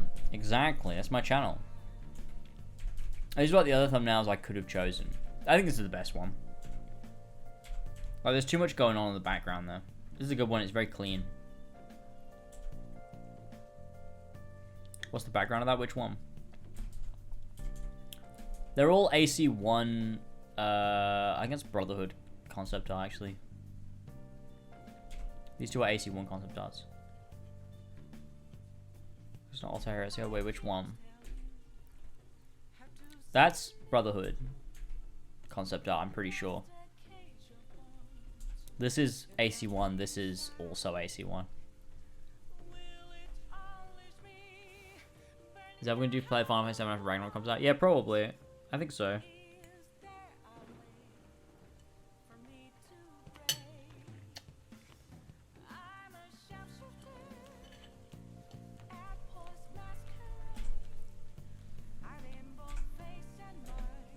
That's good.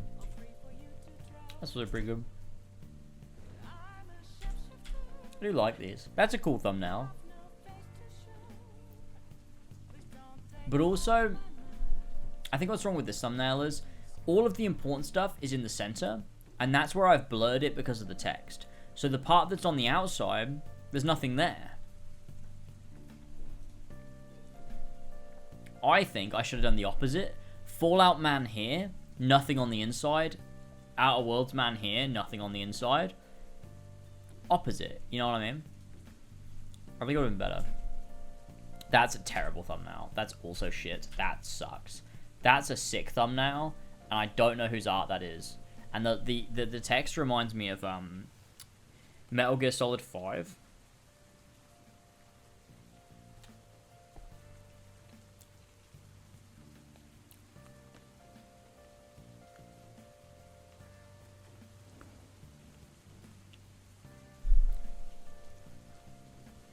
That was great, yeah. That's a good one too. That's also a cool thumbnail. I like that one.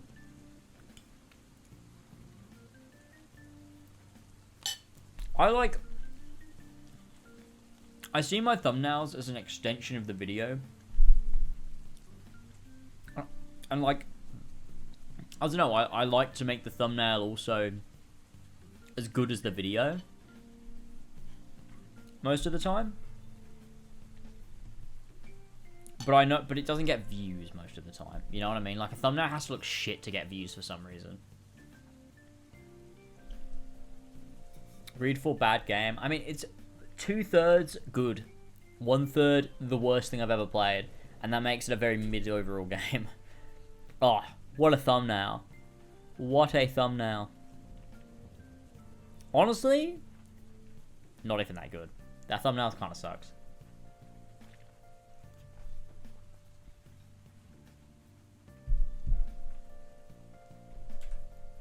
That's terrible.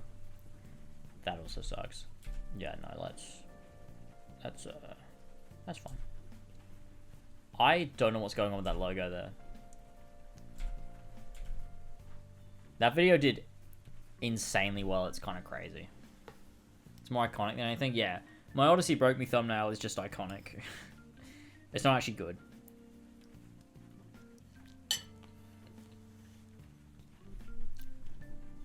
It is similar to the Halo one, yeah.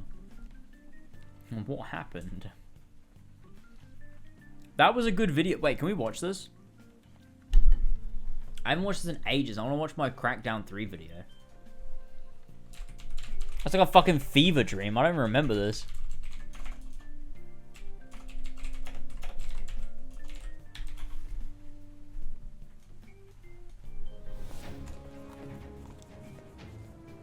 What the fuck is this? This video Marvel is Snap? powered by, as always, entertainment. If you enjoyed this content, consider becoming a patron over on patreon.com. I don't know what just happened there. Over on Hello? patreon.com/as always for access to the Patreon exclusive. Oh, podcast as always, that it's talk all about over. podcasts, early access to the It's a Cinema deck Room builder podcast, game? being Oh. part of polls for future Okay. videos, and other early access material. With that said, please enjoy the video.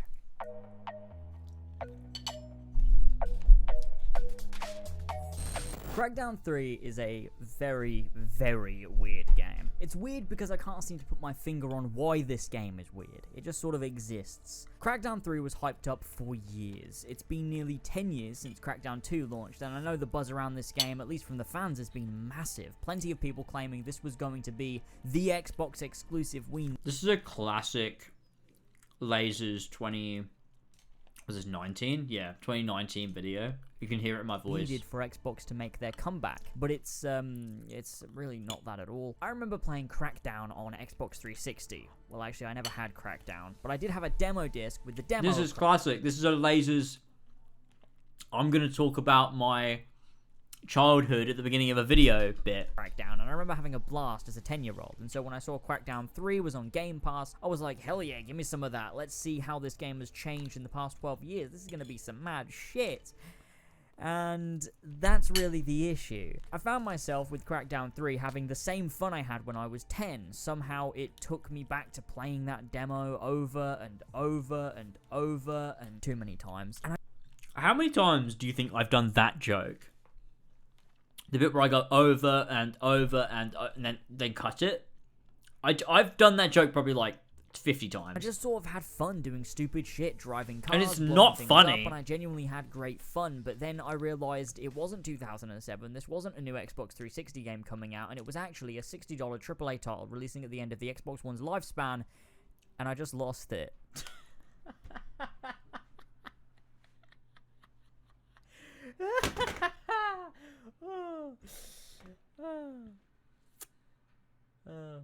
Yeah, it's not that funny. This game is just not good enough. Not even a little bit. And I know I'll get the argument, why does it matter? If the game isn't technically good enough, you still The have classic fun with it. preempting quit comments complaining before they and just happen. Enjoy it. You always complain, lasers, and now you're even complaining about having fun. Yeah, I mean, I see how this looks. Let me just... I'm not complaining about having fun. I like fun. Yeah, fuck you, I like fun. But just because I had fun doesn't mean the game is good, and this game isn't a game we should just accept lying down. Also, real quick, I don't think I would have been as lenient and had as much fun if I hadn't gotten this game for free on Game Pass, because, well, $60 for this, that's,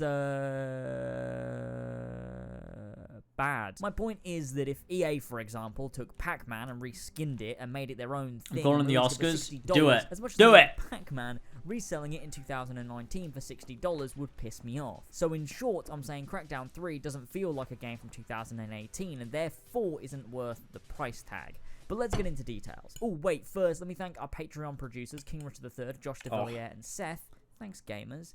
Anyway, back to the details. The game drops you into New Providence after a nicely animated cutscene, of which we get 2 in the whole game, one at the beginning and one at the end. The rest of the cutscenes are either in-game or these weirdly animated comic book movies. Oh, now, yeah. I have no problem with being creative with your art style. I remember This is a this. Microsoft first-party The bike exclusive shirt game, video? Yeah, and alright, I'll watch this that next.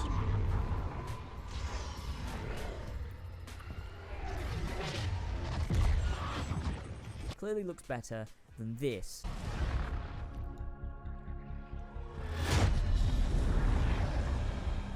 Hundreds of cities got hit.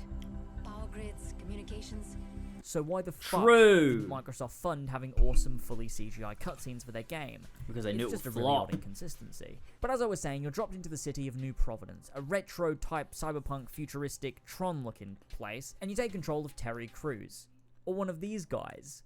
But I wasn't going to pick any of these fucking nobodies, was I? The aim of the game from this point is basically to take down the corporation of Terra Nova. They're the bad guys. I didn't really bother questioning it much. Once I started playing as Terry Crews, I remember kinda let this. go of the plot. It's not important. Now, this somewhat works Hey, Harlan, like what's a up? super downscaled, limited version of the Nemesis I'm hierarchy watching from myself. Shadow of Mordor. Not Shadow of War, that game sucks. I know the system is the same, but I don't want to reference that one because I don't like it as much as the first one. So we go with Shadow of Mordor, the good one. Anyway, it works like that with a head leader at the top. She has 3 That came to lieutenants, a and head. Each of these have bodyguard type people, and you have to work your way up the hierarchy. In order to get these bodyguards, kinda like there are Mafia corresponding 3. locations around the city in which you have to complete objectives. And that's it. That's the game. It's all side missions to do boss fights over and over and over and too many times. Now, the base I did it again! gameplay itself with the content the game is providing is actually relatively fun, which is odd for me to say since the game is a mindless nothing game, and anyone that knows me knows I hate mindless nothing games, but something about this roped me in. Now, it might be because I played the demo of the first game on repeat as a kid, yearning for the day I'd finally play it before forgetting I it can't existed believe and I never finished buying it, this so there was some and innate made a thing video on inside it. me that was finally getting to play what it'd been waiting for. Or maybe they just managed to make the gameplay fun. Either way, I had fun with the actual gameplay Saint honestly broke me as well. I think like so, I was yeah. saying before, each of these boss people I think it's have in my their own Saints Row missions. video The as well. killer AI has monorails for you to take over, head of security has vehicles and weaponry for you to take over and destroy, the chemist has power plants to destroy. This is and literally so on. Mafia Get the picture. 3. They each have a threshold, so maybe you have to take over 6 monorail stations, and you get to fight the AI and defeat it, and then move on to the next. Like I said, it's really mindless. You go from marker to marker to marker until you get to the boss, and then you go to that marker, kill the boss, and then focus on the next type of marker. It took me around 7 hours to finish the main story, which in itself is half of the side content in the game, so I don't imagine it would take any longer to finish the whole thing 100%. And I suppose this wouldn't be a huge issue if the multiplayer was the big component in the game like it was meant to be, the main selling point and what the game focused on, with the campaign being secondary. But it's not good, it's marginally worse and empty. But we could talk about multiplayer. How many in a views does bit. this have? I still have some more campaign to go over. As the player, you have a set of skills. Wow. You have firearms, strength, Flop. explosives, agility, and driving, which slowly level up as you use the skills. You collect orbs from enemies that you kill, and But you Terry slowly Crews, improve. So if you hit exactly, people but a Terry lot, then you get Crews. more strength abilities. Do you know Same as what if you shoot reminds me of this game? I played pretty much the whole of this game while listening to nonce stings on like my second monitor. I remember sitting in my bedroom at home at my parents' house. I'd have Crackdown 3 on one screen, my capture software on another, and nonce stings on another, and I'd just be listening to nonces being caught. And I just like went through this whole playlist while I was grinding through this game. you get better at doing it. But It it was didn't good take fun. long before I found out ramming people with a car is the most effective way to take anyone down. I was pumping hundreds of bullets into people, but one nudge with my car and bam, everyone's dead. I don't know if this was intentional or if they just don't care about balancing their game, but I'm not complaining. It helped me plow through this thing This so is a quickly. good video, Then I found once you alright? unlock the gun with rockets, you simply use that too and just fuck everyone up. And although it's broken to shit and totally unbalanced and makes everything else in the game completely useless, I loved it. And there was something so satisfying about firing my rockets into a crowd of enemies and watching them all explode. But then again, had I paid $60 for that pleasure, I might be a tad more pissed. So for the most part, the game was easy. Some bosses presented a challenge. I'm so but nothing an epic autistic. game No. like me couldn't handle. It was Okay, great. It's getting a little bit tough now. Fuck. Okay. This time, I'm sure we can fuck. Alright, you better not fuck me up this time. Fuck! Alright, come here, you little fucker. That's right, you best fuck off now. Alright, here we go. Is that a fucking jet? Fuck this! No! We're gonna... Fuck!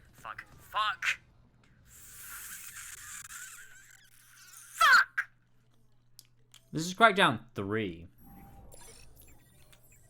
Haha, here we go. Got you this time. Fuck you. Fucking did you. I don't feel satisfied now.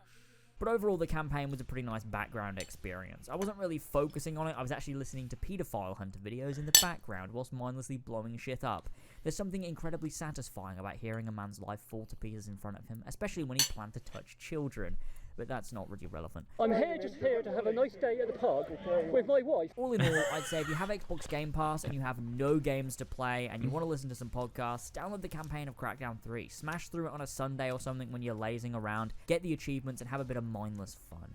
If you don't have Game Pass, I did just do don't that. get this game because it's far too little for the price tag. Just move on and play anything else. This is one of the only times I'd recommend Ubisoft games. Although they're mindless... Ad! Duracell Bunny! Duracell Optimum, our most powerful. Holy shit, guys, I think I just became a furry. Gadgets like you extra power to finish jobs like this in no time. Duracell Optimum, our next generation of power. It don't matter where you been. Modern Warfare is back again. Squad. Shut up. Listen, shit. If you want mindless shit, Ubisoft offers high-quality, AAA feeling mindless shit, rather than Xbox 360 overpriced mindless shit. So what I'm saying is, play Far Cry New Dawn instead.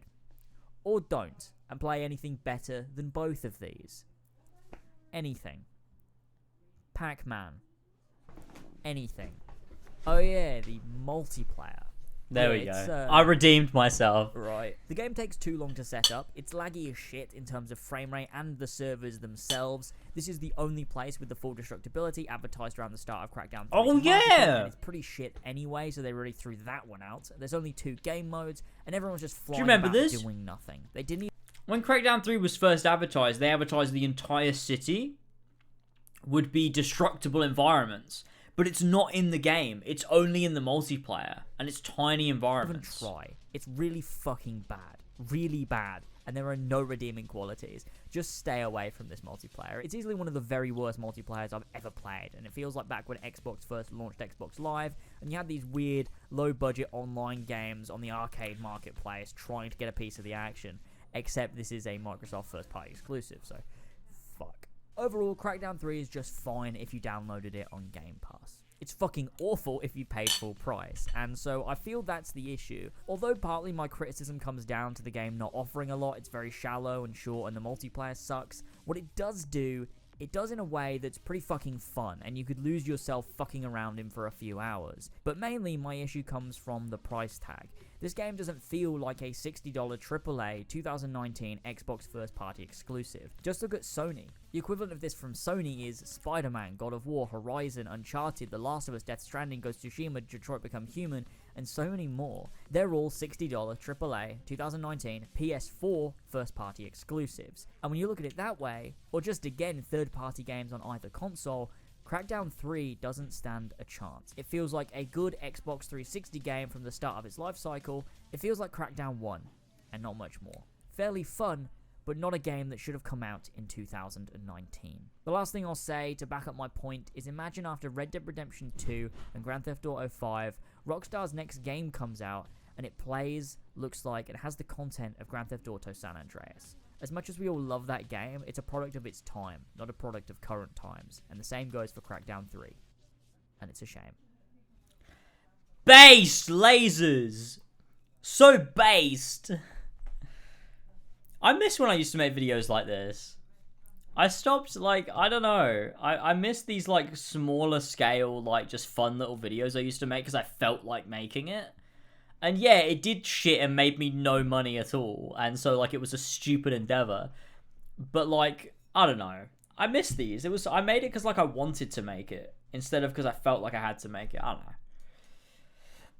But on the Kingdom Hearts video, Kingdom Hearts! This video is powered by, as always, entertainment. If you enjoyed this content... Wait, I said I would watch... Wait, we'll watch the... I don't remember the KH3 one, but let's watch the...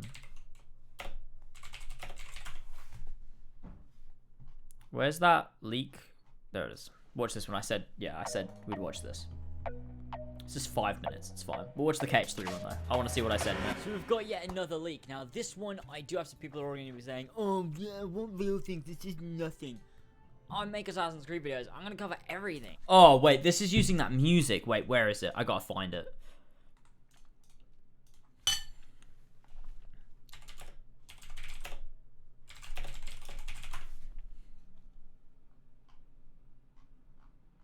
There it is. No, wait. Here it is. Does anyone remember this? I used this in, like, every Empire video. Oh.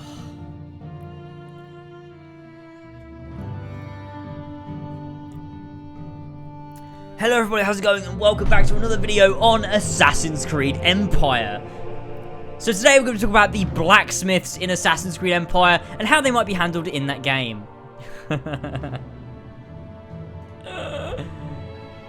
Hey, it's me! It's Zentry! And Ethan!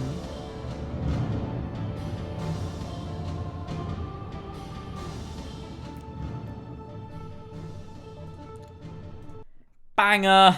Alright. Regardless of whether I think it's real or fake, and I'll give my, you know, thoughts and opinions, but Is I there a really think gun? this is I don't real. know. Like, this No. is real. People are gonna be like, look, so It's so not let's real. Get, so let's get into this. So, on Reddit we got this post. It said leaked image from a GameStop shirt, and apparently someone gave it to him. It's in a GameStop. There's merch for the next Assassin's Creed game. So I'll whack up the image on screen now. And it clearly shows our main protagonist, apparently called Bayek. This is the thing is though. This is real. Bayek, which is from another leak as well, that talked about this. Oh god, I mean, I think Bayek means eagle, so I think it's kind of obvious that this doesn't confirm that leak, because the leak could have just looked up what's eagle in Egypt. Oh, it's Bayek. That's his name. Like, so this doesn't confirm the previous leaks that have stated his name is Bayek, but I mean, it is. You certainly can use it as reasoning for those. You can't rule them out entirely. However, it shows our main protagonist here on the t-shirt. Now, people are going to say, but it's just a t-shirt design. Anyone could have made this, printed it. They could have, for sure, but could anyone make this well-rendered, accurate 3D model of the protagonist? I was right. Probably Okay. not. Let's be honest. I mean, of course, there are right. talented people out there, but someone spend that much time just to fuck with the Assassin's Creed community, it doesn't seem likely to me. It feels like this is definitely real and definitely realistic, but you know, that's the case. It looks very similar to the screenshots we got before of the dude, except this time he's wearing a hood, isn't he? He's wearing a hood, which is great. I think it looks Ubisoft for a number of reasons. One is because it reminds me of, you know, when they'd show images of characters, like 3D models of characters, it reminds me of the ones for Ezio and the ones for Connor, where they've got like this light shining from above. It's very reminiscent of that kind of style that they go for with when they do 3D models of the characters, and this is similar in that instance as well. You can see he's got his longbow, which we've seen before in screenshots, and he's also got his shield there and his... I know way too much about Assassin's Creed, Like, the fact that I could, like, determine this was probably real because the light is shining down from above and that's something they've done previously, like, that's so stupid. Left hand, which Why'd we've I seen know as that? well in screenshots before, so things are backed up there. The outfits Thank are very similar. Of you, course, this hood, Javi. it's confirmed Remember ancient when they Egypt named in a the back. protagonist after a Scottish saying? What? Which one is that? What's the Scottish saying? Desmond? Yeah, I think so. Yeah.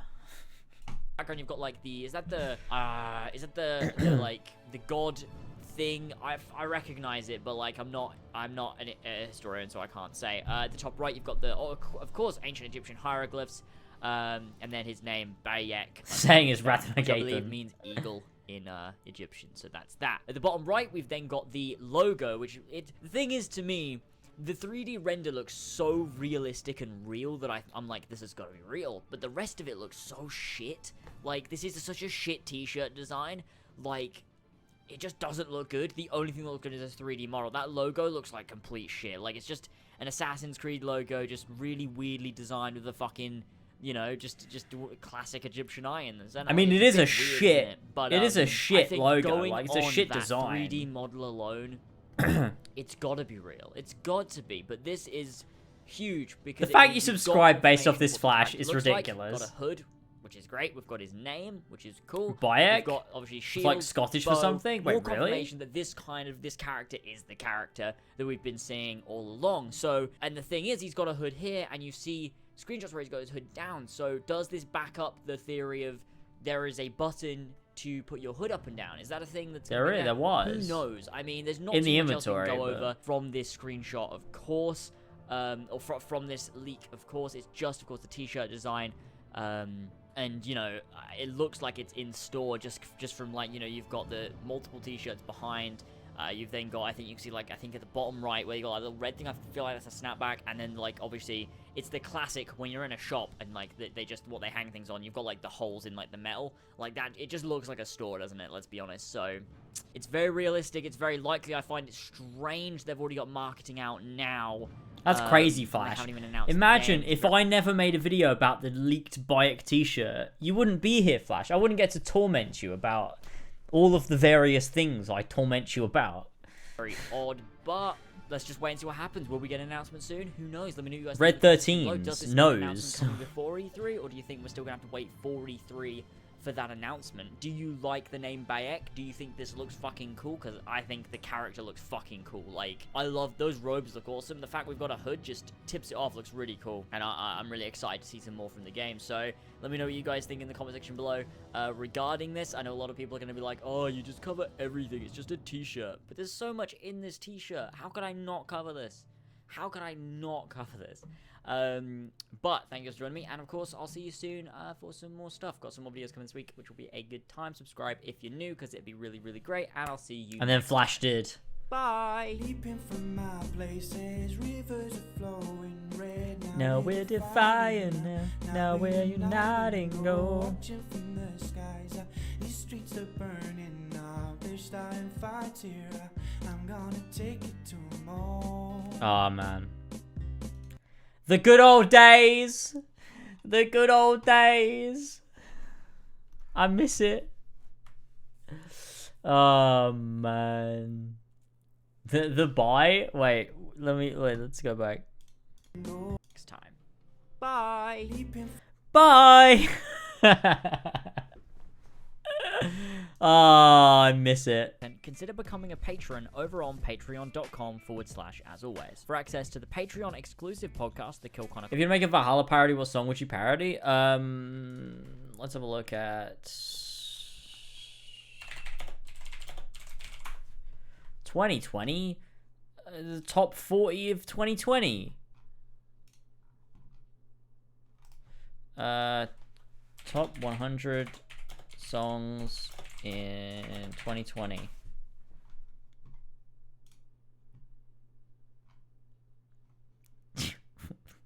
I guess we'd do this. Blinding Lights by The Weeknd. To be fair, probably would have actually. Probably would have actually. I can't imagine doing anything else. I don't recognize anything else. I'm trying to think, because Luke was the one that was like, Luke knew what songs were popular. I didn't, because I never like gave a shit. But like Luke would pick the song. Like he'd grab like a handful of popular songs and then he'd play them to me, and I would just decide like which one sounds like it would work for an Assassin's Creed song, and then we'd make it based on that. I reckon Blinding Lights we'd probably do. I think it would work, because the ones we try to pick are the ones that are not overly like poppy, but like also recognizable enough that like they're not some obscure bullshit song, right? And I think Blinding Lights works. Like, it's not too over the top, like ridiculous, but like it would work, right? But like, what would the song be about? What would we call it? I don't know. I don't know. I'm not gonna think about this too hard because that's stupid. But I don't think there's any others that like would work, right? I don't know. I'm just scrolling through and having a little look. I don't know any of these songs. I just don't know. Like 2020 songs? Like, I don't know. Yeah, I think this would be the one. Oh, I'm blinded by the next mead. Wait, not next. You didn't even say next. I'm blinded by the mead. Bad Guy by Billie Eilish. Well, probably not that. Probably not. I don't know. I'll have to get Luke on stream one day. You can ask him what he would have done with the Valhalla parody. Blinded by Glory and Honor. Let's watch the KH3 video. Early access to the Cinema Room podcast, being part of polls for future videos, and other early access material. With that said, please enjoy the video. I wonder what this video is about. I don't know if I'll watch the whole thing. It's 32 minutes. Kingdom Hearts 3 is a game many have waited. You could tell this was a 2019 video again. It's my voice. Kingdom Hearts 3 was a video that many had anticipated, like over a decade for. It's a game that needed to achieve capturing the old magic that caused people to fall in love with these games the first time, but at the same time translate that and bring it 2 whole console generations forward onto the PlayStation 4. And they did that with ease. But this is more than just an average review. I hate doing what every other channel does, going over in a controlled, spoiler-free way the ins, outs, ups and downs of gameplay. I wonder if I agree with this. Let's find out. To me, and so I wanted to tackle this from a perspective. I think my voice just was nasally. Like, it's just how I used to speak. It went from like, it eventually, I think it wasn't until like 2020 that my voice just stopped being nasally. But like, it was really bad. And then it like progressively gets not quite as bad. Like if you go back to 2016, my voice is like, hello everyone and welcome back to another video. So today I'm going to talk about the brand new Empire leak that might be real. Like, yeah, perspective of someone who loves Kingdom Hearts and wanted so deeply for this game to deliver. This video will be split into 2 sections, the first being totally spoiler-free, and the second delving into the narrative. I think my accent's just changed. I'll have timestamps pop up and fair warning for when I'm about to start talking about spoilers, which will give you plenty of time to skip over if you don't want the story spoiled, but just wanted to hear what I had to say in general about the gameplay, structure, and so on. If you want to know my raw, unfiltered, in-depth thoughts on the whole of the game's narrative, we have an in-depth spoiler cast that's nearly 3 hours long that you can get access to right now over on patreon.com/ with an emphasis on difficulty aspects of Kingdom Hearts. The combat.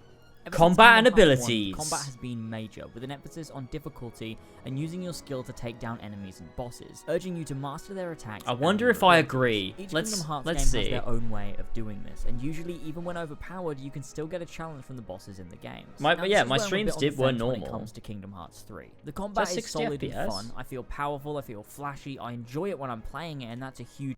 Why does that look so high frame rate? The game feels fun. Every time I enter a combat scenario, I'm having a KH3 good time. 60 but FPS? perhaps not for the same reasons I always enjoyed combat. Or was it just unlocked? For the most part in Kingdom Hearts 3, fighting regular heartless nobodies or unversed feels well balanced, even with the incredibly frequent situation commands, which we'll get onto later. Everything seems to balance itself out, at least in my eyes. It's the bosses where things seem to not stand up to the previous Kingdom Hearts titles. Now bear in mind this could be a symptom of the fact Critical Mode is not yet out for Kingdom Hearts 3, assuming it's coming down the line, and perhaps I'm so well tuned to playing the games on Critical Mode that playing Kingdom Hearts 3 on Proud just ended up being fairly easy for me, but I have a feeling that's not the case. When playing most of the bosses in the game, I felt as if I was just wailing on them with the Keyblade, even a few of the end game bosses. They never seemed to retaliate, and I kept them stuck in a stunned phase for far longer than I would have done in previous Kingdom Hearts games. I never seemed to trigger their revenge value, and I don't think I ever really noticed a desperation move. To be fair, most of like the Disney World bosses suck. Kingdom Hearts 2, for example, it felt as if your attacks matched what the enemies could dish out, so you could properly counter them and they could properly counter you. You had to be aware that this was possible and be ready to strike back.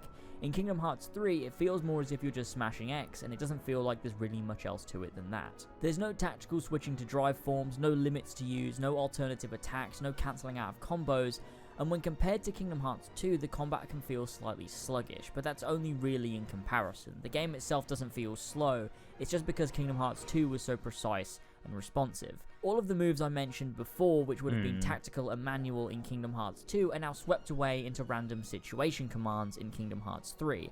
And to me, it seems to remove all player agency from battles, meaning you mash X until you get a command, you use that command, and rinse and repeat. Like I said, the combat itself is still fun and it feels enjoyable, but it fails to nail for me what the previous Kingdom Hearts titles have done so well in the past. Don't get me wrong, I expected for the most part for the combat of Kingdom Hearts 3 to actually suck. I expected it to be unbalanced like most Osaka games are, Dream Drop Distance and Birth by Sleep to name the two most common offenders. But the combat itself with abilities and all the special moves is pretty balanced, but it seems as a compromise for this, Osaka has removed all player choice in which playstyles they want, and instead dictated for you when abilities are allowed, and this takes away a huge part of what made Kingdom Hearts 2 so good, and it almost feels as if Sora has regressed rather than progressed in some cases. This being said, there were a few times where I noticed bosses were fighting back, moments where I had to guard and use my actual skill rather than mashing buttons or using special moves. This I loved. Perhaps like I said, this will be far more present when a critical mode is available, so the game will be harder and it is better on tactical crit, with but which keyblades you use, which abilities you have on, and how you approach each encounter.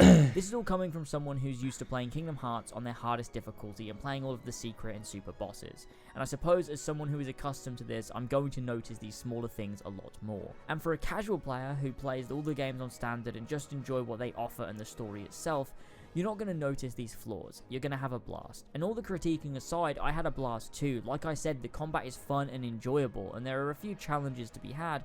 It's just not quite what I was hoping for after Kingdom Hearts 2 got things so perfectly right.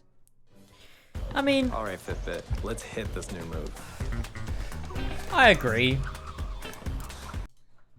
Before I talked a little bit about situation commands, but let's try and break down what it is about them that I feel takes away from the experience of Kingdom Hearts. Situation commands were first introduced in 0.2 and work very similarly to that of command styles in Birth by Sleep. You do enough damage to enemies and you build up somewhat of a gauge with 3 arrows that build up over time above your command deck. Once built up, these arrows will turn into a command that you can use, and depending on the types of attacks you use, the command will be different. For example, use a lot of water spells and the command will be a powerful water attack. Use a lot of Keyblade strikes and the command will be a transformation for that Keyblade itself. The magic situation commands I don't have much of an issue. I barely remember KH3's combat.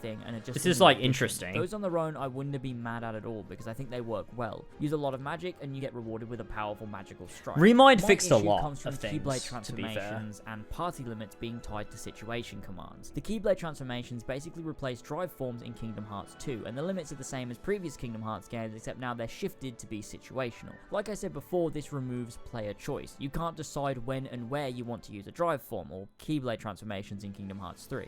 It just happens for a limited time when you do enough attacks. Same for limits, they just sort of pop up rather than draining your MP when you decide to use them.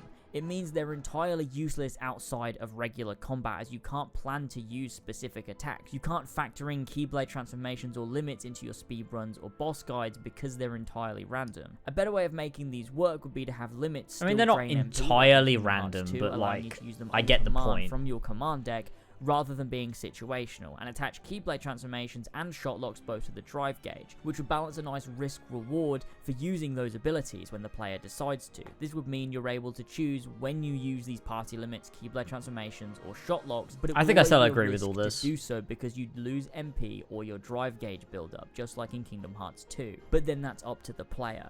The only thing which would be situational is the powerful magic attacks, and I'm totally fine with that as I think it works well. As for attraction flow rides, just remove them. They suck. Although they're cool the first time you do them, the 20th time they're just annoying. Get rid of them. Pacing, they're overpowered in a lot of cases, and there's no need for them to be in the game.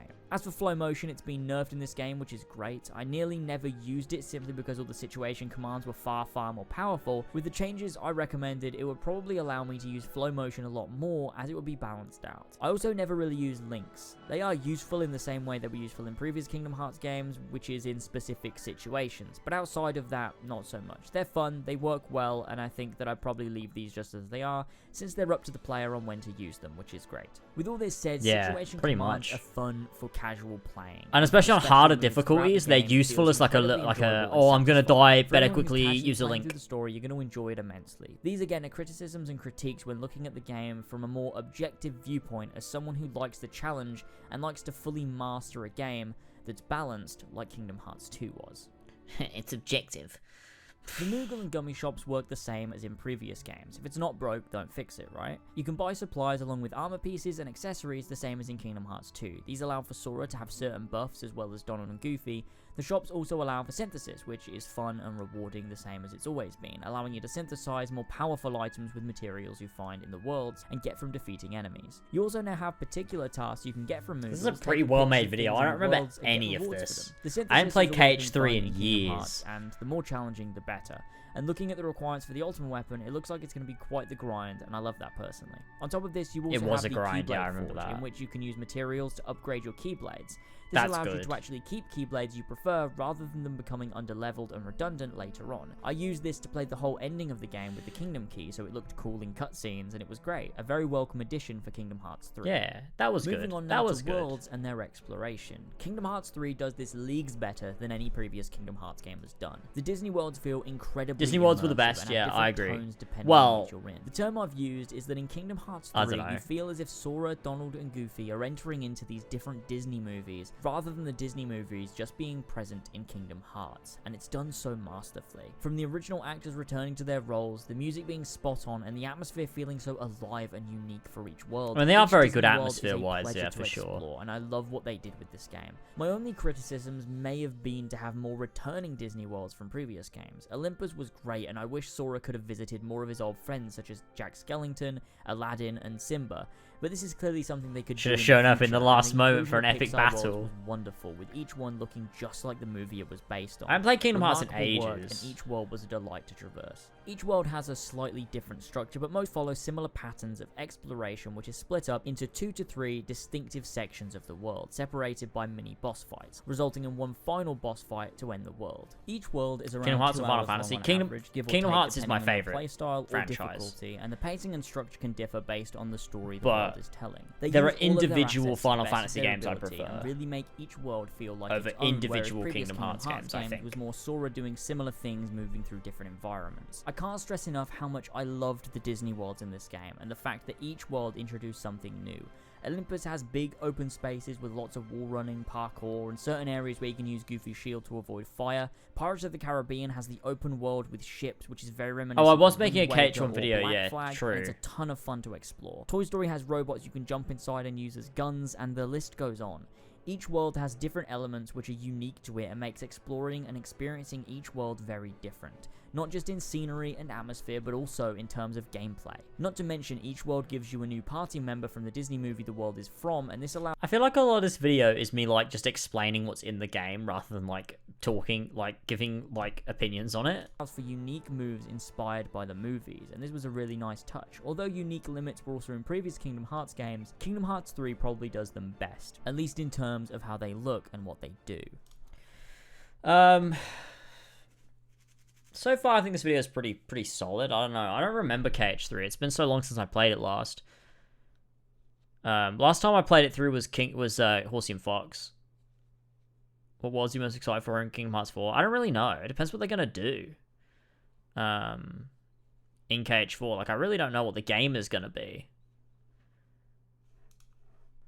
Because people like in Kingdom Hearts have always been a bit of a... Because people are like, what is KH4 gonna be? The sections as I enjoyed that you weren't just... Because we don't really know what worlds they're gonna do. There was an actual travel mechanic which was very nice. Probably more live action stuff. Kingdom Hearts 3 shits on everything that came before it in this regard. You have a huge open area of space between each of the worlds, which you can fly around in freely with your gummy ship. Each open area has a few worlds you can navigate to, as well as having battle scenarios you can engage in with enemies or fortresses, as well as bosses, and there's also treasure spheres which you can find and complete, giving you special rewards used for synthesis, do all the Dayaballs again, forging, and gummy ship customization. You also have special crystals to destroy, enemies to fight, and rocks to break in order to gain more materials. It's really fun just exploring these spaces, and they turned it into a proper fun gameplay mechanic rather than just a small mini game which is just tacked on. and it's a blast. As well as this, I'm not sure if it was because the game did it better or because I wanted to try out everything, but I actually bothered to customize gummy ships. It did do it better, much better. Making my ship my own and then taking it out for a spin to fight some enemies.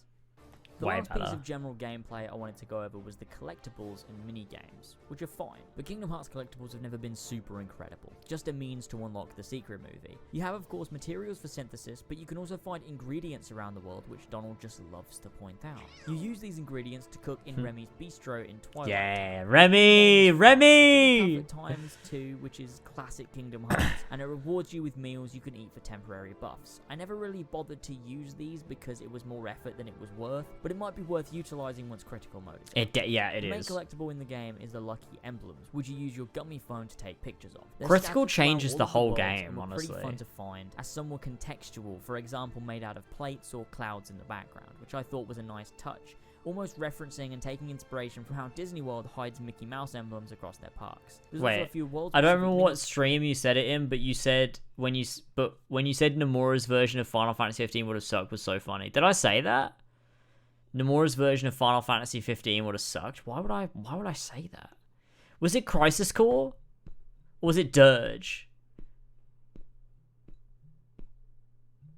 Where I was like, look, everyone really wants, you know, Versus 13 to have come out, but like, it probably would have been shit. I don't know. Many games you find as you progress throughout the game. The soundtrack to Kingdom Hearts 3 is one of the very best, not just in Kingdom Hearts, but in all of video games. And not just that, but it's scored so incredibly It's very well. good, very It chooses good. the right moments to hit you in the gut with music that you recognize from old games, and introduces new versions of old great tracks, as well as creates new memorable ones in big moments. They really do use the best of their collection of Kingdom Hearts. Remy music just to be super multiplied in invested Plague the Tale and story, created and add millions new of masterpieces himself. to their already diverse collection of music. Bully Ishimoto? Thought I it was should have worth done, shouldn't mentioning that I? This game is gorgeous. I played it in 4K on the PS4 Pro, and This is where we talk about story. We're getting into story. this We're game nearly is, there. of course, the first mainstream Kingdom Hearts game on a main console. This is where I might take an L, but we'll see. 0.2, and the visuals really show that. Not just is it gorgeous, but the art style changes from world to world. With Is that Olympus having Timpani? the art style of the movie Hercules with the swirls in the environment, to Pirates having a photorealistic look, every world has its own feel, and this new graphics engine True. really does wonders to bring Very it to good. life. The icing on the cake for the experience of Kingdom Hearts 3 really is that it just looks marvelous in every single way, and it's only right that this epic chapter looks the part too. Oh, spoiler time. Spoiler Spoiler time. Everything you earn. This next section of the video will be talking full spoilers. If you wish to skip this part, please head to the timestamp on screen to avoid any potential spoilers. To the end of I'll the leave video. this timestamp on screen for around 10 seconds. Okay. Okay. In the previous Okay, I'm gonna go pee, and then we'll watch the story bit. Let's see what I have to say. I'll be back in a minute.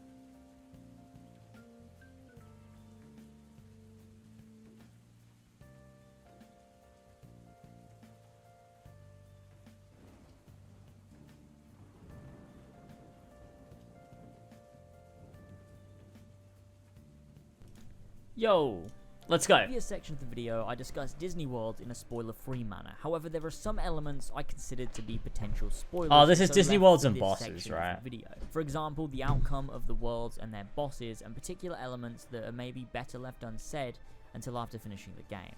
First of all, the reason you're visiting these Disney Worlds is linked to Sora's quest to unlock the power of waking. Now, I have some things to say about Guys, I don't know if you know this, but the voice actor for this Zeus in KH3 is the guy that plays Zeus in God of War. It's the same guy. It's cool. Visiting these Disney Worlds is linked to Sora's Corey quest Burton. to unlock the power of waking. Also the Now, guy I that have plays some things to Ansem say the about this Wise power later and on, Yen but for Sid. now, let's stick to his quest. As he navigates each of these worlds, he comes across organization members in each world. This is pretty standard for Kingdom Hearts at this point. Organization members show up and spout something cryptic to make the player question the plot. Solid stuff, and it works well and keeps you intrigued, meaning even when you're invested in the plot of the world, you're also thinking about the overarching story and what the organization might have for you in this world, which adds 2 layers of potential tension, and I like this. My only issue, however, is that the organization members don't really do anything. They say things to Sora and comment on what's happening, but they never really do much, other than Marluxia turning Mother Gothel into a Heartless in Kingdom of Corona, or young Xehanort capturing Buzz in Toy Box. Sometimes the organization members are just there for the sake of being there, like with Larxene in Frozen or Xigbar in Olympus. They may have some interesting things to say, but they aren't really doing anything of note. It's Fuck more you, a spoiler Flash. criticism than anything else. Sure, the organization members did near to nothing but talk to Sora in Kingdom Hearts 2, but that was more to intrigue the player and set up what was to come. Going into Kingdom Hearts 3, we already knew who most of the players were and who the organization was and what they're doing, so some of their presence really did come across as pointless. Although the Disney Worlds were fun and engaging, their connection to the main story was very, very loose. Whereas in Kingdom Hearts 1, there's a reason you're traveling to these other worlds. You're looking for Riku and Kairi along with King Mickey, and closing those keyholes, and continuing to do the same in Kingdom Hearts 2, along with discovering who these mysterious guys are. That was a write-off of KH2, because KH2's Disney Worlds are bad. I will go on record and say KH2's Disney Worlds are bad. KH2 is a very, very mediocre game propped up by an incredible combat system with some great optional bosses. But, like, Kingdom Hearts are, like, a pretty decent story, but, like, the Disney Worlds and the actual, like, bulk of the game is pretty fucking shit compared to Kingdom Hearts 1. But it's, like, propped up by, like, some really, really good mechanics. And it's just like, it makes most of KH2 on a regular playthrough kind of boring. But everything else in KH2 is very good, which is why people are like, people say like, KH2 is the best one. It's like, people say it's the best one because it has the best content in it, but it also has some of the worst content in it. You know what I mean? I don't know. I don't know if that's a hot take, but cloaks are. There you go. In Kingdom Hearts 3, the only reason is really to find this obscure power of waking that isn't greatly explained and isn't even gained from these worlds in the end anyways, but seems to just activate when needed, which makes all the voyaging through these Disney worlds pointless from an overarching narrative perspective, which can seem a bit irritating. As for the bosses in these worlds, they're for the most part very fun and engaging, with the only exceptions really being the boss for Toy Box and Monstropolis, along with Big Hero 6 being thoroughly underwhelming. The rest of the bosses, however, were very fun, with Davy Jones and Mother Gothel's Heartless Davy being Jones among is my good. favorite. They actually seemed to retaliate and kept you on your toes, which I really liked, and it felt very reminiscent of something in Kingdom Hearts 2.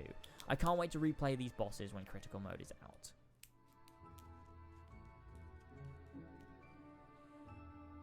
Oh, here we Backstory go. about the narrative. The power of waking is something I have a huge issue with. The power itself isn't really explained at all, and it seems different characters know different things about it. Also, wasn't the point of the Mark of Mastery in Dream Drop Distance to get the power of waking? Doesn't Riku have that power? Or does it only work with hearts that you're linked to? I suppose that makes sense, but then why didn't they explain that? On top of this, like I said before, Sora doesn't even gain this power from exploring the Disney worlds, but instead it just activates when he needs it to, making the entire rest of the game feel redundant when considering the overall story. Just because the Disney worlds were really fun and had great stories, doesn't mean that all the time spent there wasn't entirely pointless. I can somewhat overlook this, but the fact that it's such a huge plot point is pretty irritating when looking at this game critically. A huge criticism that people have is that Kingdom Hearts 3 feels rushed. Yeah, now, this I think I agree with. Lopsided when compared to older Kingdom Hearts. I still agree with this Kingdom criticism. Hearts 2, for example, has a big moment at the midpoint of the game where you have a ton of things to do. I don't think I mentioned that, Hamid, along no. with the Battle of the Thousand Heartless. In Kingdom Hearts 3, you don't have that, and the game is pretty much divided into two sections. The first half being Disney Worlds, and the second half being the Keyblade Graveyard. Sure, there are cutscenes after each world that fill you in on what's going on, but there's no major moments like in Kingdom Hearts 2. I feel the ending section feels rushed simply because not a lot happens during the section where Sora goes from Disney World to Disney World, and then suddenly Aqua's saved, then is saved. I think the thing with Kingdom Hearts 2 is the like shit boring Disney worlds are broken up by interesting stuff, whereas in Kingdom Hearts 3, they don't break up the Disney worlds. They just get all the fucking boring Disney worlds out of the way, and then they do really, really good story stuff for like 6 hours. I feel like Kingdom Hearts 1 is the only game that paces itself pretty fucking good. But Kingdom Hearts 2, what I think it has over KH3 in terms of pacing is just that, yeah, the Disney worlds are just as boring. The Disney worlds are probably better in KH3. It's just in KH2, you do a bunch of Disney worlds, then you have, like, I think what really helps it is you go to Radiant Garden, you have Tron, which incorporates itself into the Radiant Garden computer, you have the Battle of 1,000 Heartless, you have Timeless River, which is integral to, like, that's a huge part of the Radiant Garden stuff. Like, they make a lot of stuff feel like it has a point. Tron sucks, I mean, kind of, but also not. No, I think it's good in KH2. I would say Tron is good, actually. You know what? Yeah, Tron's good in KH2. I think saving Aqua should have been the midpoint too. I agree. Saving Aqua should have been the midpoint. Then you give her time to sit and rest for a bit while Sora goes off and does other stuff. Also, make the worlds have a core, like a thematic purpose. Like, if we're trying to find the power of waking, Olympus does it. Olympus does it very well.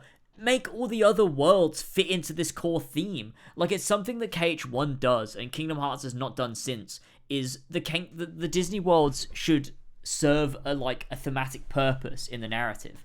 But Kingdom Hearts 2 and 3 don't do that. They're just, like, fucking random. Like, Olympus does it in KH3, but fuck it, what the fuck's the point in Frozen? Like, I don't know. What the fuck's that about? The core theme of these worlds is to do with the afterlife? What the fuck does Frozen have to do with the afterlife? The fuck does Kingdom of Corona have to do with that? Monstropolis? What do you mean? What do you mean?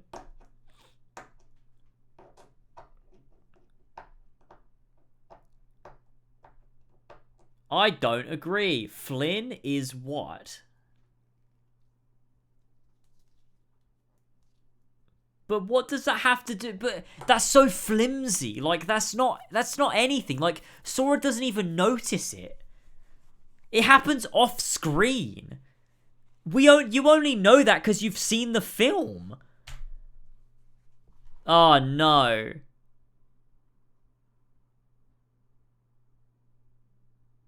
Oh, no.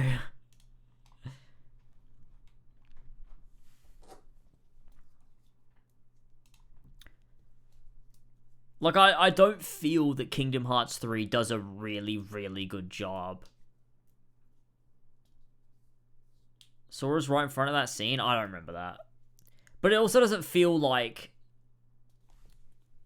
It just doesn't... It doesn't do anything, though. Like, even if he sees it, like, it doesn't... I don't know. It doesn't, like... But then, like, okay, Monstropolis, then. What does Monstropolis have to do with that theme? Toy Box. Fucking Pirates of the Caribbean. Like, oh, I know, Jack turns into crabs at one point, I guess. So technically it plays on the theme of death. But, like, not really, though. Like, it doesn't have anything to say that informs Sora's journey. I don't agree. That's bullshit. Like, the worlds play by their own rules. And then Sora doesn't even take any lessons from it. He doesn't learn anything. Like, he doesn't come out of Pirates and go, oh, I have learned something integral to learning the power of waking. Like, it's not, I don't think that applies. It just doesn't make sense. Like, yeah, okay, Davy Jones' locker is the afterlife. That's, like, the most flimsy and vague connection to this theme of afterlife ever.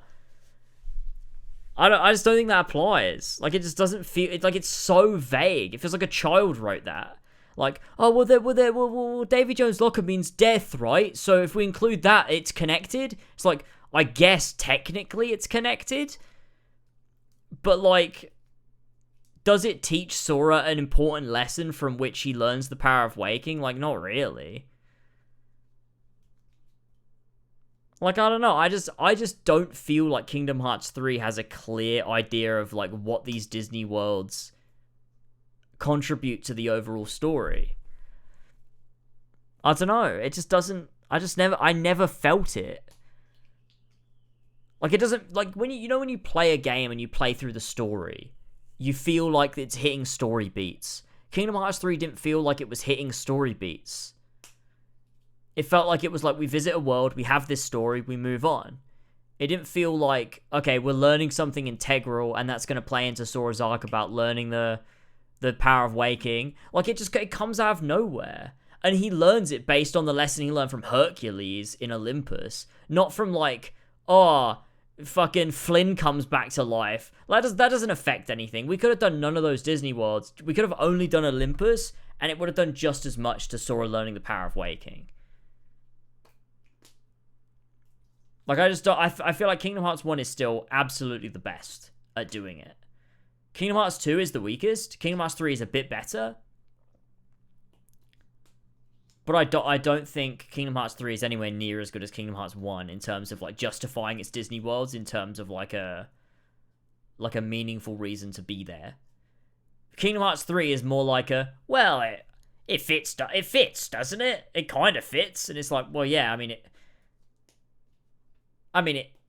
it does. I mean, it does. Like, it does, I guess. But, like, it's not that good. You know what I mean? Like, it's just, I feel like there's there is a reasoning. It's just a flimsy reasoning. Whereas Kingdom Hearts 1, I think, has, like, a good reason for each world.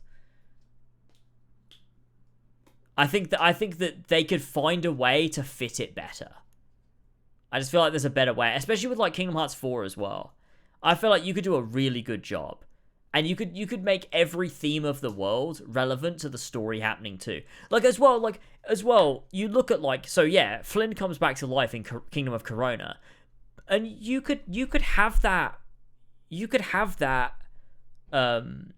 be poignant to Sora, but they don't point it out. Like, I feel like if you took that and you were like, okay, let's take that and let's come up with something poignant and have it play into this power of waking, I feel like it would mean, like, if he learned something and the game specifically pointed it out, after every world, Sora learned a lesson, and all of those lessons combined unlocks the power of waking, it would feel, like, reasonable. But I feel like every world in KH3 is just sort of, like, yeah, I mean, it fits with the theme, I guess, and that's basically it. I don't know.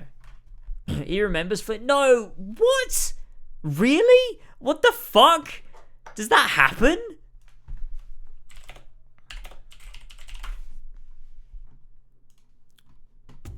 Is hello... I've got to find this, because I don't believe you. When he brings Ven back? Is that what we're talking about? When he unlocks the power of waking, when he brings Ven back? I mean, if I'm wrong, I'm wrong. I do not remember this, though. Dream big, people. But I just find it odd that wouldn't have, like, an impact on me, that I'd remember it. That's crazy, though.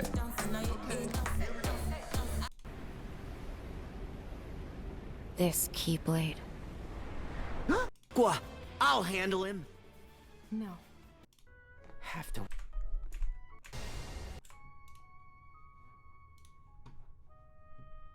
Wake up.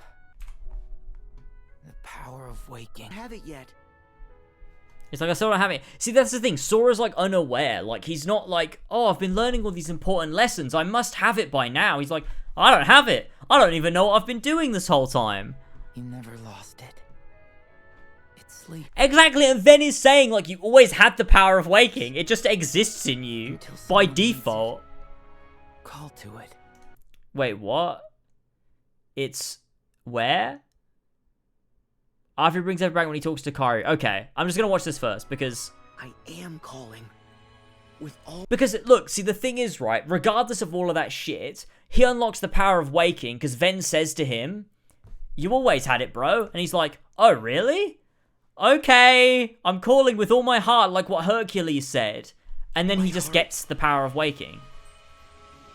None of this plays into him going to the Disney Worlds. It's based on what Ven says to him and Hercules' lesson. Nothing else plays into him doing this here.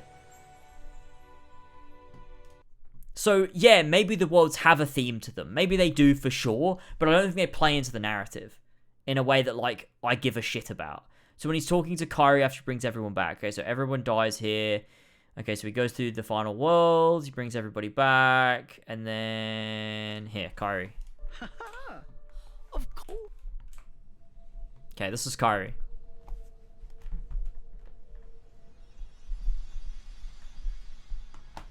Sora says it multiple times because Hercules says it. He's like repeating it to himself because it's the one lesson he actually retains. Sora. Kairi! I love Kairi's theme. I found you!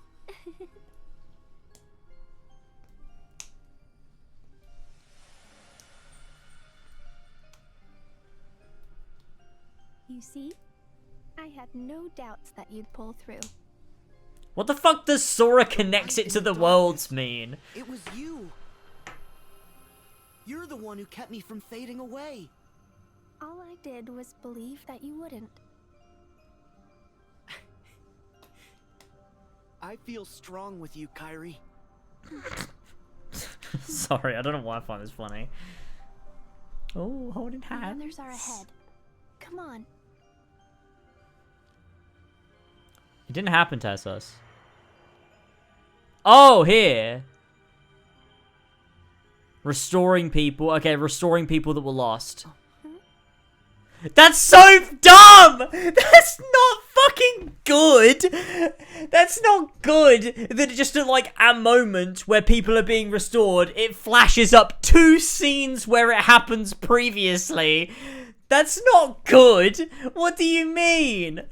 I'm not having this. That's not good. Like, okay, it's there, it's in the game, but it's not good, is it? Like, come on, let's have some sanity here. It's not good, is it? Like, oh, Sora brought someone back. Oh, I'm just gonna remember 2 scenes from Disney Worlds. Amazing writing! Incredible writing! It all comes together, it all fits in. Like, no, he's just remembering 2 scenes from Disney films that, like, vaguely resemble a narrative point. It's not good. It's not like good writing. It's just like, oh, these things are similar. Yeah, cool. All right, cool. I told you, Sora. You're safe with me. Yeah. That's it. That's literally it. That's the only contribution the Disney Worlds have. That's the only contribution the Disney Worlds have, is it flicks up for fucking like a second and a half. That's it. That's it. That's it. That's the only contribution the Disney Worlds have, is that when Sora brings Kairi and the others back, it can flick up a scene and go, remember this? This was similar, wasn't it, player? Yeah? You see what's happening now? It was similar, wasn't it? It was the same thing. Yeah, it was the same thing. Yeah. Yeah. So? What does that mean? It doesn't mean anything. It's just a similar thing happening. Like, Sora didn't, like, learn this based on that. It's just a similar thing happening in 2 instances. Like, Sora doesn't go through Frozen and go, wait, I can bring people back to life? I've learned this now. Like, that doesn't happen. He would have done this anyway. Like, him him going through Frozen or going through Tangled is not what allows him to do this. He can do this because he has the power of waking, because Ven told him he does. He would have done this anyway. Him going through Frozen and Tangled doesn't allow this moment to happen. I feel like I'm going insane right now. This is crazy. And the thing is, KH3 is really good as well. But this is not the hill to die on. Like, what?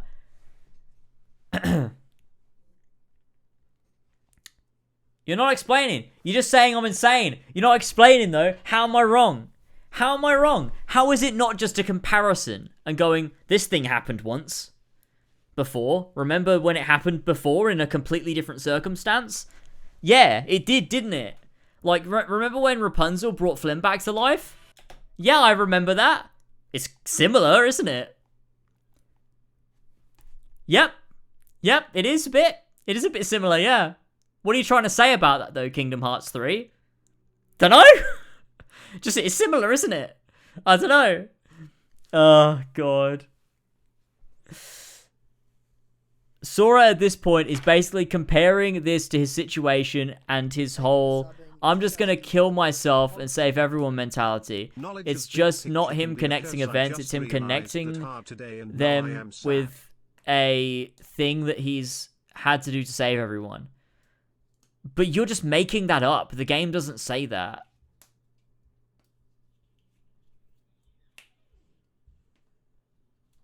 I don't know. I don't know what that means. Thank you for the sub, though. Thank you for the 14 months, GC Night Walker. I don't know what you're talking about, but I'm sorry for you, I think. I mean, Sora doesn't, like, there's no moment here where he's like it, but it doesn't mean anything. I guess you could maybe argue that the love he witnesses in these moments is what allows him to know how to call on the power with his heart. But the thing is, Sora doesn't need to learn love, because he is the most loving character in this franchise. Like, he could do it anyway. Like, is there, like, did Sora need to see Flynn come back to life, or fucking Elsa fucking do what she did or whatever, just to, like, decide to choose love? Like, no. Sora knows how. It's literally his only character trait is doing that. I don't feel like it's a lesson he needed to learn. Like, if all else failed and all his friends died, what would Sora do? He would wish, or he would love, or use friendship. Like, that's what Sora would do. Kingdom Hearts 1 Sora would do that, because Sora is the most stagnant character of all time. He doesn't learn anything. And that's part of what makes him great, but that also means, like,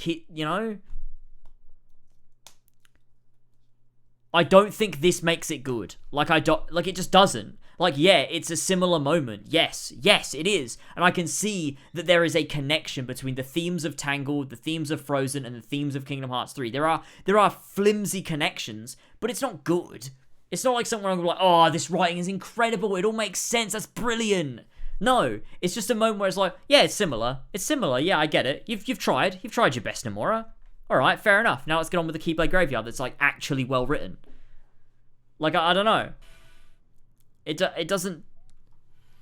There's nothing there that feels particularly, like, well-crafted to me. Because that's literally it. It's a second and a half of seeing fucking Flynn and Arendelle. Like, right here.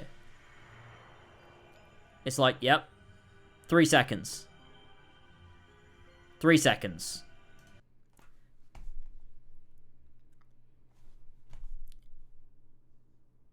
Yep. It is similar to that. Definitely is similar to that.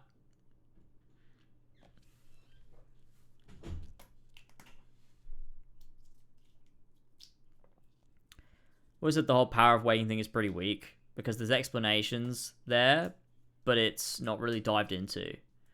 Yeah. Solving his character with something that was always there, like, yes, he doesn't learn specifically new things, it just evolves his character with traits that were always there. I don't think that makes sense.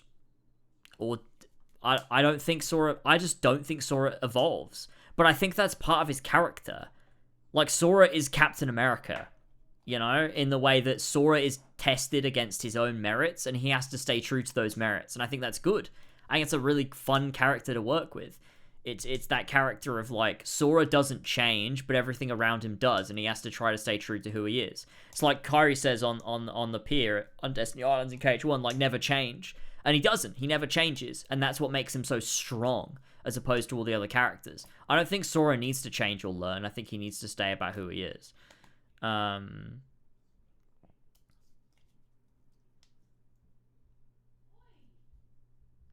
don't know.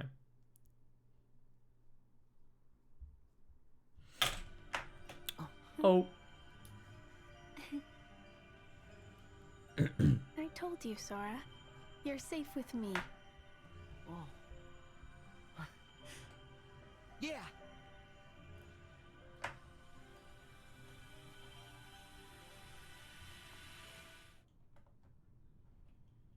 Sora evolves in the sense of just becoming more mature about how he deals with things, not literally changing his character. But I don't think he becomes more mature. I think he becomes less mature, honestly. I think his most mature was like Kingdom Hearts 2. I feel like Kingdom Hearts 3 Sora is like lesser. I've always felt that. I don't know, I can't shake it. Kingdom Hearts 3 Sora feels like dumb. Like, ever since Dream Drop Distance, Sora's felt like a dumb character to me. Whereas he's smarter in Kingdom Hearts 2. I feel like he knows what he's doing, he knows what he's talking about. Like, I don't know. That's just how I've always felt. Kingdom Hearts 3, Dream Drop Distance and KH3 Sora feel dumb to me. Like, I don't feel Sora... Maturity, yeah, maybe there's a mature... Maybe, but I feel like it's mainly in his voice, not in the writing. Like, I don't feel the writing is that different. Maybe there's a maturity, but I think he's a lot dumber, and it pisses me off. I don't know. I need to replay it. I do need to replay Kingdom Hearts 3. I really shouldn't be arguing all this without replaying it.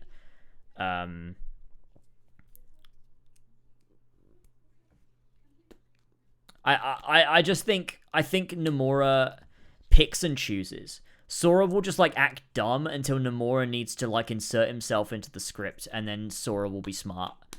Because it's like... You look at... You look at the end of KH3 with Xehanort. And yeah, that's really that's a mature moment. But for a lot of the game, Sora's like a dumb fuck.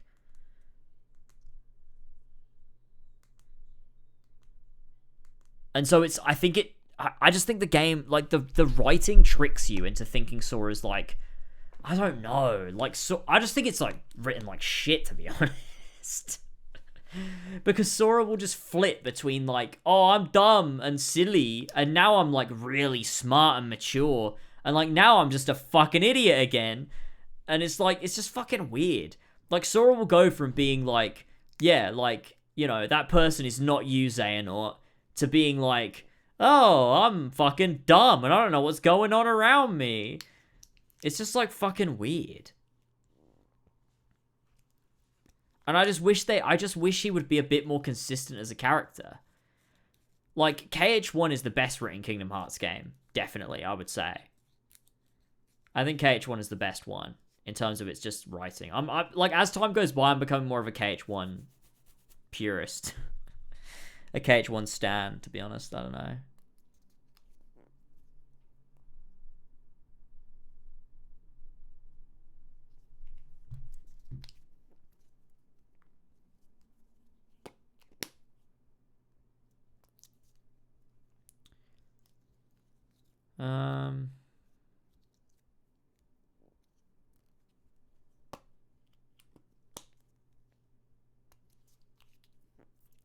Look, I could find a fucking quote, I guess. Let's just go through the fucking thing.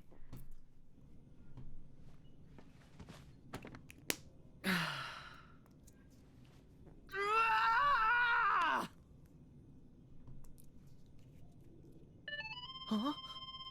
The king? Riku?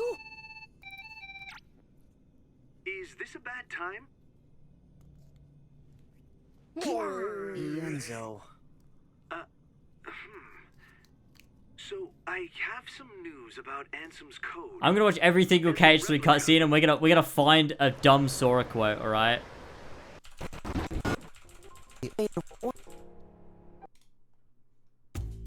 Damn it, we have ads. Right. Set yourselves in, boys. We're here for the next 10 hours. Fuck!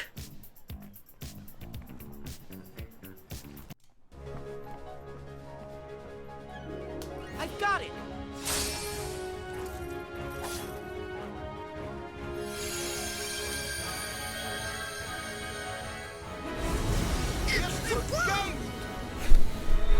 All right, Olympus Coliseum, here we come.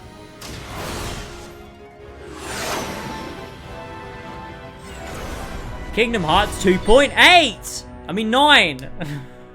Soul of Olympus. Let's find, come on. Where's Sora? Sora scenes. Huh?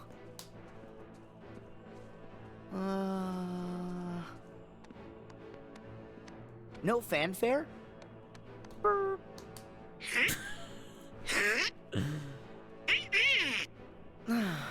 Wait, what? Cloud reference? What do you mean? Oh yeah.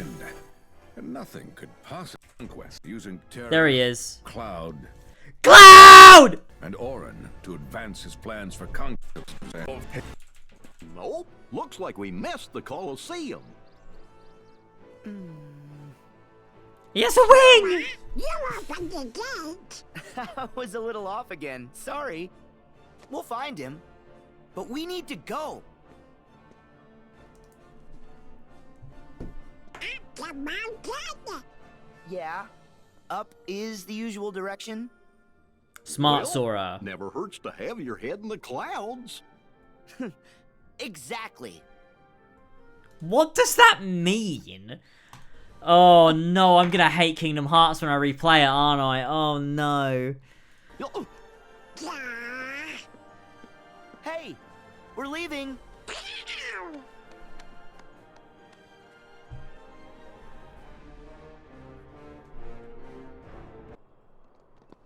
I just hate everything now. I don't like anything.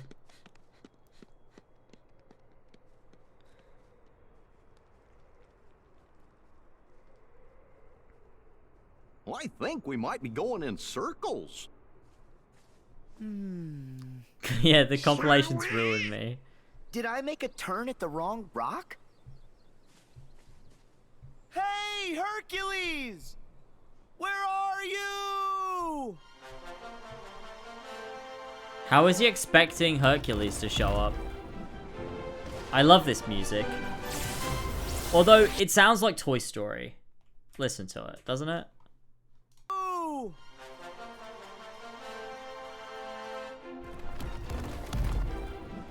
Does this sound like Toy Story?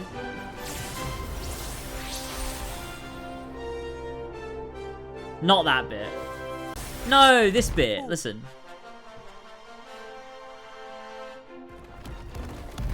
That bit sounds like Toy Story. You're kidding me if you say it doesn't. Yeah, it fucking does. It sounds like the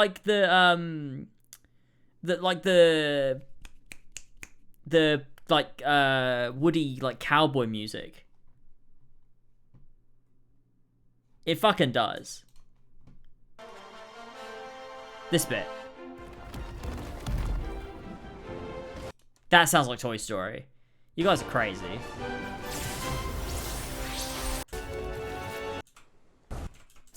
Us, even for It's just you. Hey, babe. It's just us, even for you. That's cold. Don't forget, I can always turn up the heat. Wait, if Hades is here, then where's Herc? What is everyone's infatuation with that stone? Where is Herc? You know what? Never mind. Never mind. I'm cool. I'm good. Because Wonder Boy will be out of my hair soon enough. So you're up to no good again. Of course he is. You bet. Oh, easy. What is this, Sparta? Kind of on a schedule. Don't have time to toss around the old fire and brimstone. The whole... I need to find a dumb Sora scene. Aqua needs us, but I'm ready.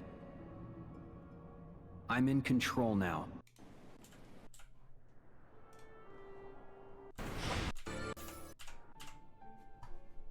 I love this music. You could not regain your strength. The voice of Zeus in God of War. No biggie. I still learned a lot. Regardless, Sora, you will need the power of waking. It can't be gone forever. Maybe something will trigger it real soon. Like what exactly? How about a bite on the head? Hey! Perhaps it could be something that is as simple as that. Wait, you think so too? Whenever you are in need. Wait, you magic think so happens. too? That is your greatest strength, Sora. He learns because he says You it. make it sound like an accident. Whoa! Huh? We're back, Master.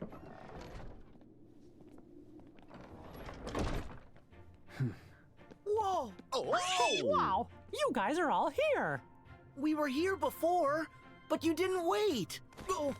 Your Majesty! Hey there, fellas. So, what have you three been up to? We were visiting. Oh! We went to Olympus to visit Hercules. And to figure out how to get all of Sora's lost powers back. Favorite Breaking Bad character? What, Goofy? Yeah, same. It was a big disappointment. Oh, what a shame. But God, this game is so weird, isn't it? honestly, We didn't fare any better. Did you manage to figure out where Aqua is? Cause Master... Like, I've never really thought about it properly, but, like, I'm looking at it, like, after not playing Kingdom Hearts for a while. It's just so weird that, like, you've got these, like, anime boys next to, like, Mickey Mouse. And Sid said that's why you fellas left. Even the head? Look, it's Mickey Mouse. It's so weird. I've never really thought about it before. Come on! Can I I finally fucking say love something? this. I love Kingdom Hearts. We know Master Aqua made it. You know what? I take it all back. I take it all back. I love every Kingdom Hearts game. They're all great. I take it all back. I'm wrong. I don't give a shit about the fucking writing. It doesn't matter. They're all good games. That's my take. Because I don't care enough. But also, Crisis Core did ruin me. Crisis Core did completely, absolutely ruin me, yeah. It broke me completely into a million pieces.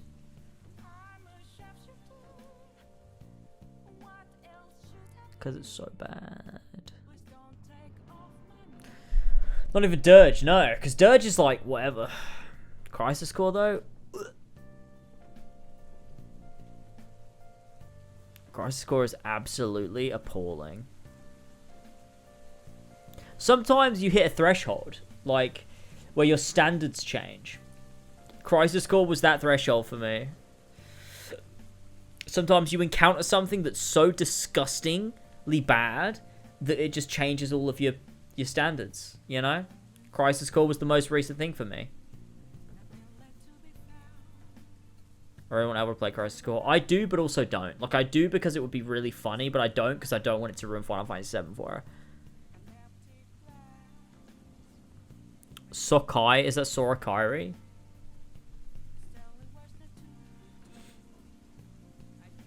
Yeah, I mean, it's not a well-written relationship.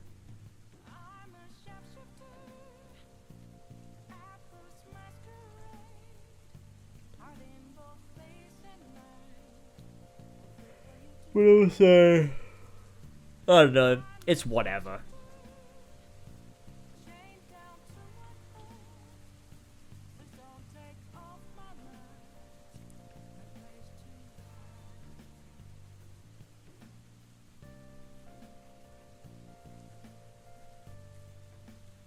I think Sora and Kairi are like, they set up something in KH1, But I think the idea is like they love each other. It's almost like a Disney. It's almost like a Disney romance, where like they love each other in KH1, but they're just kids, and then they grow up and they have all these adventures. Then they finally come back together, and it's just like this.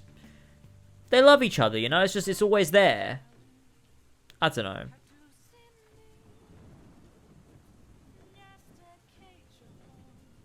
I don't know. It feels very Disney to me, I think.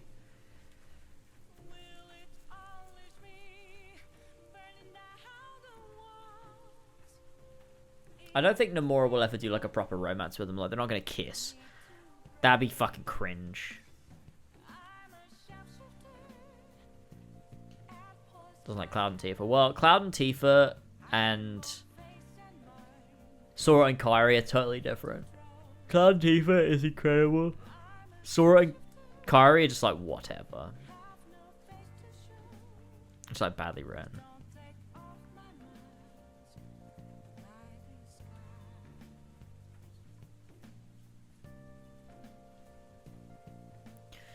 Sora and Kairi are just like, just whatever. I don't know. I think Sora and Kairi are fine. Like, I don't really care, but I think part of that comes from the fact that Kairi is just boring. I think if you make Kairi an interesting character again, I'd like actually be into it, and I'd be like, yeah, it's cool to see these two together. Like, yeah, they work together. But like, Kairi is so boring and Sora is so cool that it's like, why would he even give a shit about her? And like, why does she like him? I don't really get it.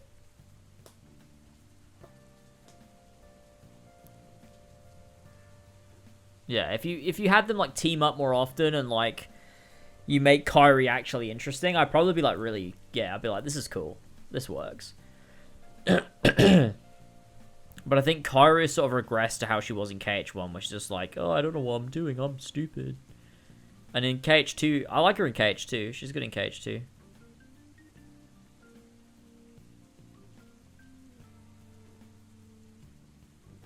But I think a lot of it's implied. Like, Sora and Kairi have this, like, close relationship for quite a while. And then they're away from each other. Like, I think what's implied in KH1 is they've been really close friends for a very long time. And Sora's always had a crush on her. And she's always sort of, like, I don't know. Like, she's sort of messing with him. But then, like, they go away and they have all this time away from each other. They both mature in their own way. And then when they finally get back together, it's like, now they're ready to, like, be like, ah, yeah. We, like each other. Because the last time we saw each other, we were literally children. And now we're finally together again. Like, we're growing up a little bit. Like, we're teenagers now. So we have, like, there's something that there's a bit more there. But it's also not, like, the greatest writing of all time. It's very on the back burner sort of thing, which is fine, because Kingdom Hearts isn't about that. But I don't know. I reckon I should wrap things up. It's getting close to midnight now. I've been going for nearly 6 hours. I think I'm ready. And I still haven't listened to Taylor Swift's album. Holy shit. I still haven't listened to the new Taylor Swift album. I need to do that before I go to bed. So that would be good to do. But I'm so sorry, Jamie. I'm so sorry. I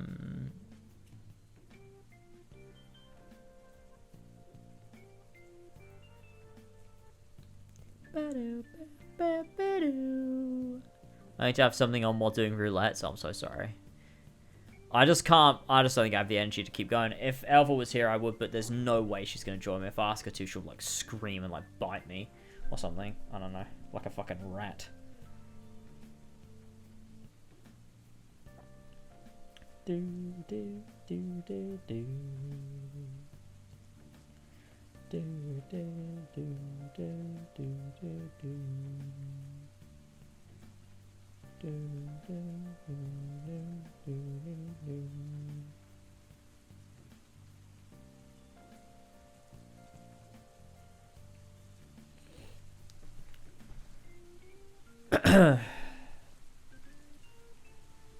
Remake? When will I start remake? I don't know. I need to read this book first. So I'll take the weekend off. And maybe we'll get back to it next week. I'm not really sure. I still need to like get enough hours in, and also bloody Final Fantasy 14. So I can just take it easy with streams for now, for the next little bit, like for the next week or so. We won't be live with 14 until the 28th. So I'll see you on the 28th for Final Fantasy 14. But I'm not sure if I'll be live in the meantime. I really want to get this God of War video finished, so I might really work hard on that and just ignore streaming, just not stream for the next little while. And then after Final Fantasy 14 Friday on the 28th, I could probably start 7 Remake if I like really focus on reading this book. But yeah, we need to get to item level 300. Oh, do we? Okay, I'll just go buy the gear from with the poetics or whatever.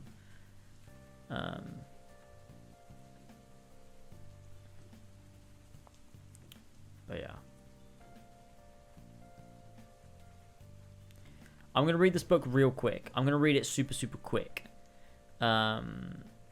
Yeah, the only reason it took me a while is because I was so busy with other things. But if I don't stream and I just dedicate like an hour a night to reading it, I should be able to get through it. Or something. I don't know. We'll see. I'll try my best. Yeah.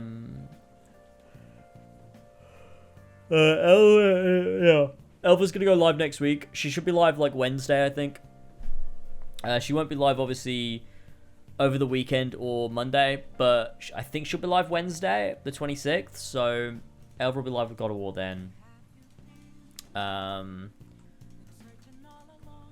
So that'll be cool. God, my head hurts. Fuck.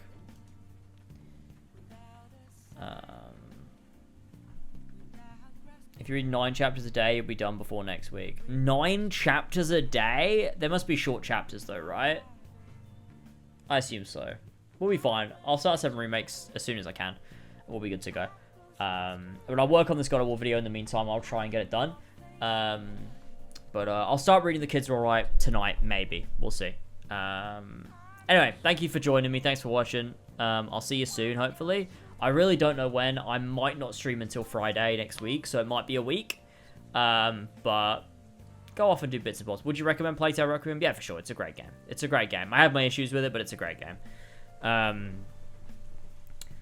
Yeah, that's it from me. I will see you, if not in the week, I will see you on Friday. So it might be a little bit of a break. So it might be a little bit of a while, but if it is, I'll see you next Friday for Final Fantasy 14. Although I know when me and Elva are streaming on the 31st, by the way, which is obviously a little bit of a way off, but if for whatever reason we don't stream before then, we are streaming on the 31st on Halloween, and we'll play The Quarry. We'll start like early afternoon and go through into the evening. We'll have a few drinks, have a bit of a laugh, play The Quarry. It'll be great. So that'll be fun. That'll be a fun little spooky stream. I think it'd be cool to dress up and do like actual like Halloween, like dress up as like Halloween costumes or something. But I don't know. I think it'd be funny, but we'll see. We can be Cloud and I don't know. Alpha can be fucking Reno. Yeah. Oh, I could be like that one comment. Yeah, we could do Cloud and Tifa. Yeah, exactly. I don't know if Elvis really cut out for the Tifa role. You know what I mean. Maybe we'll find another brother. Anyway, thank you all for watching. I'll see you all next time. Catch you later, everybody. Thank you so much for joining me. I'll see you soon. Bye-bye.